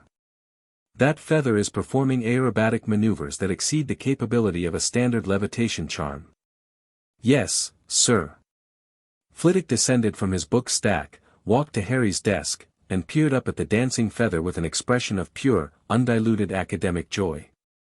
Can you do that with anything? He whispered. Harry looked at the other feathers. All 30 of them rose from their owners' desks simultaneously. The class erupted, shouts, gasps, 2 students falling off their chairs. 30 feathers arranged themselves in a formation above the students' heads, executed a synchronized loop, and settled gently back into place. Flitwick made a sound that was half laugh, half sob. Extraordinary. Absolutely extraordinary. 30 simultaneous levitations without a focus, Mr. Potter, that's not charm work, that's raw magical manipulation at a level I've never. He stopped. Composed himself. 20 points to Gryffindor. And please see me after class. I have questions. The questions lasted 2 hours. Flitwick was the first Hogwarts professor to treat Harry not as a student but as a phenomenon, asking rather than telling, exploring rather than instructing. By the end of the conversation, they had established a standing arrangement. Harry would attend charms classes for the social element but would work on independent study during practical sessions, with Flitwick serving as a research advisor rather than a teacher. McGonagall was harder to convince. The Transfiguration professor was rigid in her expectations and initially refused to deviate from the standard curriculum. Every student follows the same course of study, Mr. Potter. No exceptions. Harry turned his match into a needle without touching it, without speaking, in the time it took McGonagall to finish her sentence. She looked at the needle. Looked at Harry. Her lips thinned. "Turn it into a teacup," she said. He did.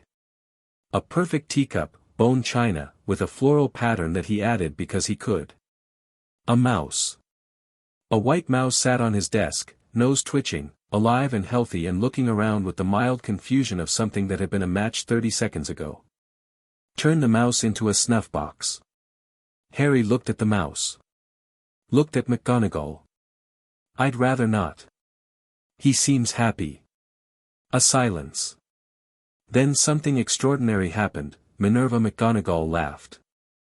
It was short, sharp, and surprised out of her like a sneeze, and she clamped down on it immediately, but it had happened. "Independent study," she said crisply. "I'll draw up a curriculum. 5th year material to start. If you outpace it, we'll discuss further adjustments." Harry didn't outpace it. He lapped it. Within 2 weeks, he was working on NEWT-level transfiguration theory while his classmates were still struggling with their matchsticks. Potions was different. Snape was different. The first lesson began with Snape sweeping into the dungeon like a particularly well-dressed storm front, robes billowing, eyes scanning the class with the casual malice of a man who had decided decades ago that children were an affliction. His gaze found Harry, and something complicated moved behind those dark eyes. Harry could read it, not the surface, which was hostility, but the layers beneath. Guilt. Pain. The memory of green eyes in another face. "Ah, yes," Snape said, his voice low and silken. "Harry Potter. Our new celebrity." He launched into a series of questions designed to humiliate, obscure potion ingredients, advanced brewing theory, things no first year would know. "Where would you look if I told you to find a bezoar?" "The stomach of a goat. It's a stone that acts as a universal antidote to most poisons. They're commercially available, but the most effective are sourced from wild mountain goats in the Mediterranean region." A flicker. Snape hadn't expected that. "What is the difference between monkshood and wolfsbane?" "They're the same plant. Aconitum. Also called aconite. The root is used in the wolfsbane potion, which, coincidentally, you developed the improved brewing process for.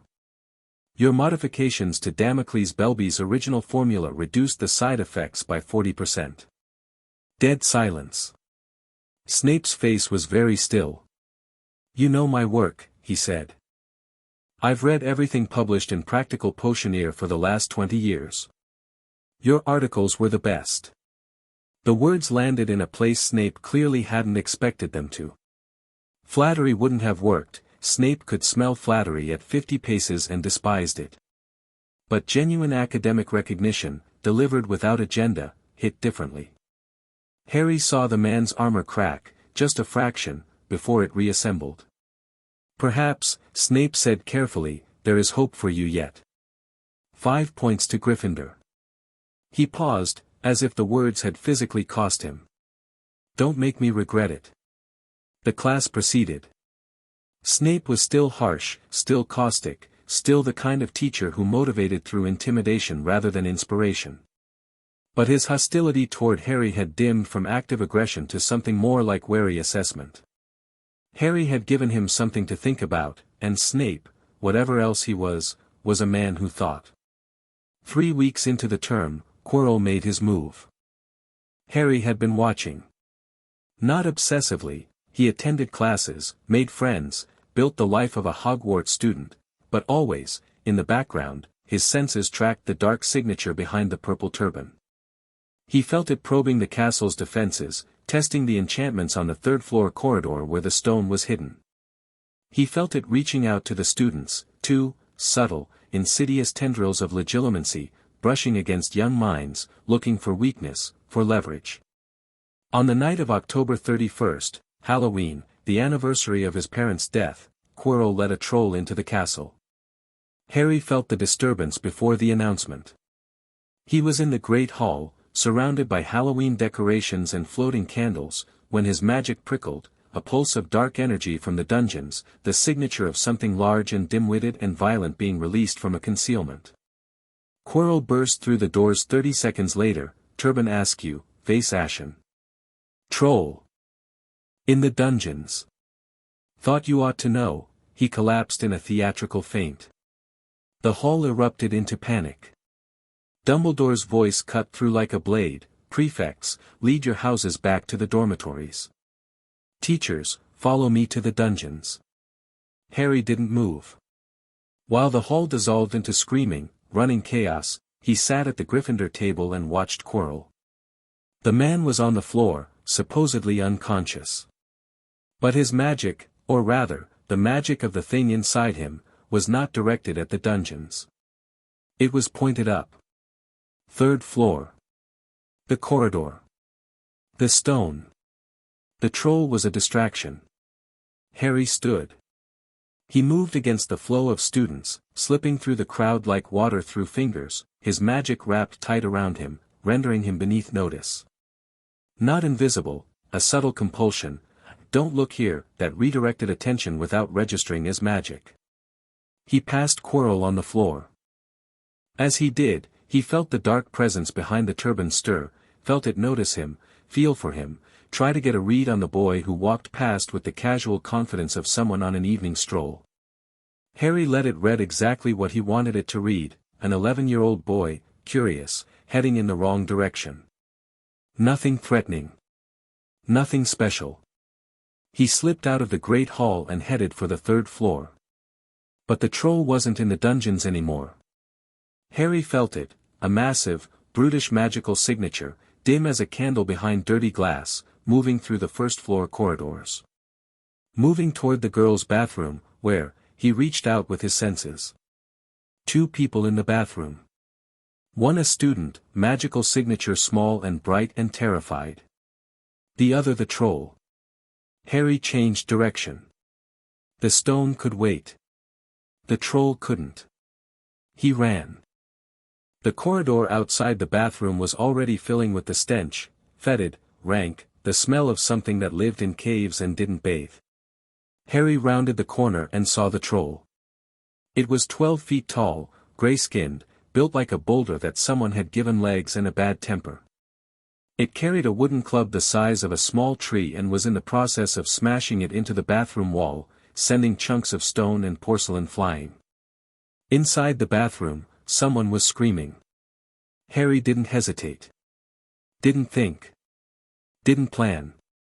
He raised one hand and the troll's club stopped in mid-swing. The troll looked at its arrested weapon with bovine confusion. It pulled. The club didn't move. It pulled harder. The club remained frozen in the air, locked in place by a grip that had nothing to do with physical force and everything to do with a will that had been honed over 5 years into something diamond-hard. Harry twisted his hand and the club flew from the troll's grasp, spun through the air, and cracked into the troll's own skull with a sound like a cathedral bell. The troll swayed. Its eyes crossed. It took one step forward, then another, and then 12 feet and 1 ton of mountain troll collapsed face-first onto the bathroom floor with an impact that shook the corridor and cracked the stone tiles. Silence. Harry stepped over the troll's outstretched arm and entered the bathroom. The girl from the train, Hermione Granger, bushy hair, terrified face, was pressed against the far wall, soaking wet from burst pipes, staring at the unconscious troll with an expression that suggested her brain was trying to process information faster than it could handle. "Are you hurt?" Harry asked. She shook her head. Her mouth moved, but no sound came out. "Good. Come on. We need to leave before the teachers get here and make this complicated." They left.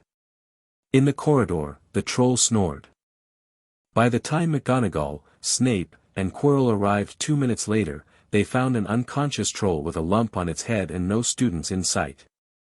Harry guided Hermione to the Gryffindor common room through passages he'd already mapped in his first week. She was shaking, the adrenaline crash hitting hard, and when they reached the portrait hole, she stopped. You didn't use a wand," she said. Her voice was trembling but her mind was already working, already categorizing. "You stopped a troll's club in mid-swing without a wand. You levitated a club that weighs probably 200 pounds and hit a troll in the head with it. Without a wand.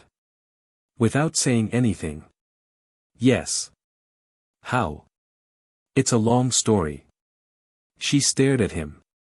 Her eyes were brown and sharp and burning with the ferocious need to understand that Harry recognized as a kindred drive. "I want to hear it," she said. "Tomorrow. You need sleep. I need answers. Tomorrow." Harry gave the password, Caput Draconis, and the portrait swung open. "I promise." She went through. At the entrance, she turned back. "Thank you," she said. "For the troll. Don't mention it." "Harry?" "Yeah. Whatever that is, what you can do, it's extraordinary. I've read every book I could find about magical ability, and nothing describes what you did. Not accidental magic, not wandless casting, nothing. You're something entirely new." Harry looked at her.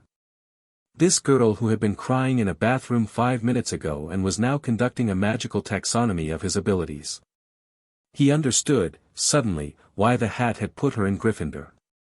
It wasn't courage. It was the refusal, absolute, bone deep, to let fear override curiosity. "Get some sleep, Hermione," he said.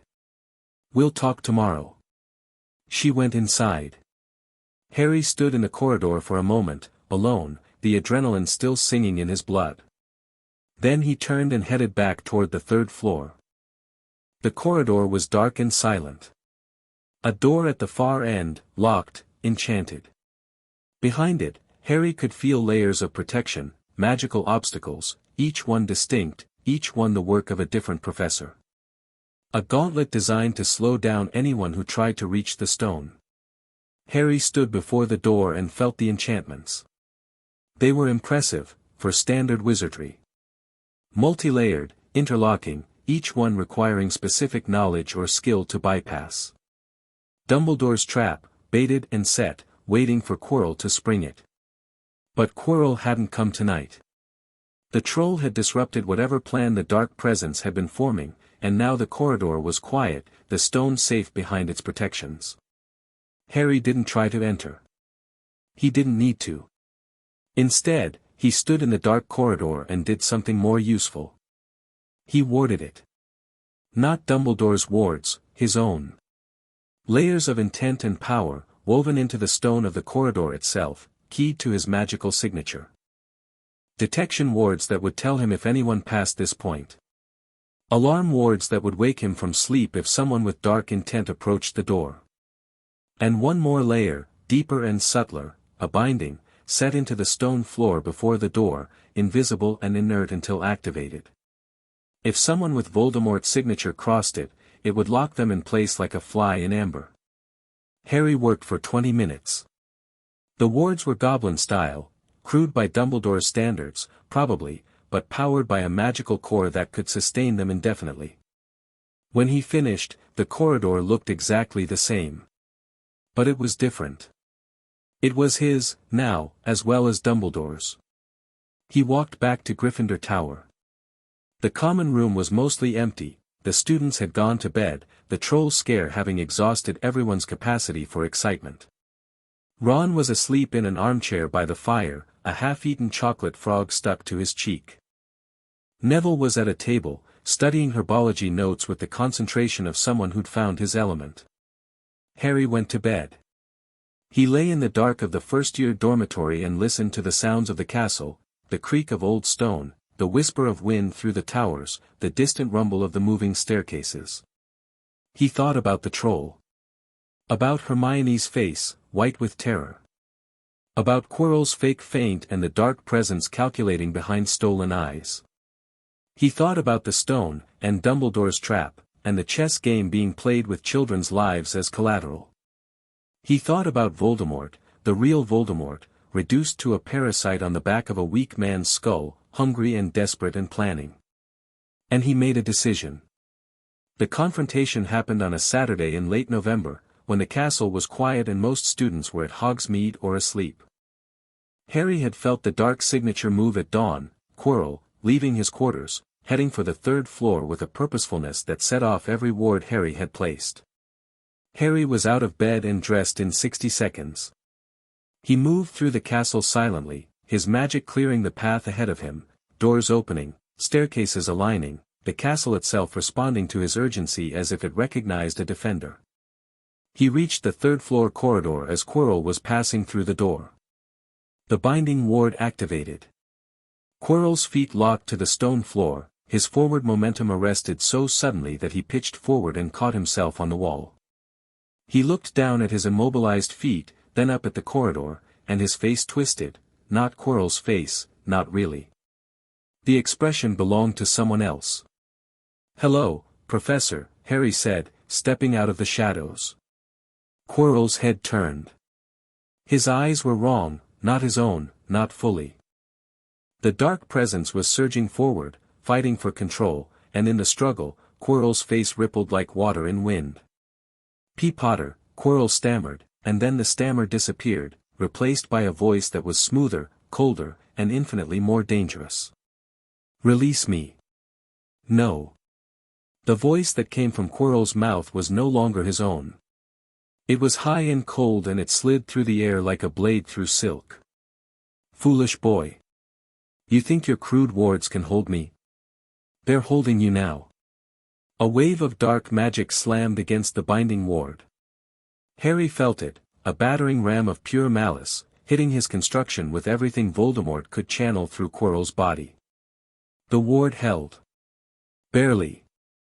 Harry poured more power into it, reinforcing the structure, and the dark magic broke against it like a wave against a seawall. "Impressive," the cold voice said. "For a child. I've been called worse." Quirrell's body turned, or tried to. The feet were still bound, but the torso rotated, and Quirrell's hands rose to his turban. He unwound it, loop by loop, and the fabric fell away to reveal the back of his head. There was a face there. Not Quirrell's face. A face pressed into the back of the man's skull like a mask pushed into clay, chalk-white, flat-nosed, with red eyes that burned in the torchlight. The face of Tom Riddle, reduced and parasitic, a fragment of the dark wizard clinging to existence through the body of another. Harry looked at Voldemort's face and felt nothing. Not fear. Not anger. Not the complex emotional cocktail he'd expected. Just a clear, cold assessment: this is the thing that killed my parents, that put a piece of itself in my head, that has caused immeasurable suffering. And it is weak. Weaker than it knows. "Harry Potter," Voldemort said, and the red eyes studied him with an intensity that would have broken a lesser Occlumen's. "The boy who lived. I've been looking forward to meeting you properly. We've already met. You lived in my skull for 5 years. The red eyes narrowed. The Horcrux. Yes. I felt it die. A piece of my soul, destroyed by goblin ritual magic. A pause. You should be dead. That fragment was embedded in your magical core. Removing it should have killed you. It didn't. No. It didn't." The eyes moved over Harry, assessing, probing. "And the bindings? Dumbledore's work, I presume. Gone, all of them. What emerged from underneath must have been significant. You have no idea." Voldemort smiled. It was terrible, a smile on a face that wasn't designed for human expression, stretched across borrowed features like a mask over a skull. "Give me the stone, Harry. The Philosopher's Stone. It's behind that door, and I need it to live. To truly live, a body of my own, power restored." You have no reason to protect it. I have every reason. What reason? Dumbledore's cause. The old fool who changed your magic and left you in a muggle cupboard. You owe him nothing. I'm not doing this for Dumbledore. Then why? What do you care if I return? The wizarding world that celebrates you as a hero, they don't know you. They don't deserve you. You are powerful, Harry. More powerful than anyone in this castle, perhaps more powerful than anyone alive. You and I, we are alike. We are nothing alike. We are exactly alike. Both raised without parents. Both shaped by suffering. Both possessing magic that transcends the ordinary. The difference between us is that I embraced what I am, and you hide behind a goblin's coat and pretend to be a schoolboy. Harry felt the words try to land and let them pass through him. 5 years of Griphook's political education, 5 years of Bonecrusher's combat training, 5 years of learning to recognize manipulation in all its forms. Voldemort's silver tongue was impressive, but Harry had been inoculated against better. You're stalling, Harry said. You're testing the ward while you talk, feeding dark magic into the binding, trying to find a weakness. You won't find one. It's powered by my core, and my core is bigger than anything you can channel through a borrowed body. The smile vanished. The red eyes flared. You cannot hold me forever. I don't have to. Harry raised one hand. I just have to hold you until I do this. He reached out, not with force, not with a battering ram. With precision. The scalpel that Bonecrusher had spent years teaching him to wield. He threaded his magic through the air between them, past the dark energy that surrounded Quirrell like a fog, past the defenses that Voldemort raised, and he touched the connection between the parasite and the host. It was thin. A thread of dark magic binding Voldemort's shade to Quirrell's body, a lifeline, the only thing keeping the dark wizard tethered to the physical world. Harry found it and wrapped his magic around it and pulled. Voldemort screamed. The sound was inhuman, a shriek of rage and pain and disbelief that echoed through the corridor and shook dust from the ceiling. Dark energy exploded outward from Quirrell's body, a shockwave of malice that hit Harry's wards and shattered against them. Harry held on. The thread was fighting him, writhing, reinforced by every shred of power Voldemort could muster.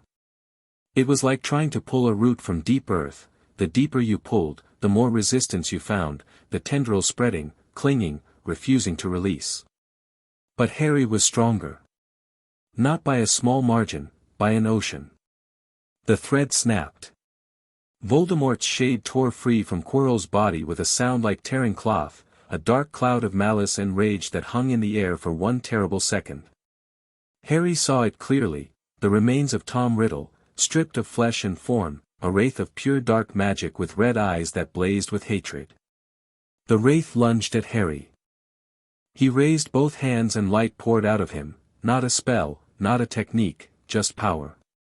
Raw, incandescent, undiluted magical force, channeled through 5 years of training and a lifetime of refusal to be a victim. It hit the wraith like dawn hitting shadow, and the shadow screamed and fled. Through the wall. Through the stone. Out of the castle, into the night, streaming across the sky like a trail of dark smoke, diminishing, fading, gone. Silence. Harry stood in the corridor, breathing hard. His hands were shaking.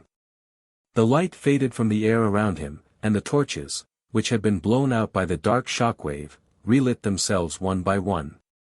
At his feet, Quirrell lay on the stone floor, motionless. The binding ward had released when the connection between host and parasite was severed. Harry knelt beside him and checked for a pulse. Alive. Barely. The man's face was gaunt, drained, the color of old paper.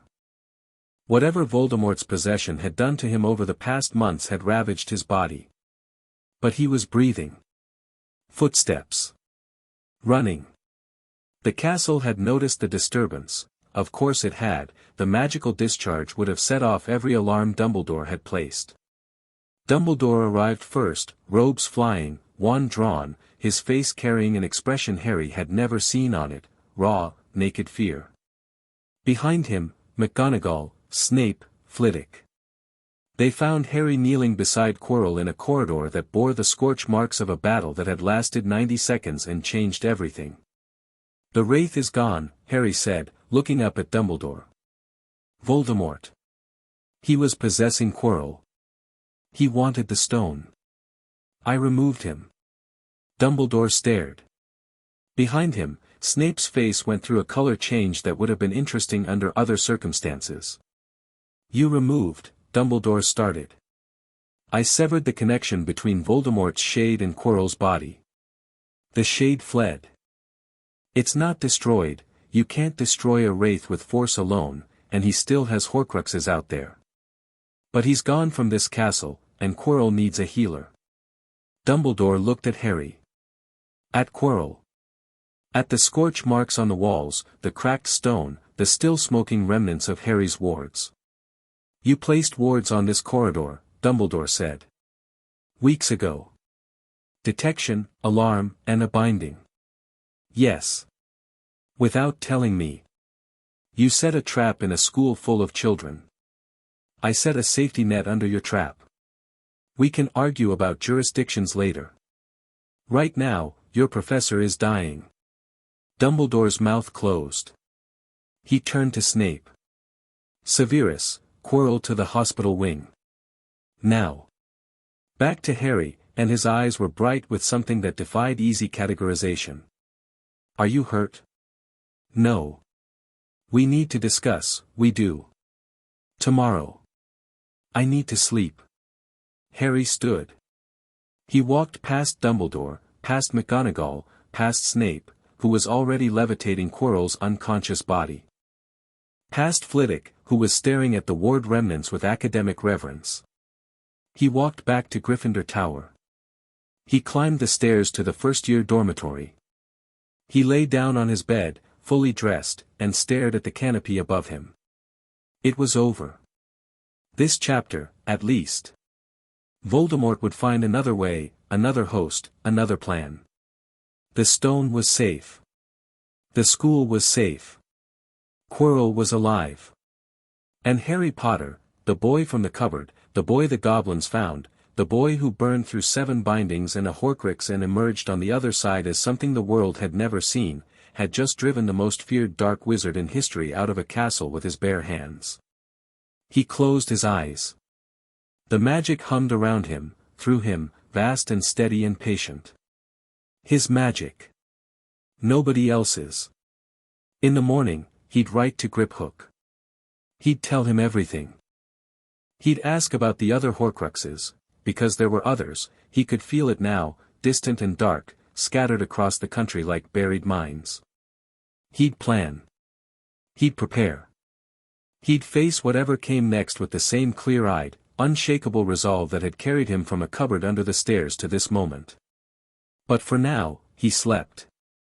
And in his sleep, a golden bird made of light perched on his headboard and sang a song that had no words, and the other boys in the dormitory dreamed better dreams than they'd ever dreamed before, and the castle wrapped itself around its newest defender like armor around a heart. In the morning, there would be questions. Dumbledore would want answers. The Ministry would want explanations. The Prophet would want a story. Harry would give them the truth. He was no one's weapon, no one's pawn, no one's chosen one. He was Harry Potter, and he chose himself. And that was enough. That had always been enough.